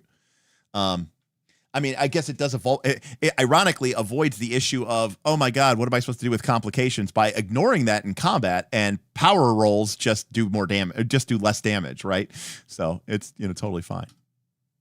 Just as I don't have to do that. PF2 will be fine if you only do the fort save in the area the flesh lands in, or only do the attack roll. I mean, maybe, but if I follow the, I don't know, at the time I was using the guidelines, and the example monsters from the bestiaries would have required a secondary fortitude save for that follow-up attack, right? It's the classic, the ghoul hits you with its claw, you take some damage, and then you make a fortitude save to see if you're paralyzed, right? Or, you know, something bites you, and then you make a fortitude save to see if you get diseased. It's a 2-roll adjudication.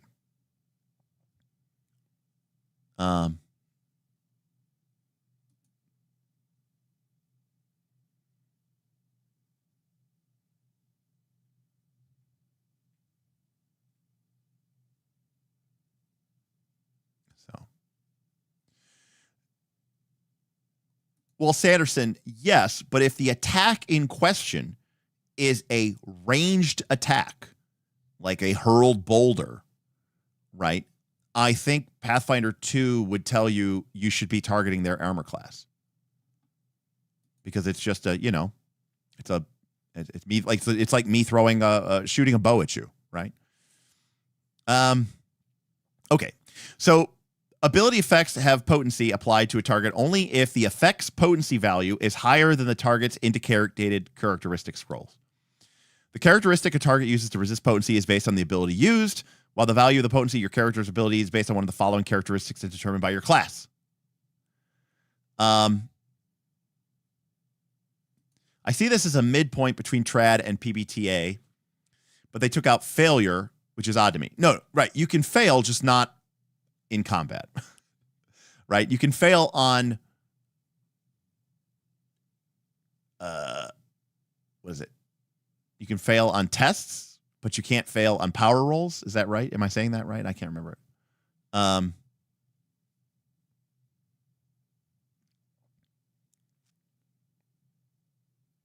Got it. Okay. Yes. So it's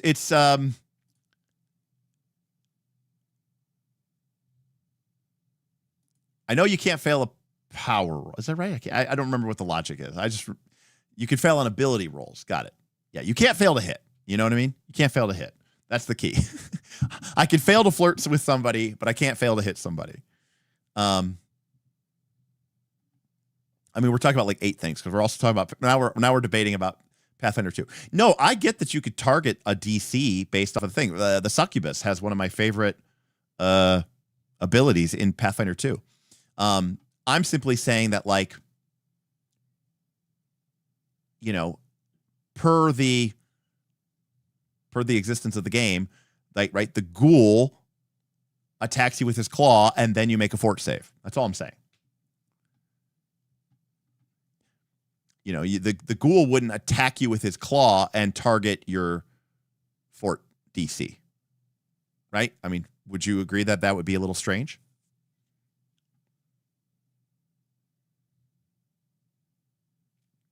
All right. So you have your weak potency is your highest characteristic -2. Platinus, you may be very correct. I mean, the modern design and the way that third-party people are publishing, which, to be fair, I haven't been keeping up on, on as much, could very, very easily be moving away from that, which is good, which is actually good. Now, Travis, that sounds cool to me, but that's not the way it works. But that is pretty cool to me. So let's say my highest characteristic is +2. So my weak potency is 0, my average is 1, and the other one. So it's basically -2, -1, +0.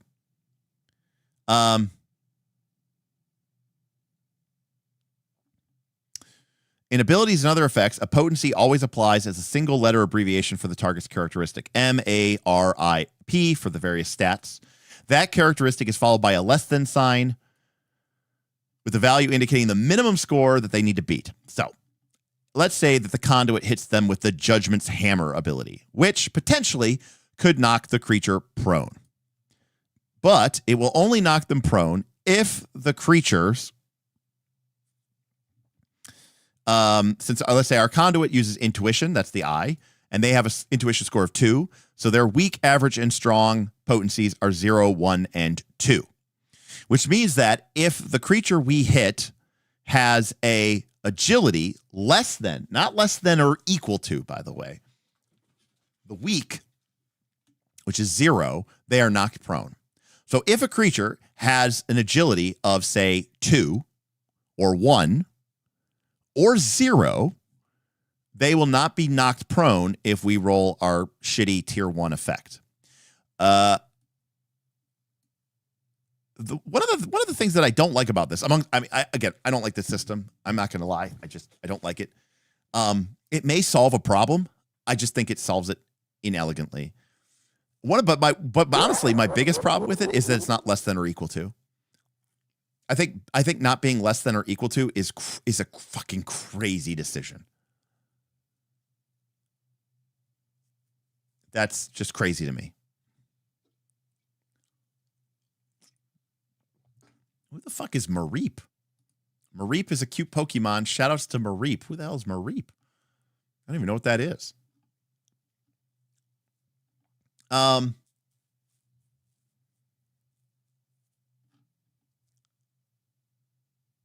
Oh, I'm Marip. Oh, okay, got it. The stats spell Marip. Okay, Marip. Okay, got it.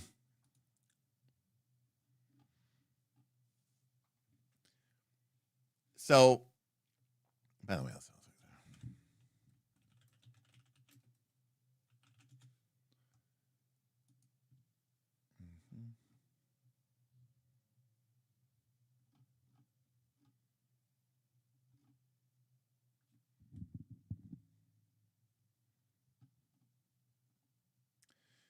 but yes, they also if they changed the Ghoul in Pathfinder 2, it's because they realized that the paralyzation ability, actually not only was the paralyzation ability, it was either completely busted or it absolutely did nothing because it had the incapacitation trait. So but yeah.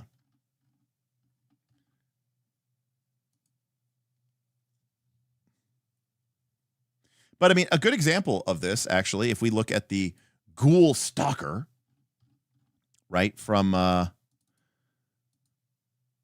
Archives of Nest. So this is the new, right? This is the new remastered Ghoul, right? And they got rid of the Ghoul no longer paralyzes people. Okay, but you can see that every time the creature hits you with its claw, you do some damage. But you also have plus grab. And that means that we have to make a grapple check. So every time we hit, we have to make a grapple check. Now, originally, this just said, hey, if it hits you, it grabs, it does some damage, and you're now grabbed. But now it's a check.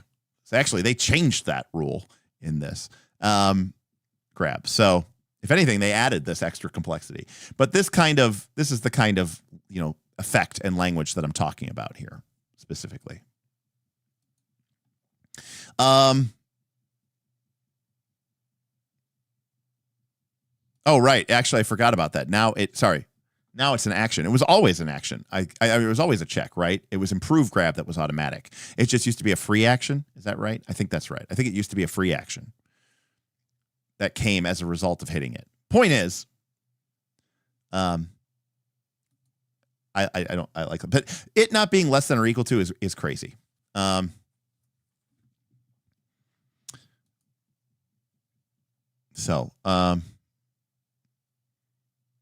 No, I agree with that. I'm just saying in 4E, it would just say the ghoul attacks you. If it hits you, you take damage and your character is grabbed or is immobilized. And that would be it. Full stop. You know, it would do everything in one roll adjudication. And I just like one roll adjudication. That's all. Got it. Hard Bushido. Grab cost an action, but was auto. Improved was free and also auto, but now are both rolls. Yeah.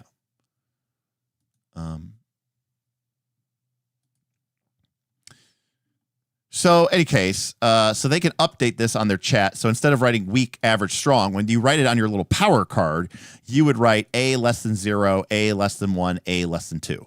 So that means when I roll, I have to. Now I'm curious, how do I say this? How would I, do they have a thing here? Potencies are presented in an abbreviated style so they don't take up too much space. And you can read them by saying, if the target's characteristic is less than potency value, they suffer effect. So you have to say, I deal 8 holy damage. And if the bandit's agility is less than 1, they fall prone. Reading this ability this way prevents a lot of back and forth. So they have to actually have a subsection here to talk about how to say this so that it doesn't become annoying.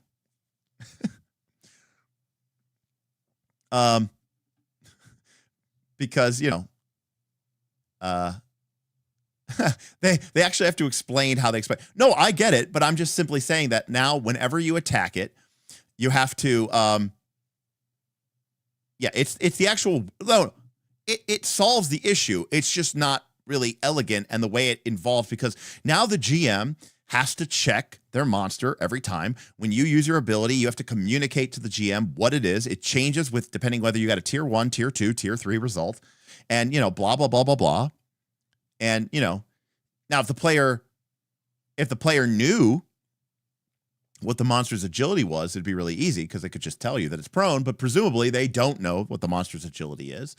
And so they have to, you know, tell you, you know, all right, 8 damage and, you know, Platinus and Hard Bushido said the same thing. Let's be honest, the VTT will automate this. And you know what? Maybe that is a saving grace for it, you know? And Cole says, yeah, they put this in because people bitched about not being able to avoid effects, and I feel like they should have just put effects at higher tiers. And you know what? I agree. Like, is it so crazy or wild that like here, one of our favorite things ever was when we were playing 4th edition D&D. Real quick side note. When we were playing 4th edition D&D, Tim played a halfling rogue named Nerix. And he had a power, which he had from very early level. And, you know, you get really high level, you get level 23 powers, level 27 powers. But he had this like level 1 or level 3 power that he kept from level 3. He never got rid of it. And it was a rogue power. And it was, I think, an encounter power. And it was, you know, attack their, I think they're like reflex or something like that. So you would make a melee attack, but instead of targeting their armor class, you would target their reflex. And if you hit, you did some damage and it knocked them prone. That's what the effect, that was what the power did. If you missed, it did nothing. If you hit, it did damage and it knocked them prone. And he, you know, he's this halfling. Cut to 28 levels later. And the characters are level 29 or level 30. We're near the end of the game, obviously. I think they were probably 29. And they are outside the city of Fallcrest. And one of the villains of the campaign has just unsummoned from the core of the earth the Tarask to destroy their home, the city that they've built up, and they have rebuilt their kingdom. And a Tarask attacks the character's, you know, city that they have sort of, it's their city.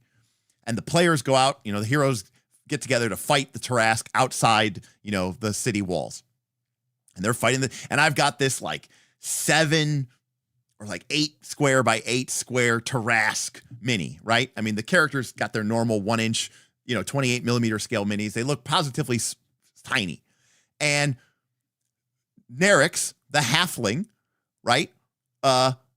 Uses some teleport power because they are epic level, teleports behind the Tarrasque, flanks so he can get a sneak attack. He uses that encounter power and knocks it prone. He hit it and knocked it prone. The Tarrasque wasn't explicitly immune to being prone. Nerix was like a 3.5 foot tall halfling. The Tarrasque was like Godzilla. And, the halfling was like, ugh. And it's like, ugh. And it was prone because that's what the fucking effect did. And it's like, I don't know. It wasn't a problem for us. We thought it was kind of funny, obviously. I didn't need to have this, it's like you're a hero. You're a badass. I didn't need to have potency about what this did, Hard Bushido said it's called, is it Sweep the Leg? Is that actually the name of the power, Hard Bushido? That'd be funny if that was the name of it. I don't remember the name of the power, but that, like, for some odd reason, that, like, sticks in my head. Anyways. I know there's a fighter one that is level 1. It's called Spinning Sweep, and it just does strength damage and knocks him prone. But anyways, it's a Karate Kid method. Anyways, but I've watched people trip over median pain. I can believe this. Put it in a body bag. No, it was hilarious that we just knocked it on its side and it was totally prone. But anyways, my point is that it was fine and it was fast and it was cool. And like the player never had to feel bad that like their power didn't work because the Tarrasque is just like too big and mighty. It's like, no, that unless it's like explicitly immune to prone because it's like an ooze or something. Actually, I remember we specifically fought an ooze and the ooze wasn't immune to being prone. So guess what? The ooze was prone too. Now, perhaps Martinez here is right that potencies make the game more tactical by giving you a chance of manipulating chances of receiving effects. It's fine. I can understand that. And Henry's pointing out that we can use our hero tokens to increase potency. So there's a lot of levers here. There's a lot of numbers here. I'm just simply saying it's not my favorite. All right.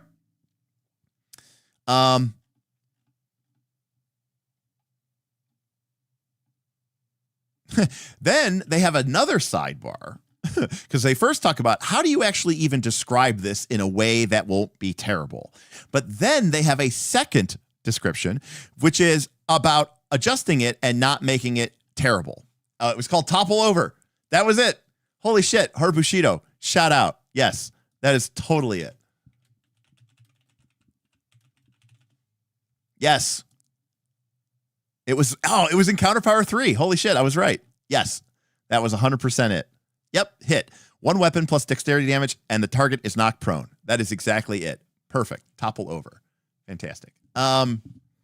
But not only that, but then they specifically say, for example, the Censor's Judgment ability and the Null's Null Fill ability allow you to manipulate the value of your potencies, presumably during combat.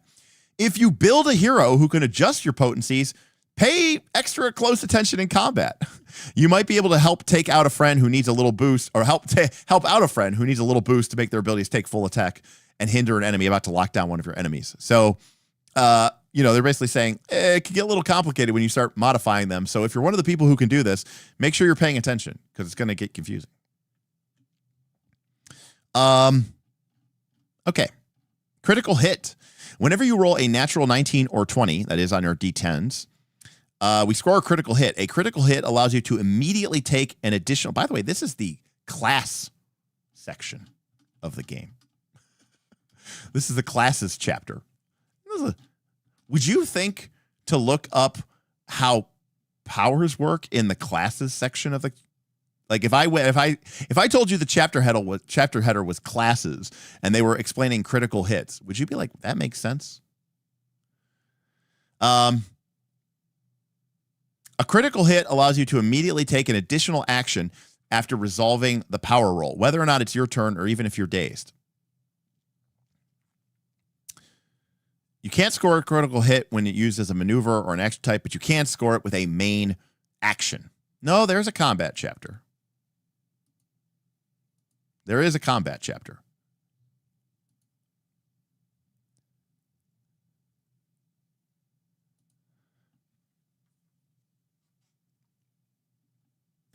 They get really excited about all these unique class names, and then they jump to AoE blocks.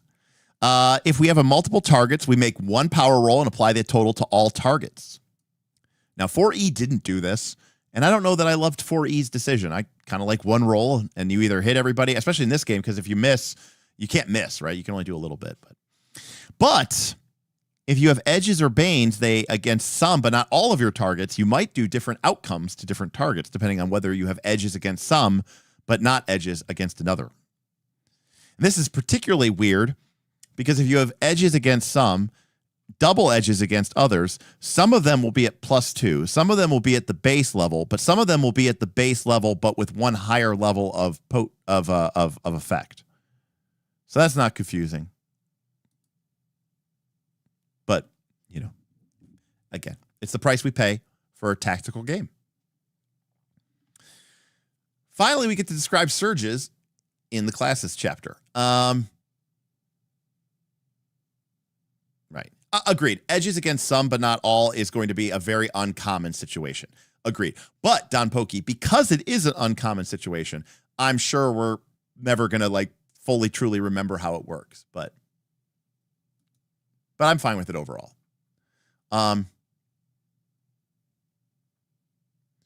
Gub says, on one hand, I get contextualizing stuff before classes so that people can read it front to back before they pick their abilities from their classes. But on the other hand, they explicitly said they laid out the book to be a reference manual. And yeah. Okay, surges. A troubadour's battle song, a fury's building ferocity, a shadow's insight. By the way, this is why I thought we would be able to get through the classes chapter. I didn't expect it to also explain how half the game works.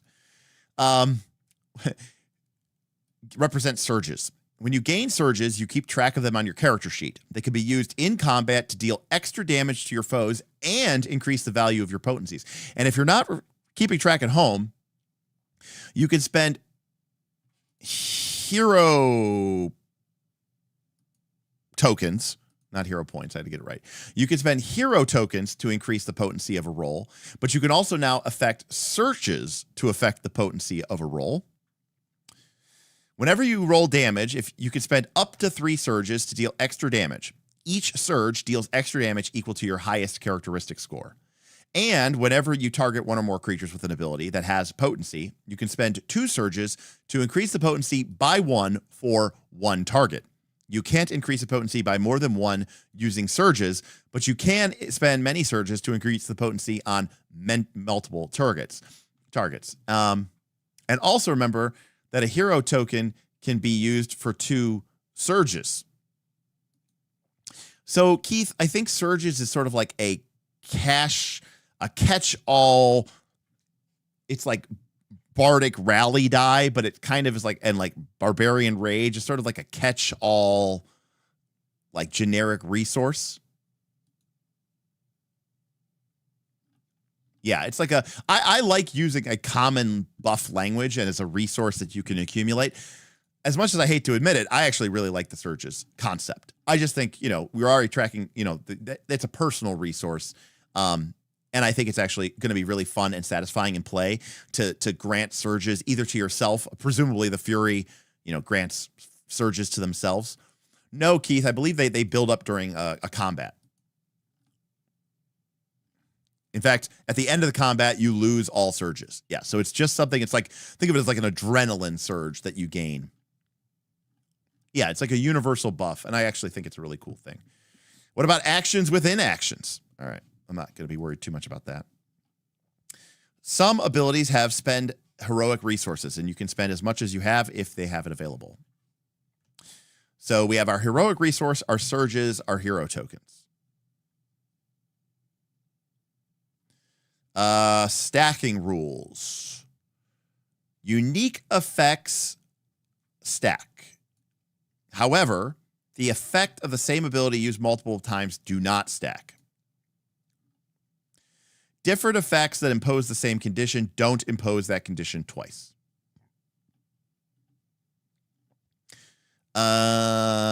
the effect notes how long it lasts. Otherwise, unless noted, all effects and conditions end when the encounter ends, if they want them to, except for being unconscious or dying. End of next turn, EOT, aka, now, by the way, calling this EOT is ridiculous. And I'm going to say why. Number one, everyone who played 4th edition, including these people, know that this is abbreviated, and has always been abbreviated, EONT. And secondly, it's fucking called end of next turn. Why wouldn't you abbreviate it EONT?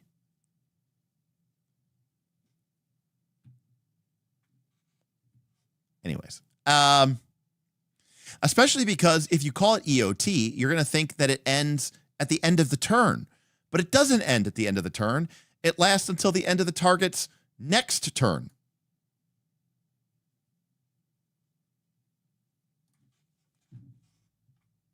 And by the way, it's not your turn. It's their turn, and it's their next turn.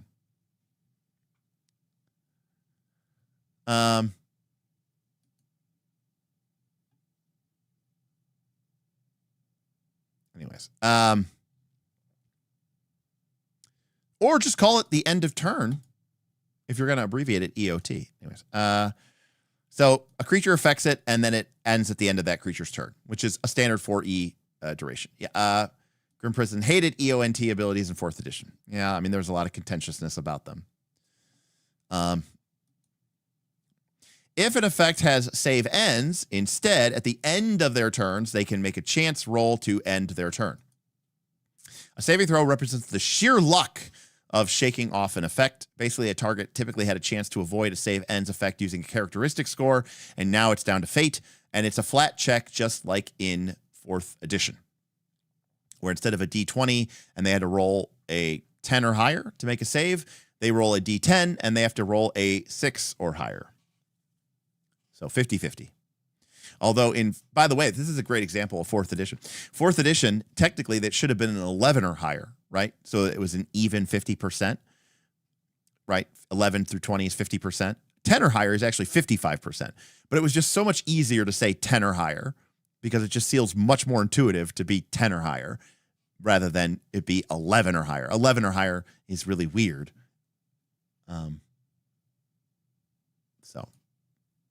Right, it could say EOT, but then get rid of the next. Or it could be an EOE, which is the end of encounter. Then we talk about end of adjacent, straight line, condition. Oh, we get all the conditions too in the classes chapter. We get bleeding, we get dazed, we get frightened, we get grabbed. Let's see what we got here. Bleeding is they lose damage every time they take their action, and you can't resolve it. Dazed, they only get one action, same as 4th edition. Frightened, they take a bane if they make it against the source of their fear.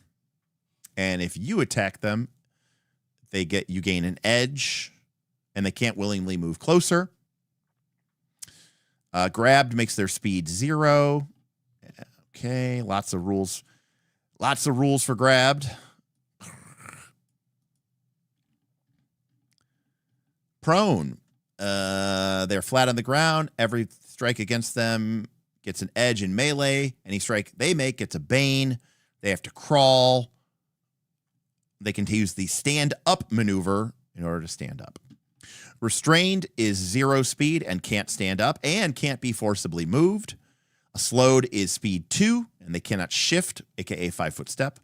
Taunted, aka marked, aka taunted, has double bane on ability rolls for any ability that doesn't target the creature who taunted them. Well, that is a brutally effective taunt ability. Weakened, in 4th edition, it just did half damage, but in here you take a bane on power rolls. Okay. I mean, this is fairly 4E coded, and I think these are a fair list of conventions.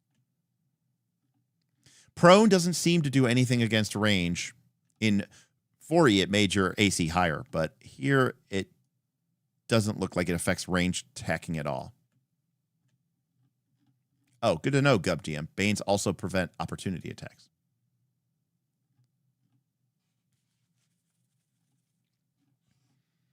All right. So let's get to It's 11:30, so I guess we're just doing the null tonight. But remember, folks, we did get a super chat to do a part 2. So we are going to pick this up possibly tomorrow, maybe Thursday. And we're going to make sure that we cover kits, perks, complications, the rules for tests, somehow the rules for combat, which aren't the rules that we were just reading, negotiation and how that works, how downtime projects work, rewards, some of the information about gods and religions. I'm assuming most of this is lore. And then some of the GM stuff. And potentially, this might even be a 3-parter. I mean, Daggerheart was a 4-parter. So, you know, no shocker there. All right. The null. The mind is not separate from the body. Perfection requires one and the same. We got a little quote here. Any weapon can be turned against the hand that wields it. Not going to lie. Don't love this art. This art feels not as good. Oh, yes. It's not a GM. It's the D. Wait a second. Oh, for the director. Sorry. I thought it said for the GM. Don't love this. I don't love this art. Anyways. Here's our null. We start with an agility of 2 and an intuition of 2. And then we can choose 2 -1 -1, a 1 1 -1, or a 1 0 0. I'm assuming that array is pretty standard for all of the classes, but maybe I'm wrong. 2 2 and then 2 -1 1 1. Yep. Okay. So it's the same for all of them. Oh, okay. No, okay. It is a little different. Never mind. Shadow starts with an agility of 2, and then you get some options there. What don't I like about the art? Great question. I don't like the angle that we're looking at this from. And like, I don't know how to describe it. If you know what the ancestries looked like in the Eberron 3rd edition book, there was this really weird style of art that they used, and the guy kind of reminds me of that. Okay. So you're making a null. Perhaps. You're making a null.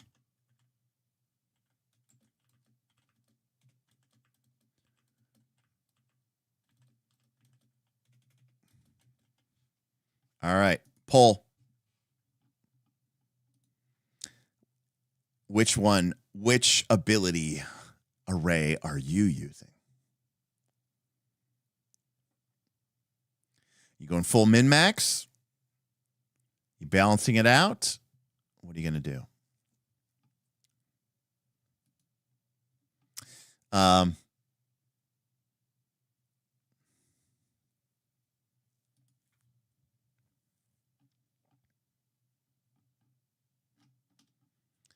All right, so we start with an agility of 2 and an intuition of 2, and then we get to pick an ability 3.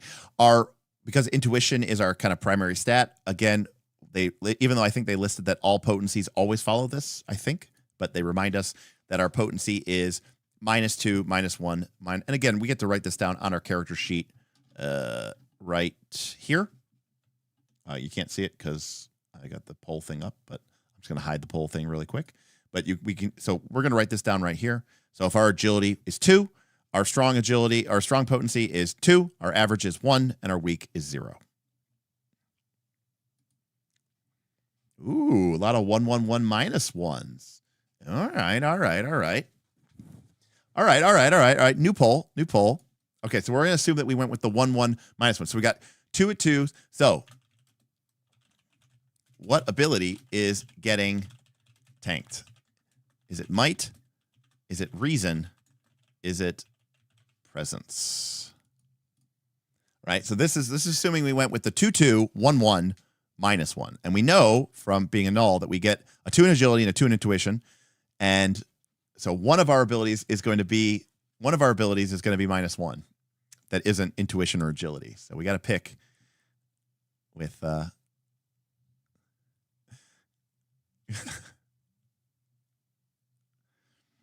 All right, so we start with 21 stamina at level 1.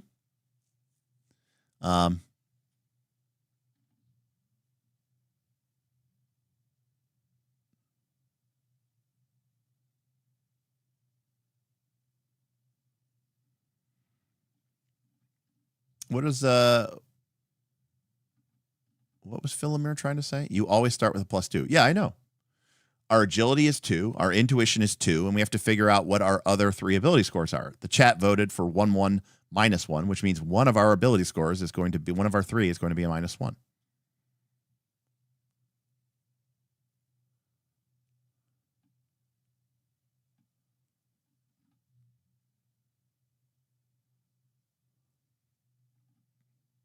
Oh, okay, Philomere, thank you. I'm sorry. All right, I was confused.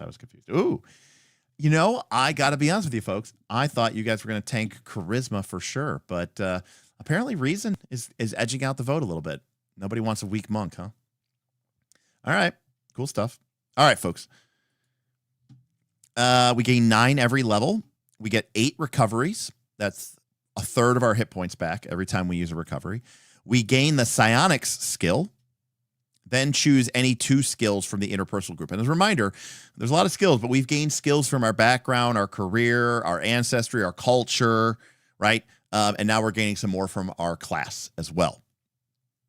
So we've got skills all over the place. And I believe if you have a skill and it would apply, right? Because skills, we haven't really gotten into the skills chapter. In fact, there isn't a skills chapter, but it's probably the tests. Yeah. So, you know, skills basically give us a +2 bonus. And all you have to do is justify it, right?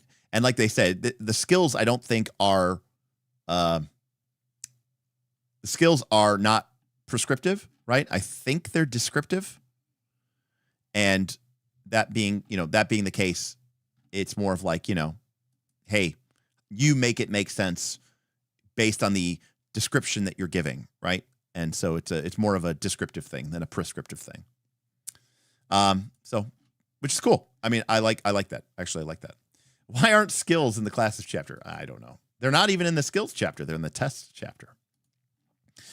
As a first level null, we gain the following features. So here's our table, by the way. So we get all of these features at level 1. We get null tradition, discipline, null field, inertial shield, discipline mastery, null speed, psionic augmentation, psionic martial arts, and null abilities. Abilities, we get 2 signatures, a 3, and a 5. I'm assuming that's how much heroic resource it costs. And we do not get a tradition ability, but we do apparently at level 2. So I love that skills aren't tied to an ability, Z. I think it's great. The GM is just going to say, blah, blah, blah, blah, blah. Maybe make a, that sounds like make a presence test. You're like, hey, can my whatever skill apply? And you're like, yeah, sure, cool. So I think that's a really cool system. I actually really like that. Obviously, we're not going to get to that today, but I will say I do like that style. I like that system a lot.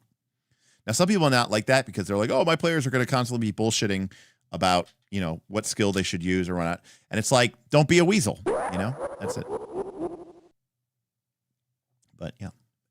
Agile Monk, apologies for the interruption, Derek. Well, no problem. You're paying me $10 to do so. I just want to confirm you saw my address and phone number in the Discord chat I provided. Yeah, Agile Monk, I got it. I didn't even need your phone number, Agile Monk, but yeah, I got it. I'll probably send it out tomorrow or Thursday, and I'll get it out to you, and we'll get it sent over to you, and we'll figure out, like I said, what the cost is, and I'll let you know, and then you can, no, that's totally fine, Agile Monk. It's totally great. I could even text you if you want me to. So I want to get it out to you this week for sure. In fact, earlier the better, just because I want you to have it. You were nice enough to you were nice enough to reach out to me, and I want to get it for you for some way. No problem, buddy. Happy to do it. So we get a lot of abilities. So we get null tradition. Through extensive potential psionic training and physical training, we have unlocked the full potential of our body. As you shape the growth of your power, you choose a null tradition from the following option, each of which grants you a skill. I like that, by the way, they have these quick build options. If you don't want to pick one, just pick chronokinetic, cryokinetic, and metakinetic. We are unmoored from the temple reality. We gain a skill. We are absolute, tapping into absolute cold and manifolds, and we can craft better. And we can see through the illusions of the universe, and we get a skill from exploration. But this also determines our subclass, or I should say, our null tradition is our subclass, and our choice of tradition will determine many of the features that we'll gain as we gain new levels. Now, what this means is if you are making a brand new null, you're probably going to have to read through the entire class and every single feature that you gain, because otherwise you won't know what any of these three things do, other than the skill that they grant, which is unfortunate, and furthermore is going to mean that this is going to be a lengthy character creation process, I'm willing to bet. But Gub says you can always just swap at a respite. Oh, okay. Well, I guess it doesn't really matter that much after all. Does that mean we change our skill as well, Gub?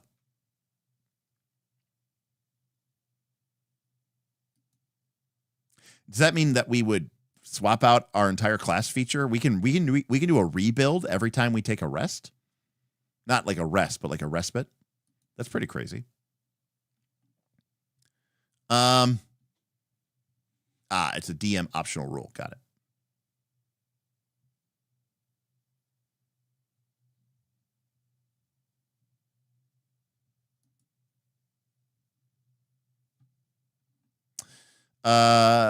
Discipline. As your mastery of your heroic, this is our heroic ability. So discipline is our heroic resource, right? This is what we're going to gain tokens in. At the start of each combat encounter or some stressful situation tracked in combat rounds, you start with an amount of discipline resource equal to our victories. At the start of each of your turns, you gain 2 disciplines. So if we've already had 3 or 4, let's say we have 4 combat encounters, we're starting the next one, 5th encounter, we start with 4. Then at the start of our turn, we gain 2. So we're already starting the fight off at 6. Additionally, the first time each round that an enemy in the area of your null field ability uses a main action, you gain 1 discipline.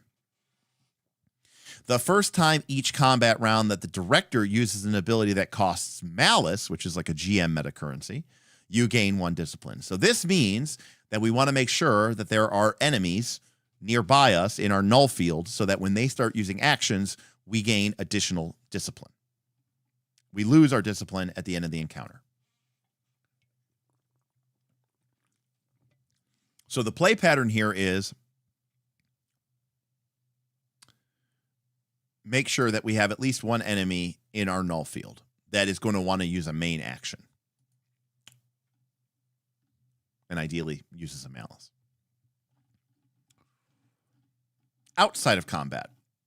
Though you cannot gain discipline outside of combat, we're fucking wild and, we're just fucking drinking and smoking, banging all the whores. But inside combat, we are disciplined and focused. We cannot gain discipline. Though you can't gain discipline outside of combat, you can use your heroic abilities and effects that cost discipline without spending it. Whenever you use an ability or an effect outside of combat that costs discipline, you can't use that same ability or effect outside of combat again until you earn 1 or more victories or finish a respite. When you use an ability outside of combat that lets you spend unlimited discipline on its effects, you can use it as if you had spent an amount of discipline equal to your victories. Such abilities aren't part of the core rules, but they might appear in future products. So this is basically saying we don't want to make it so that you can't use your abilities only in combat. But it's still very, very, very gamist in that they're still like, but you can only use it once. Because if you could just use it unlimited time, it would be broken. And so technically we gotta kind of track that, right. Gub, no hate on it. It is a consequence of it being a game. It is very gamist, and that is not necessarily a bad thing. Remember, I am not against gamist games, and I respect that this game is a gamist game. So I have no problem with this, to be honest with you. I'm just saying that, Don Pokey's right. As we expect, hello 4E. Just realize that some people are going to maybe rail against this, whereas I think this allows us to create effects that are fun without completely having them ruin the game and shit all over everything, you know? All right, Null Field. This is our one of our main abilities. We have a psionic field around us of order, dampening the effects of supernatural abilities that are harmful to our allies. So this is a 1 square aura, so not particularly large, and it affects every enemy in the aura. And it's a maneuver action. It's kind of like our bonus action or minor action in 4E terms. The effect is that each target reduces their potencies by 1. So the monsters all have potencies 2. Yikes. Okay. Once, as a free maneuver on each of your turns, you can spend 1 discipline and give your null field an additional effect. Man. This game is very tactical, for sure. Gravitic Disruption. The first time on a turn that a target takes damage, you can slide them up to 2 squares. Inertial Anchor. Any target who starts their turn in the area can't shift. Synaptic Break. Whenever you or any ally uses an ability against a target that has a potency effect, the potency is increased by 1. This ability remains active even after an encounter ends. It ends only if you are dying or willingly end it. I mean, that's a lot. That's a lot of numerical changing and fiddly changing, and it's a lot. This until the start of your next turn.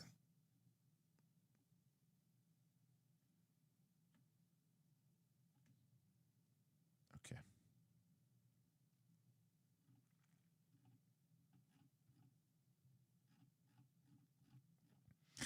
We also get Inertial Shield.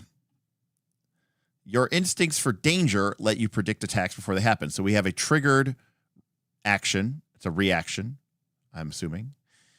Trigger, you take damage. Effect, you take half the damage. Spend 1 discipline. The potency of 1 effect associated with the damage is reduced by 1 for you.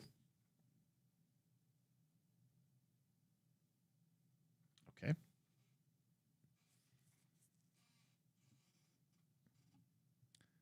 So we can absorb attacks against ourselves and create a field that can help us out and our allies.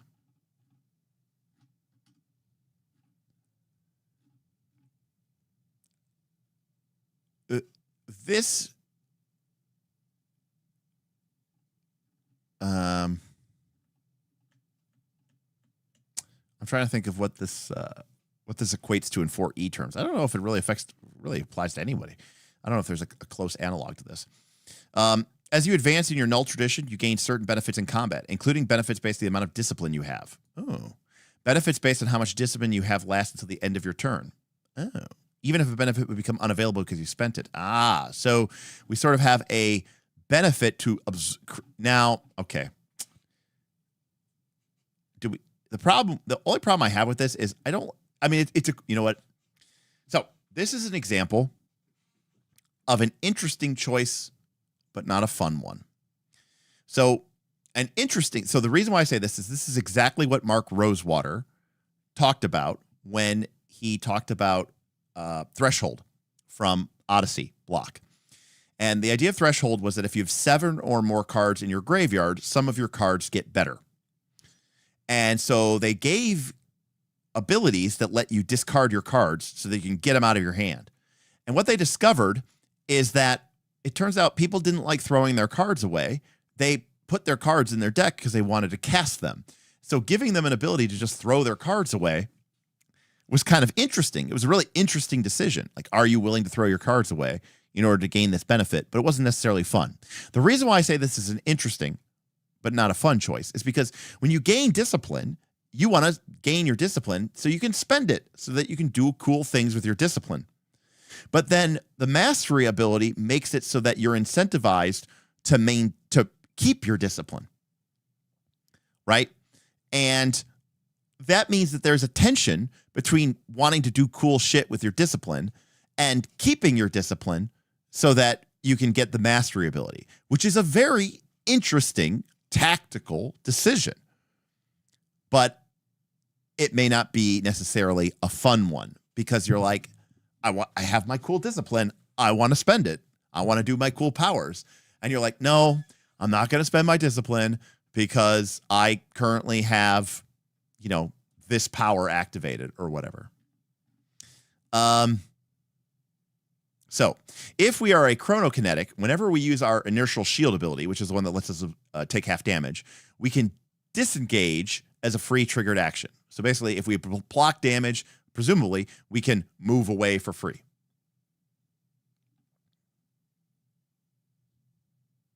Additionally, as your discipline glows, you get more and more benefit. Benefits are cumulative. So if our discipline is at 8, we have all of these benefits. Now, some of them, though, replace the other abilities.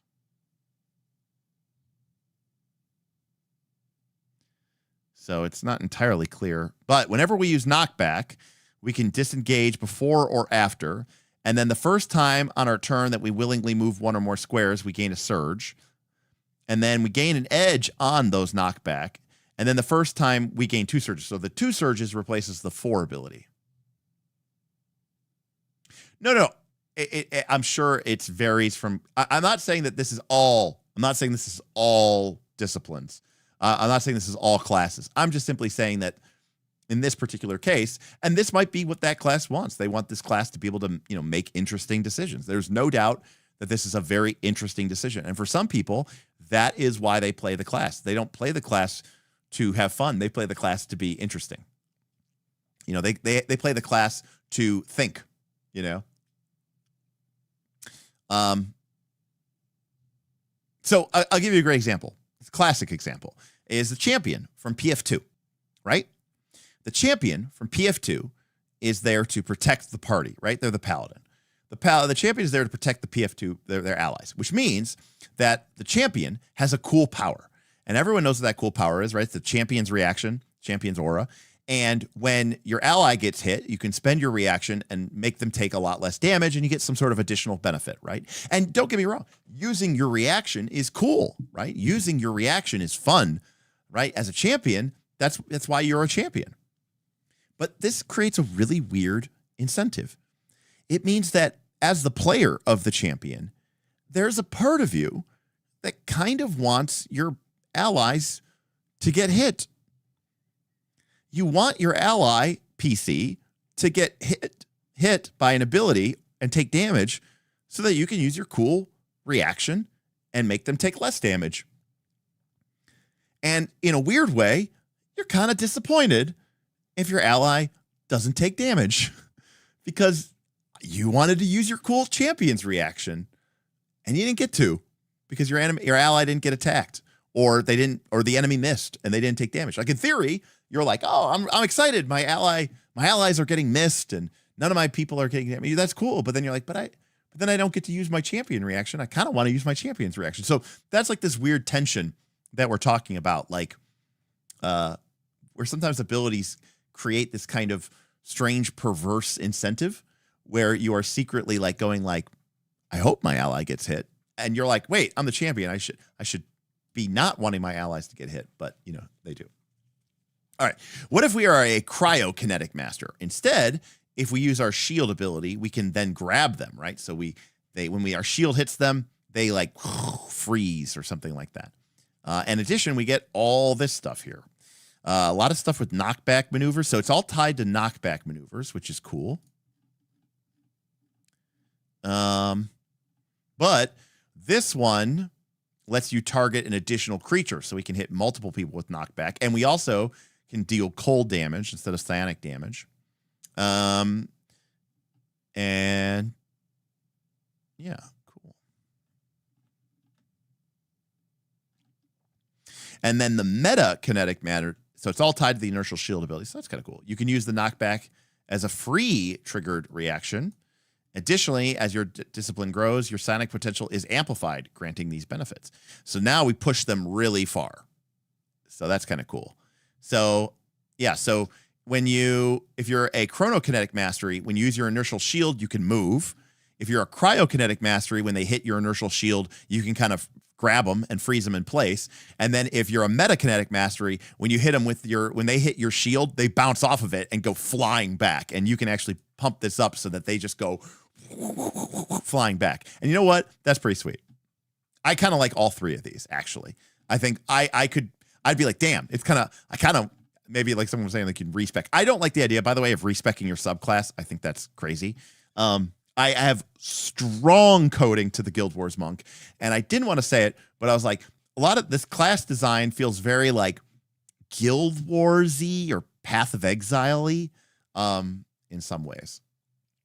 I like all three of these. They're all fun. Now, remember that for this to work, they do have to attack you. Now, there might be certain things that let you use your inertial shield on other people. But you have to take damage. And remember, in theory, they may be incentivized to attack you because you have this null field out, which can really fuck them up. Anyways, that's really cool. I think all three of these are really, really neat. All right. We also have, at first level, null speed. You gain a bonus to speed and to the number of squares you can shift. Okay, so disengage is what lets you shift. So you can shift right off the rip multiple scores. So our agility is 2. So our speed, everyone's base speed is 5.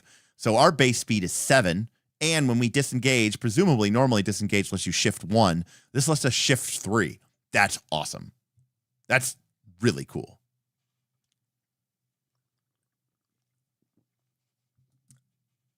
I love it. And now when we go back to the chronokinetic, so our enemy hits us, we use our inertial shield, we take half damage, and then we can potentially disengage and shift 3 squares. That's really cool. Very tactical, very nitty gritty.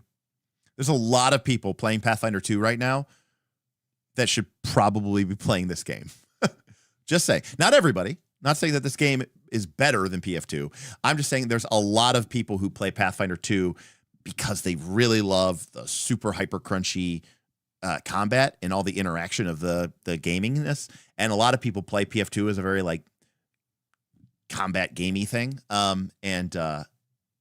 So I don't know what that total is, but there's a good chunk of people that are playing PF2 that would really, really dig into this hard. And I've always said that those same people probably would love 4th edition. But this is obviously, I'm going to say it, I think this is more,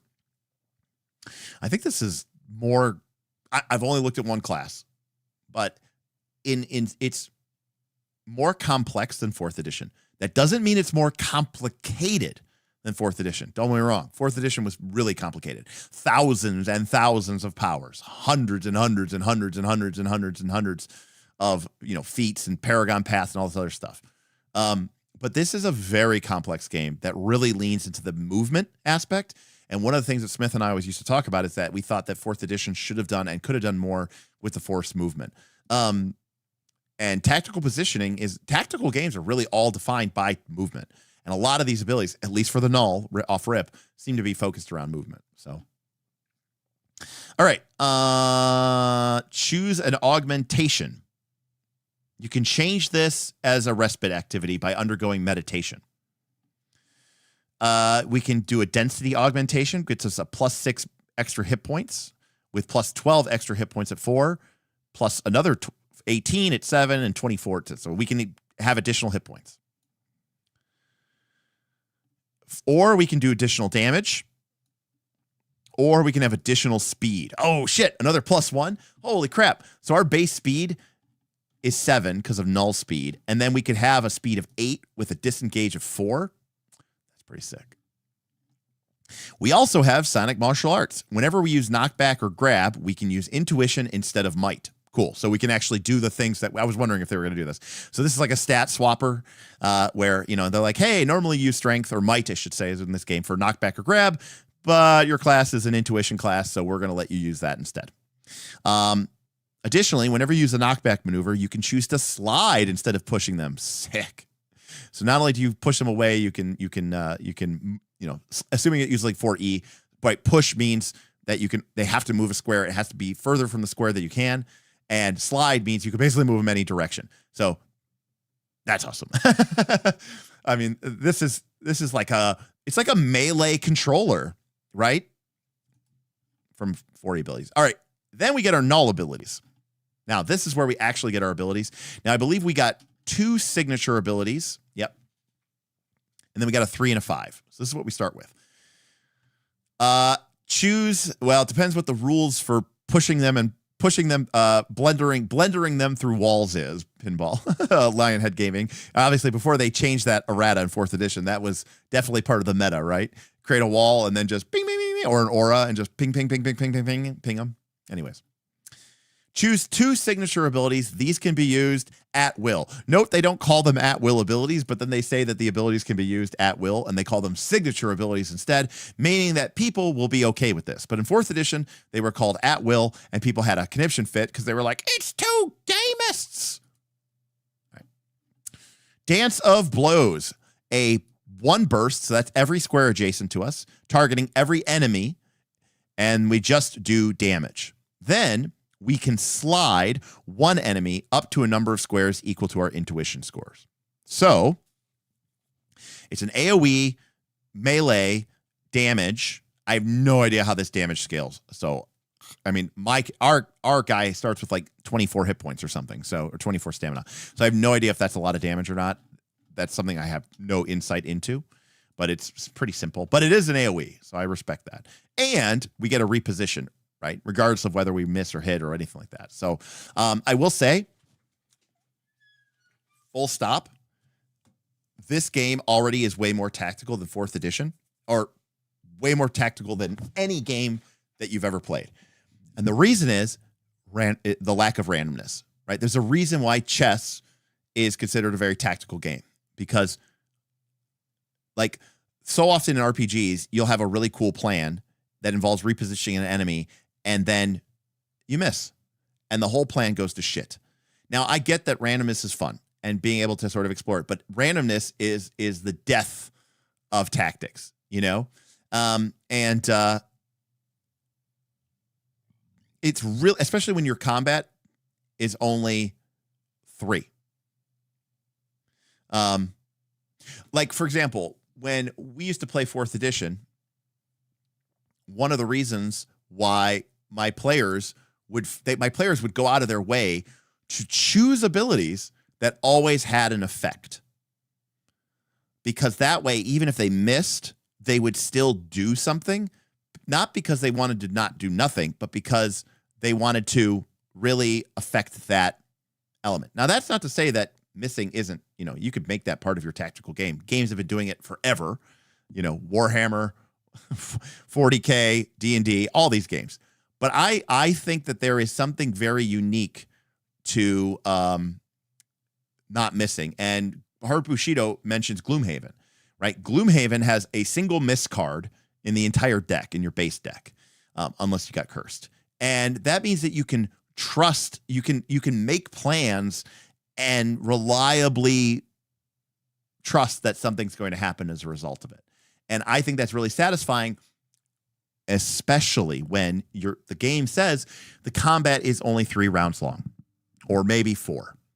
And that means that if you miss and do nothing on one of those 3 turns, you've essentially not participated to 33% of the entire combat. That's a ton.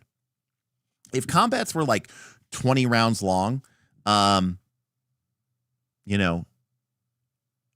you could get away with that. But most RPG combats are going to be like 3, 4, 5 combat rounds long. So it's really tough to sort of, have that high of randomness when you could, it's very reasonable in a standard PF2 game that you might miss like the first 2 rounds. And the combat is essentially almost over by the 3rd round, and you've really not done anything. And that may be 30 minutes, 45 minutes of play. Now, it can make the game overly predictable and lead to analysis paralysis. Actually, though, the worst is when you're playing a game that people analysis paralysis is anyways, and then they do all of this, and then they roll their dice and miss. And, and it didn't even matter. They didn't have to think about it. Anyways, long. This is really cool. Faster than the eye. So this is a melee. I mean, I got to admit, because I'm a 4th edition fan, I love seeing this. We've got a sort of descriptive, non-prescriptive name. We get this italicized flavor text that doesn't mean anything. We get really clear, identifiable traits to the ability. What is the action type? What are our targets? What is the area for our targets? Very clear effect of what it does, plus an additional effect. Very clear, very to the point. I love it. Yes, I know it's past midnight, but I want to at least finish the null. Faster than the eye. Now, notice this can affect each enemy in the area. This one specifically can target creatures or objects. Getting again to my point about, for example, the dragon breath did not say that it affects objects, but faster than the eye does. So if you're letting the dragon breath affect the object, are you taking something away from the null player who chose this ability? Just saying. Not saying, just saying. This is our flurry of blows. It's melee 1. We can attack 2 creatures or objects. We do a little bit more damage, 4, 5, 7 instead of 3, 4, 5. And we can deal damage equal to your agility score to 1 creature or object adjacent to you. So we make this attack. Then additionally to this, we do also a damage again of our agility to 1 creature or object additionally to us. So actually, if I'm reading this correctly, we can attack 3 things. Is that right? Because we would target 2 creatures, roll the power roll, do 5 damage, 2/2, and then after we did the 5 damage to 2 targets, we could then, as an effect, hit one of those targets again for our agility, or hit a 3rd target for our agility. Very cool.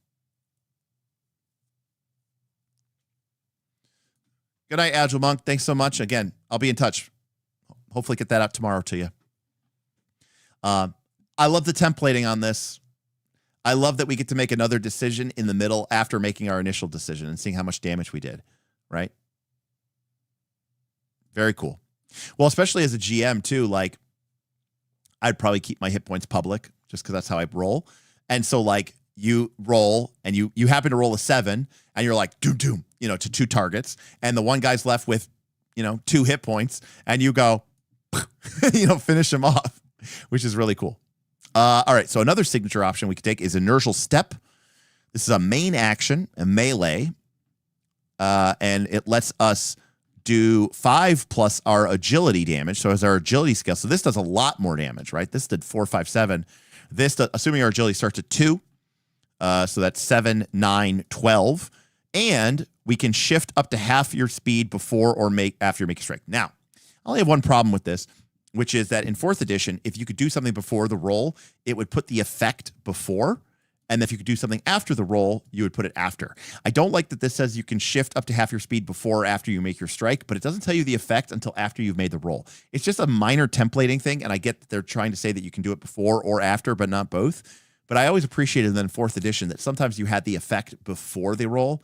So, yeah.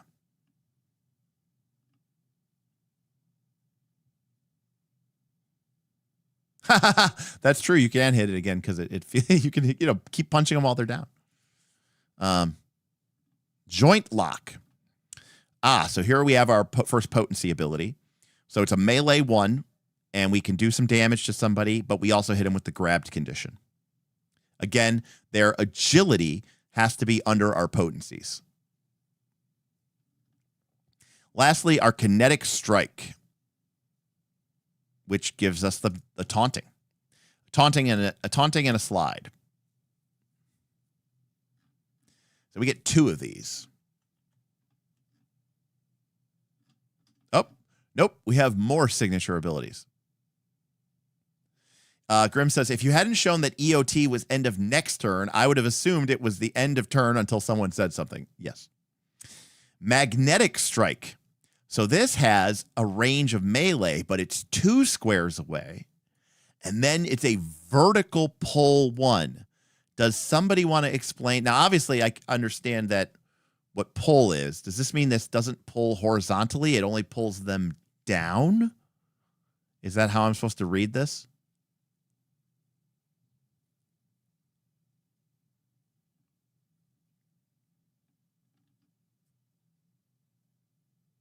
No, I get that all. Like what I'm saying is Vertical means you can, if you want, move them up or down. So what I'm saying is this doesn't let me pull them next to me if they're horizontal, right? Oh, I can. Okay. Okay. So it's horizontal pull plus vertical. Got it. Meaning, if an enemy is flying, I can pull them down to me. But if an enemy's over there on the same plane as me horizontally, I can pull them into me. In which case, fucking awesome. I mean, this guy is a melee controller, and that's awesome. I mean, that's really awesome. This is basically what I was trying to figure out what this character is. It's a melee controller, which is fucking awesome. This is really cool. Maybe someone can explain to me why I am benefiting. Why would I need what is the scenario where I could pull 3 with a melee 2? Because if they're melee 2, they're 2 squares away from me. So I could never pull them 3. So I'm just trying to figure that one out. Well, it's a pull, right? Okay, you can pull 2 on a stability is like what is it called? Like the dwarf ability, the sturdy. Well, to be clear, this is a pull, right? So every square has to bring them into me. So I'm not uppercutting them up through the roof or anything, right? Like this is me. Get over here, right? Pulling them in. All right. Use 2 to pull them in, and then 1 more to pull their pants down. Got it. Phase inversion strike. Now, I'm not gonna lie. When I played 4th edition D&D, this is the fucking kind of effect I wanted. This is a level 1 at will ability. If I roll a 17 plus, which to be fair is high, I'm pushing them fucking 6 squares. And I know from the beta that this game has a lot of rules about pushing them into other people, pushing them into walls, pushing them into objects. But also, before the push is resolved, you teleport the target to a square adjacent to you and opposite the one they started in. If the target can't be teleported this way, you can't push them. So you literally pull the enemy through you.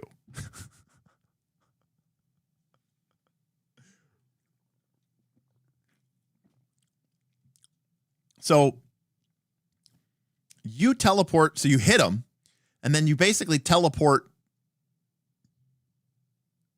adjacent to them, but opposite the one they started in. And then, yeah, you teleport next to you, and then you yeet them. That is correct. I mean, that's fucking awesome. I mean, this is a signature ability. 4th edition could never. I mean, this is extremely complicated. This game, I mean, notice, by the way, this game did not say what is a role-playing game. This game was not like, this game was like, okay, so you're coming from Shadow Dark. Oh, you're coming from years of playing PBTA. Oh, you're coming from 5th edition or Pathfinder 2. This is a D20 game. This game, I'm not going to lie. This is RPG 201, you know? I'm not saying it's 301, but this is RPG 201. You know, this game is, this is not baby's first RPG. There is no way that there is a barrier to entry here. Most people are, I mean, I understand that people said this is one of the more complicated classes. I get it. But like, and I understand that there's an opt-in complexity. You can choose a simpler class. I'm sure of it. But if anything, even remotely is like this on other things, like we are into some fiddly shit here, and you either love it or you hate it. And this is the signature ability, folks. This one doesn't even cost heroic resources. I get 2 of these. I literally don't know which ones I would want. Are we even done yet? No. Nope, we have 1 more. Must be our stunning strike. Yep, pressure points. 1 creature or object. We do damage and we weaken it. And this is a save ends, not an end of an next turn. Remind me what weakened is. They get a Bane. I'm trying to remember if I can remember what the weakened condition does. They get a Bane on power rolls. Okay, so see, I was right. All right, I was right.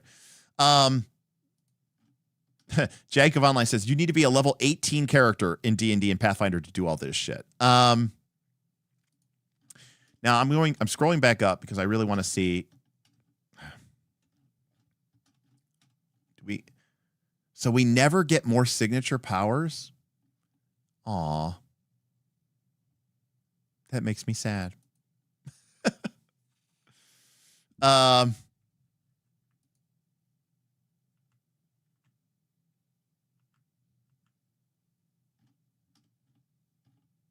Dang.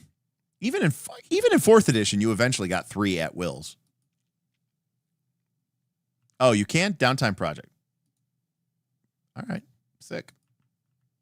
That's a sick downtime project.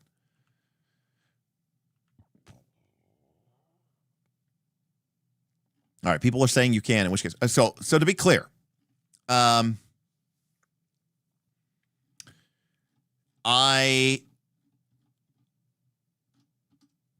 love Dance of Blows. All right, here. Remember, in my language, S tier is broken and is actually problematic. Yeah, I don't want to swap them out, Dor. I want to have multiple ones. I give this an A. I give this a B+. I give this an A. I give this a B+. I give this an A+.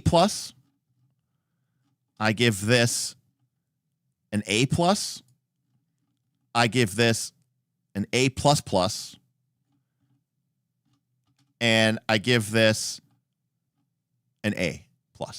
Like, I think almost all of these signature abilities are awesome.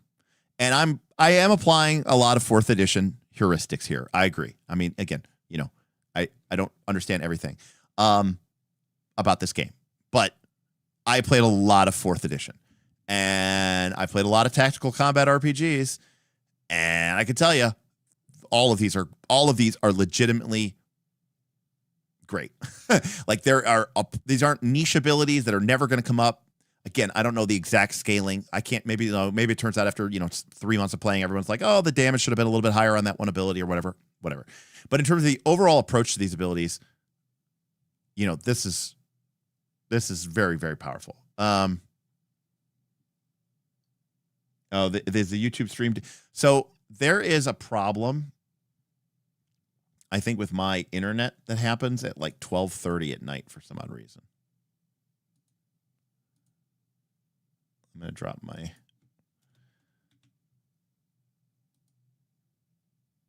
All right. I dropped my bit rate, so that should help. Mr. Fizzer says, we playtested the snot out of these things. I'd be sad if you picked one as S tier. I don't see any of these as being problematic. Yes and Dragons, that 12:30 at night is when your ISP is pushing updates. Well, you know what, Yes and Dragons? You know what? That is probably exactly what happened, because it seems to happen every night.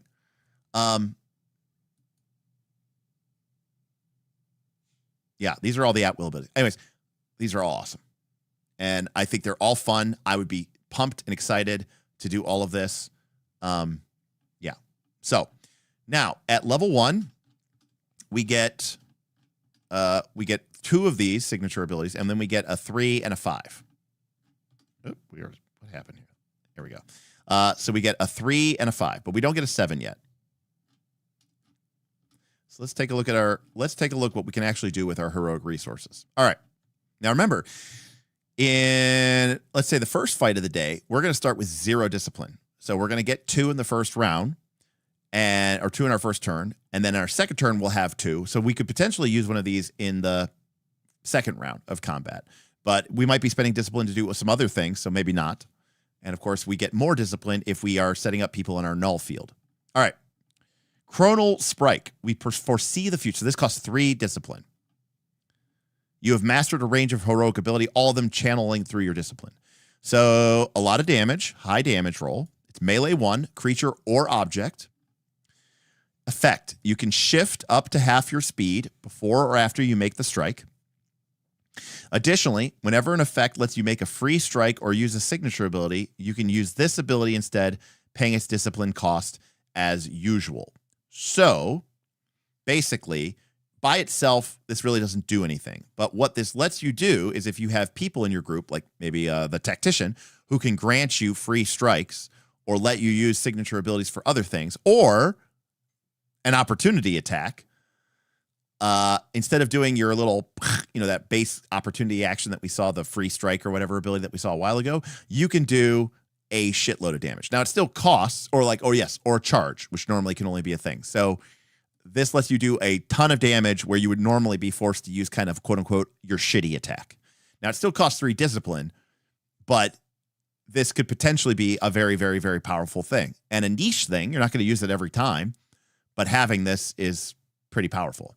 I should also point out that this means that if an enemy provokes an attack of opportunity, you can shift like during their turn.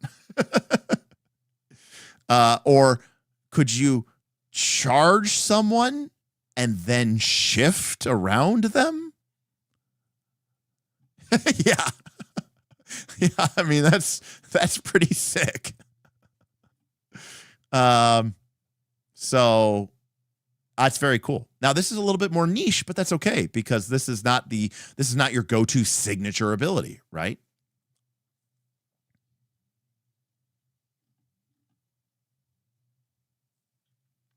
Psychic Pulse. A burst interferes with our enemy's synapses. So it's a 2 burst, so 2 squares out from us, each enemy in the area. Each target takes psychic damage equal to twice your intuition score. Until the start of your next turn, the size of your null field increases by 1. At the end of your current turn, each enemy in your null field takes psychic damage equal to your intuition score. So it's just no effect. You just do damage. We also get a little bump up in our null field.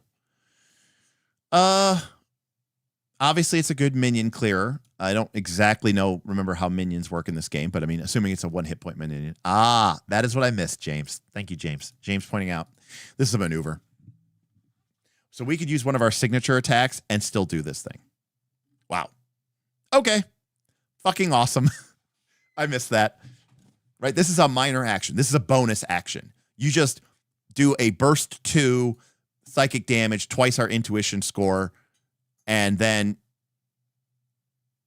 at the end of our turn, every enemy in our null field ability takes 6 damage. So by the way, this means that we could do 2 things, right?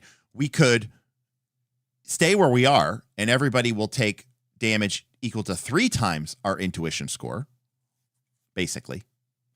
Or we could use it, then move, and then at the end of the turn, do another minor AoE. So we could do like a point-blank AoE, move, and then do another AoE. Yeah. That's a lot of options. Again, a lot of tactical options. Let's assume our intuition is 2. Do we want to do 6 damage to these targets, or do we want to do 4 damage and then to these targets, move, do something else, and do 2 damage to them? Also, where do we want to reposition our null field? Pretty cool. All right, Relentless Nemesis. You strike, and for the next few moments, your enemy can't escape you. So we do damage, pretty good damage, 1 creature, and until the start of your next turn. Oh, we're getting 4E here, people, because it's like we already have end of next turn, and sometimes it's the end of our next turn, but sometimes it's the end of our foe's next turn. So we've already seen that. Sometimes it's EONT us, sometimes it's EONT them, and now here is an SONT. So the fiddliness is coming in. I'm not saying that's a bad thing. I am saying it's a bad thing. And yes, I know what I just said. I mean, it's the price you pay. You increase the complexity, and the complication of the game can go up, right? It can become more complicated when you increase the tactical interesting choices. In any case, whenever our target moves, we can use a free action to shift our speed, and we have to stay with them. So it's a good damage, and it lets us stick with our enemy, which could be useful, keeping our null field stuck to them, potentially, this one feels a little bit more locked in. Yeah, they can't get away from us, right? Stunning blow. Wow. One creature, okay damage, but then we have to check their intuition. And if it's less than our thresholds, what are they called? Potencies, we daze and slow them. Slow makes their initiative 2 or speed 2. Daze means that they only get one action on their whole turn. So they can either attack or move. And if they move, they only move 2 squares.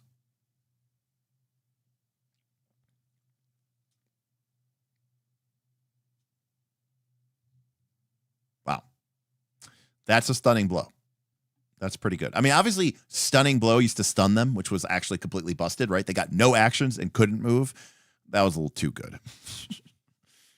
I didn't hate it, but even back in the day, it was, But a daze and a slow is a really, really powerful effect. By the way, I should point out that, you get dazed and slowed on all of them. Now, obviously, it's your thresholds.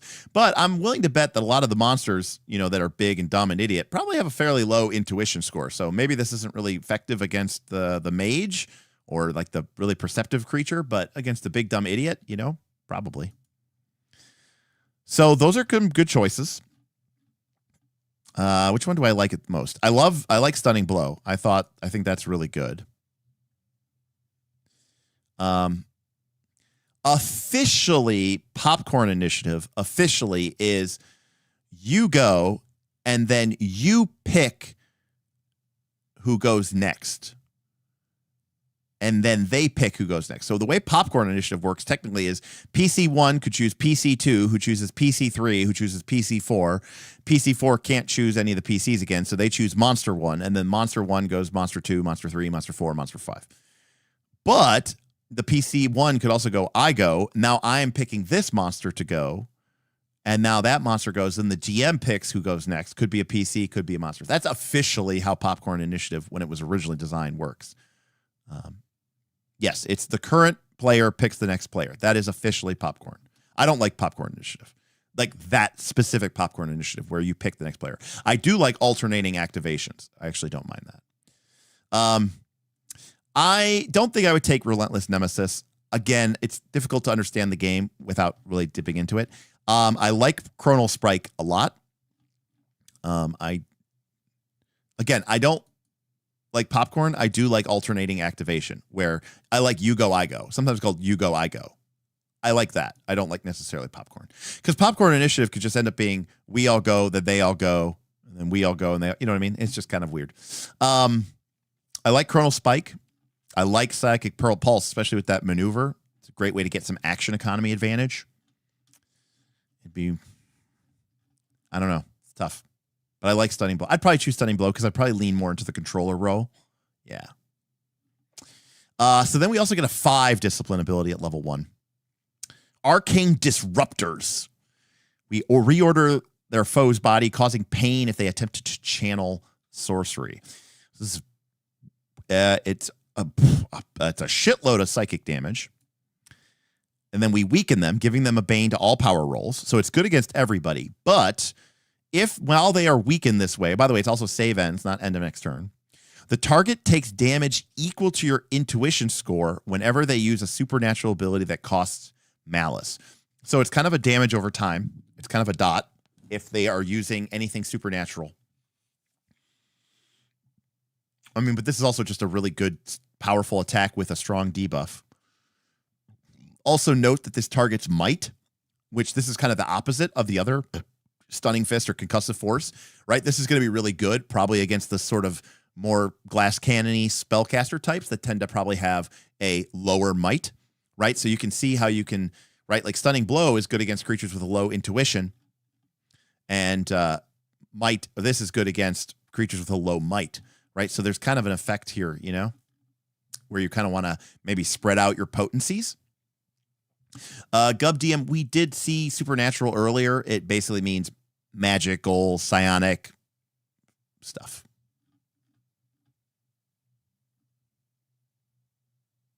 So I think psionic is defined as magic. Psionic is defined as supernatural. Playthrough Pulse confirming the tag psionic or magic means supernatural. Uh-oh, nested tags. Good point.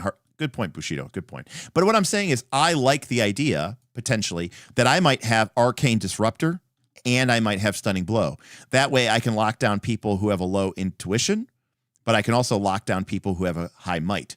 And yeah, sure, the monster might have a high intuition and a high might, in which case I guess get fucked. But I feel like those two things are kind of on opposite sides of the spectrum, usually, right? So I like having that ability. Love it. A single, by the way, I after what was pointed out to me before, maneuver. So this isn't even your action. This isn't even your attack. You just touch them. You impart them with kinetic force. Boom. They're flying back. And notice there's no check against potency on this one, boys. You are sending the Tarrasque all the way back. An object. Oh, you can target any size creature. But if it's an object, it has to be your size or smaller. Okay. So you can't just like literally send, you know, a wall flying back. But a creature, boom, it's going through a wall, buddy.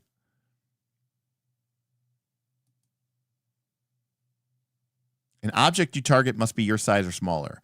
You gain an edge on this ability. Additionally, for each square you push the target, they take 1 psychic damage. Oh, right. Stability also reduces that. I haven't seen the monster stat block, so I don't know how common that is. Got it. Good point. Let's just hop over here real quick. Let's look at a Chimera. Yeah, all right. The Chimera is a level 3 solo stability 1. Not like end of the world, but still, you know. Oh, yeah, but you still push it. And as a maneuver, like, I love the idea, right, of like your character, like, you know, does their signature thing where they like, right, you start off with the flurry of whatever it's called, like the dance of blows or some whatever like that, right? You do the AoE, you know, where you just go, you hit everybody around you, and then you like slide another guy, you know, into something, and then you touch the other guy and just send him through a wall. I mean, how cool is that, right? Like, it's the mechanical resonance with what you want the class fiction to feel like, and that's one of the reasons why I think gamist mechanics are so important, because gamist mechanic, it's a game, and it's one thing to imagine it in the fiction, but when it is backed up by the mechanics, it somehow feels more real, and I think that's really, really cool. No, I just like control. Every null every null ever made has made the exact motion sequence and the noise, and it is very cinematic. Yeah, I don't exactly remember what the rules are. I know, like, if you do enough, they punch through the wall, they take extra damage. It's a whole thing. Regardless, I really like this. I'm a big sucker for it, but I also like this. But I actually like this better. And it's 5 discipline, by the way. It's not nothing. All right, Phase Strike. All right, we're bringing back phasing. What is this? Mirage Block. We do modest damage. Not a lot of damage. Not a lot of damage. But then we send them out of phase. And it's till their save ends. A target who goes out of phase is slowed, which means their speed is only 2. Their stability is reduced by 2. And they can't obtain a tier 3 outcome on ability rolls. So this is a mega nerf. Like a mega, like, you really make it so that being slowed obviously sucks. Stability reduced by 2 feels kind of more like a little fun tacked on add-on thing. But not being able to obtain tier 3 on their outcome rolls, what does that mean? Like, if they get tier 3, is it counted as tier 2? Is that how I'm supposed to read that? So tier 1 is tier 1, tier 2 is tier 2, tier 3 is tier 2. Because that's a pretty nasty nerf. Can you be negatively stable? That's a great question, Lionhead Gaming. I don't know. Can you have negative stability? If you can have negative stability, that's brutal. Also, yes, this would absolutely be brutal for a solo monster. Oh, that would be awesome. I mean, yeah, this to me is very much like when the Ancient One punches, the spirit, or when Doctor Strange punches, the spirit out of thing. Take care, Nutrimancer. I'm actually going to be wrapping up here soon, as soon as we finish this 5. A squad unto myself. Oh, it's a burst 2. For those of you who don't realize what that means, it means take your square and then move out 2 squares in every direction. That means we're talking about a 5x5 square. We are talking about a 25 minus yours, so 24 square target area. A 24 square target area. And it targets every enemy in the area. And it just does damage. And we can also shift as a free maneuver before with that. So what does this mean? We can do it beforehand. So what does that mean? It means we can literally shift into the middle of a group of enemies without provoking any sort of attacks of opportunity, and then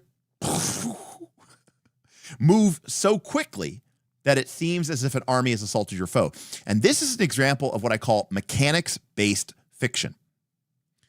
Mechanically, right? So if we think about what this looks like in the fiction, it is our character moving so quick, like almost like the Flash, right?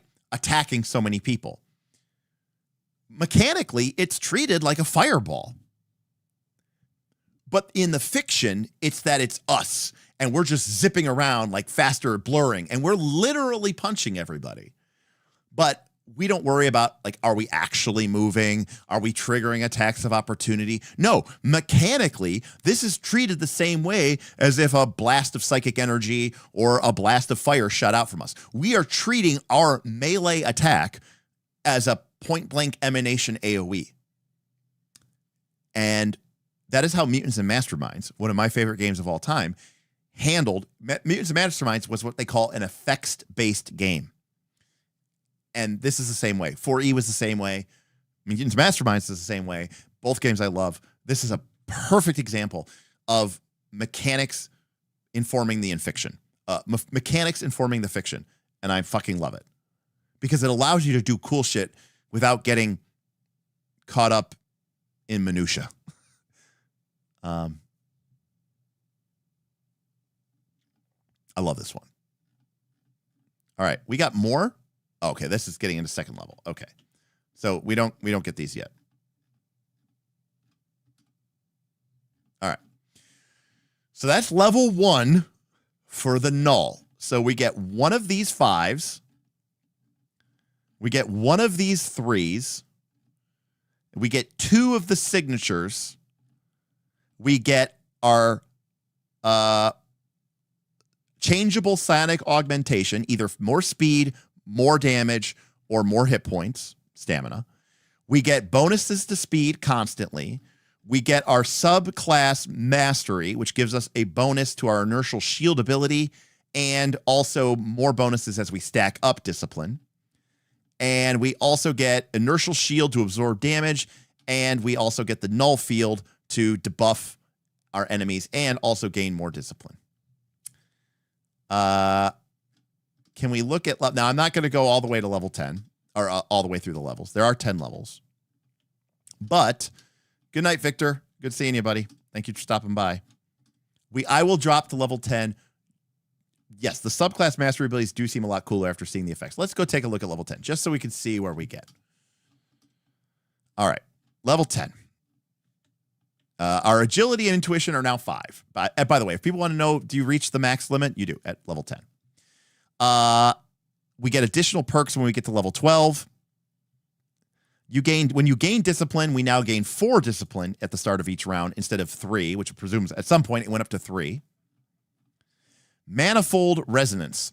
Your body becomes perfected matter beyond the whims of chaos and time. Each time you finish a respite, You can shift yourself and any creatures in the area of your null field to any location in the timescape known to you, or where any supernatural treasure in the area has been before. Whenever you use an ability, you gain 1 discipline that can be used only to apply a benefit from your psi boost. I don't even know what this is saying.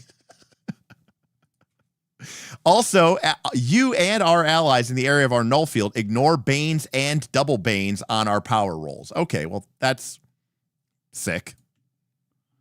We also get a skill. We gain an epic resource called Order. Each time you finish a respite, you gain Order equal to the XP you just gained, but you can spend Order as if it were Discipline. So we can kind of like carry our Discipline over into the next thing. At the start of a combat encounter, you can spend 1 Order to increase the size of your null field by 1. Order remains until you spend it. We also get an additional perk, which we never even got to. All right, well, let's look at some 11 discipline abilities.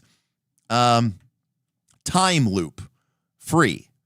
Another creature on the encounter map. Look how gamist that is. But I mean, I love it. Another creature on the encounter map ends their turn. Take a bonus turn immediately.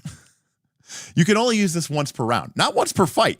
You could potentially use this multiple times per fight. It does cost 11 discipline, but fuck it, we ball. Arrestor cycle. You trap our foe in a circle of time where they relive the last few seconds. Range 10, trigger, they lose their turn.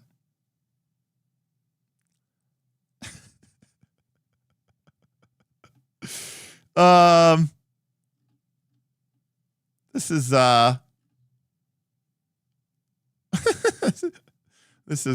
yeah, free trigger. Free trigger. Literally stun locking them out of existence. Again, it is 11. Strong, yeah. I am strong. Actually, if any class ever, I mean, by the way, this is for that cryokineticist. I mean, again, I liked all 3 of the psychic psionic disciplines or whatever they were called. I don't remember what the subclasses were called, but absolute 0. It's a maneuver, and you gain 20, 30, or 40 temp hit points. It's not even a full action. And then until the end of the encounter, or you are dead, you become an avatar of uttermost cold. You are immune to all damage, equal to the cold damage immunity granted by entropic adaptability. By the way, that just means you're immune to all damage, equal to whatever your cold damage is, immunity is. And you ignore the negative effects of dying, and your potencies all go up by +2.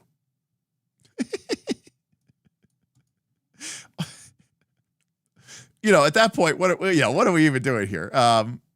I kind of hate that they call resistance immunity. Yes, this thing here, you gain immunity to all damage equal to the cold damage immunity. That is a little bit of an awkward word form. Yeah. Well, it's going to be hard for the other classes to top this one. Hard Bushido says, ignore the negative effects of dying. What an anime sentence is. Well, no, this is tapping into the 4E. One of my favorite things is like 4E at epic tier, when you got your epic destiny, it would have powers like once per day, when you die, ... and then some ability would trigger. Like the Archmage had an ability that once per day, when you die, instead, your spirit discorporates from your body. You become this like living avatar of magical energy. And then at the end of the fight, your spirit form would reform or rebond with your body, and you would come back alive, come back to the game dead. Or you could stay in your arcane spirit form until later, Yeah, this is, look, you either love this or you hate this, and you have to be in the right mood for this. You have to want the fiddliness. You have to want all the meta tracking. And again,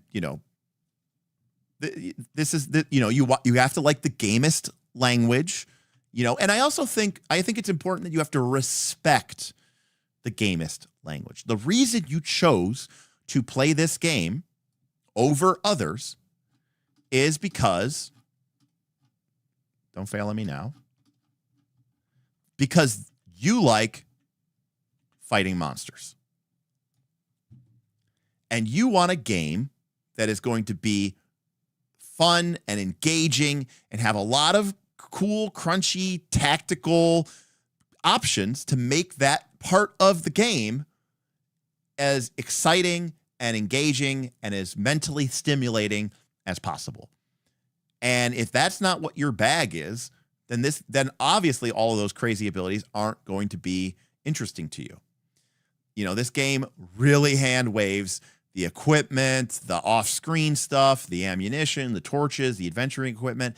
It's about using cool, awesome, fun combat powers, and then randomly also has this kind of very tactical negotiation system thrown into it.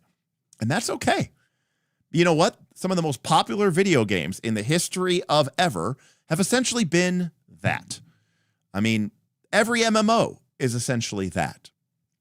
And you could still do incredible and amazing storytelling, but it's focused about fighting cool monsters, right?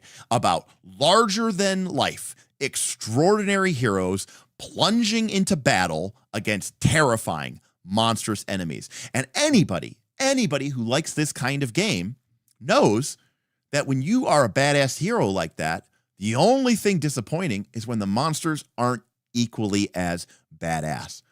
Right? So as important as you being awesome is, it's also important that the monsters kick ass. Now, there's a whole book about monsters. And I know that Matt Colville did Flea Mortals, which we never did a stream about it, but Smith and I did go over it at his house, and we liked the design of it.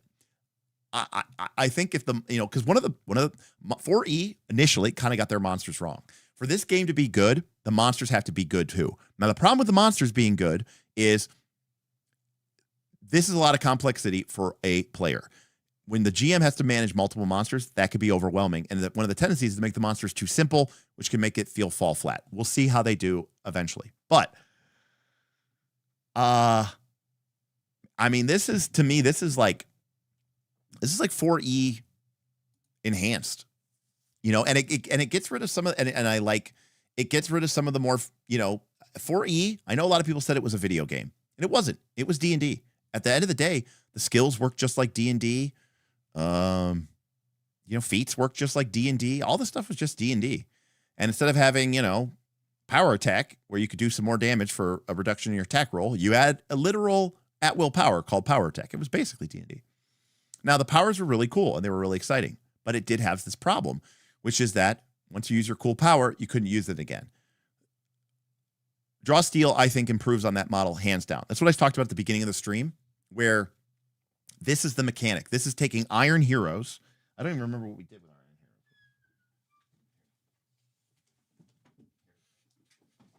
It's taking Iron Heroes, mixing it with 4th edition. By the way, I talked to Mike Merles about this game, Draw Steel. And we both agreed that the DNA from Iron Heroes is there. And this was a really good system. But this system, I think the flaw with this system, which I think this game does better, is it takes the Iron Heroes token system, applies it to 4th edition style powers, but includes the victories system. And I think that is a huge, huge, huge win for the way that the play pattern of the game is going to play out. And while also just really leaning into the tactical tropes, a lot of 4E powers fell flat. I'm not going to lie. There were some really bangers. There were some really good ones. Some of them sucked. Nothing I saw tonight, again, with my limited frame of reference, made me feel like I would ever be disappointed to use that ability.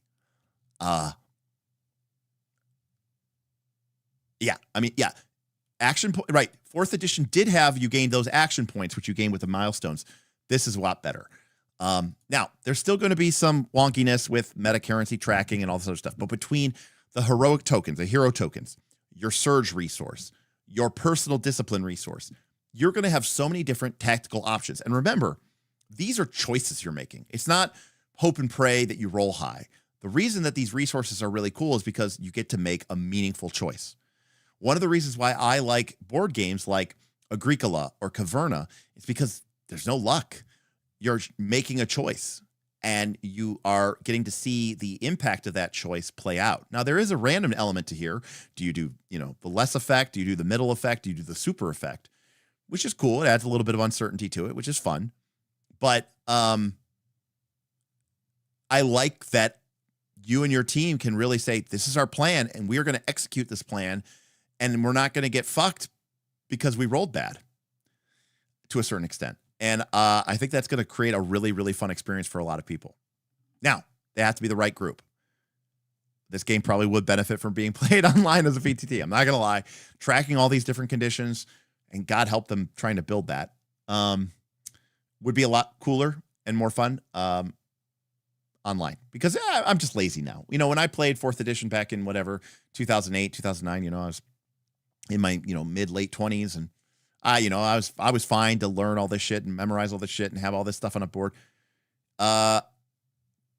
Trying to do all that would probably be a little bit like, for me nowadays, it would be a little bit cumbersome. I want a simpler game.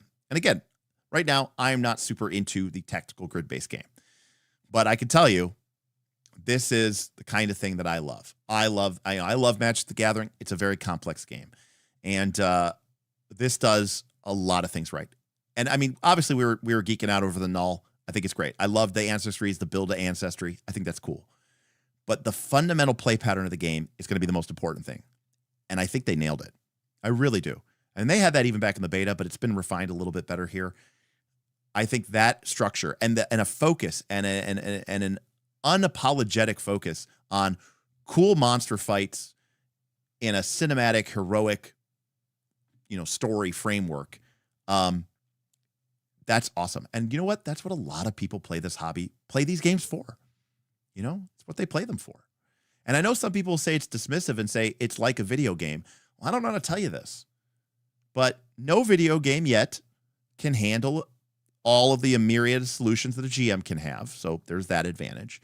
But the other thing is, I don't know how to tell you this, but video games sell a lot better than RPGs. People really like playing Divinity Original Sin and Baldur's Gate 3 and Diablo and World of Warcraft. And you know what I mean? There's a reason people like those games, and Path of Exile and all that other stuff. Because they're cool and people enjoy playing them. So if you can create a streamlined experience, now how streamlined this game is remains to be seen. I'd have to play it out.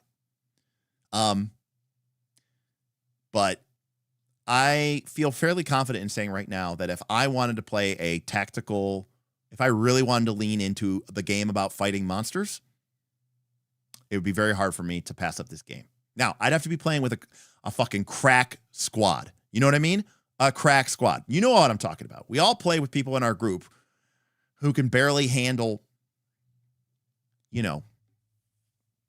playing Fate, or, you know what I mean? Like, this is not a game. Again, this is not 101. This is not 100 level. This is not a freshman intro course, right? This is a sophomore or a junior year RPG. It's a game for people who want to buy in. If you have the player who's not paying attention, right? If you have the player who's, barely paying attention to their own turn, let alone other players' turns, this is not the game.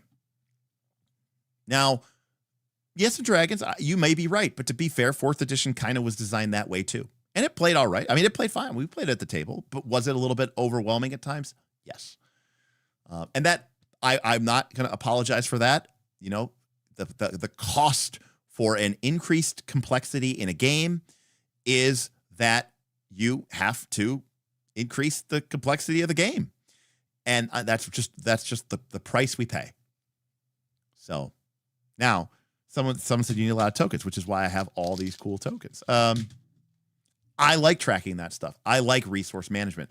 But look at the board games that I like to play. I'm not playing Wingspan.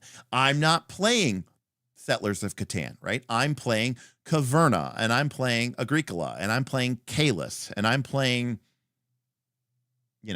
I like big, complicated games. So I I like resource engine games. I like building up a resource engine game. Believe it or not, this game, whether it seems like it is not, is a resource engine game, right? The party that is able to use and build their deploy their resources better than the other party is going to do better in the game. I like that. I like that. So yeah, more complicated and unapologetically so. The game even seems to be written that this is not for people who are just picking up an RPG for the first time. The game even seems to be written with an assumption that you're coming to it having played 5e D&D or Pathfinder 2. And I also really respect this game. This is in a very different space than, any of the other major competitors out there. Daggerheart, Cosmere. Again, I think the only game that's really trying to move into this space is probably DC-20. Now, I haven't gone as deep into DC-20 recently and where they are for that, but I can tell you it doesn't go this deep, So I think this is a space that's been missing. We've seen independent games like Strike, games like Panic at the Dojo, right? These games off of itch.io and these, small indie productions that have tried to fill that space. And I think it's because people have been afraid to move into the space that 4E vacated,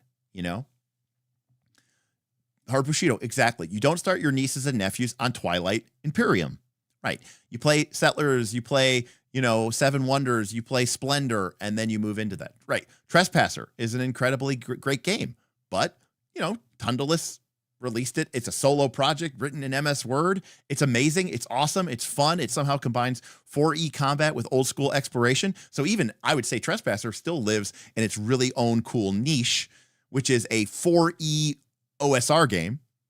This game, unapologetically, is not about exploring dungeons and, tracking torches and making all those kind of exploration-based decisions. It's a game about fucking fighting monsters. And while that doesn't mean it's the only thing that it's about, that's what the game's about. So, yeah, I'm excited. If I wasn't probably streaming every single day this week, I'd probably be sitting there, reading through the rest of the classes off the rip. I'm glad that I got this game. I don't know when I'm going to get it to the table. I feel like this would be a kind of a fun game to play on a VTT. I'm curious to see what the update is on that from their perspective, but I love this. This is what I wanted it to be. This is a complex game for complicated situations with players who want to track these things and make tough decisions and don't just want, Shadow Dark is great, but it is a very simple game. That's okay. It's a lot of fun, but it's potentially that you might get bored. This is a game that's now this game might overwhelm you and make your head explode. So again, there's place for everywhere. There's places for everything. So I know we said we were going to go to midnight, but you guys tipped incredibly well and we blew everything up and you guys were awesome. And I love all of you. So we went for 6 hours, which is long, even for me. This is the first stream. There's more to come. Just incredible. Shout out to an incredible list of people here. Agile Monk, Self-Confessed Cynic, Boothby, Anonymous, who is actually level 2 janitor, Torin, Elaine, Cal, Edward, Elaine, Brittany, James, Anonymous with a huge tip, C-Cav, Joshua, Sean, GM Scott, Jacob Online, Dor, Guillermo Martinez, Akemos, Dr. Metropolis, Elaine again, massive super chat from Chandler, massive tip from Edward, sticking us off for the right ways. We had a bunch of subs as well. I just want to remind you all that I can only do these streams because of those type of people. Not everyone has the money. Hey, I don't have a job. I got laid off earlier this year myself. But I would ask that if you do have Amazon Prime and you aren't currently using your free Amazon Prime sub through Twitch, if you want to grace me with that, if you want to bless me with that, I would really, really appreciate it. You should give it to somebody because every month it's use it or lose it. It doesn't auto-renew. You have to manually give it out each month. You're paying for it if you have Amazon Prime. You're losing it if you're not using it. So if you don't give it to me, you should give it to somebody because, let's take that money from Jeff Bezos' pocket and give it to somebody cool. Me or somebody else. But otherwise, it'd be cool if you guys subscribed.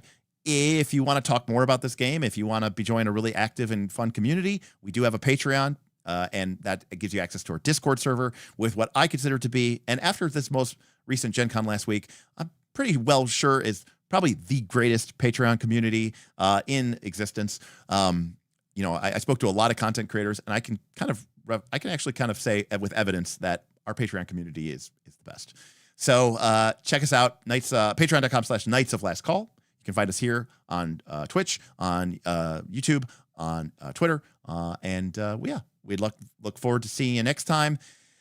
We're more Draw Steel, more Daggerheart, Old World, Battle Cry, Starfinder 2, Deck of Worlds, Deck of Lore Building. We have so many games. Gen Con is going to kill me. All right, folks. We'll catch you next time on Knights of Last Call. Peace and good night. Thanks, everybody.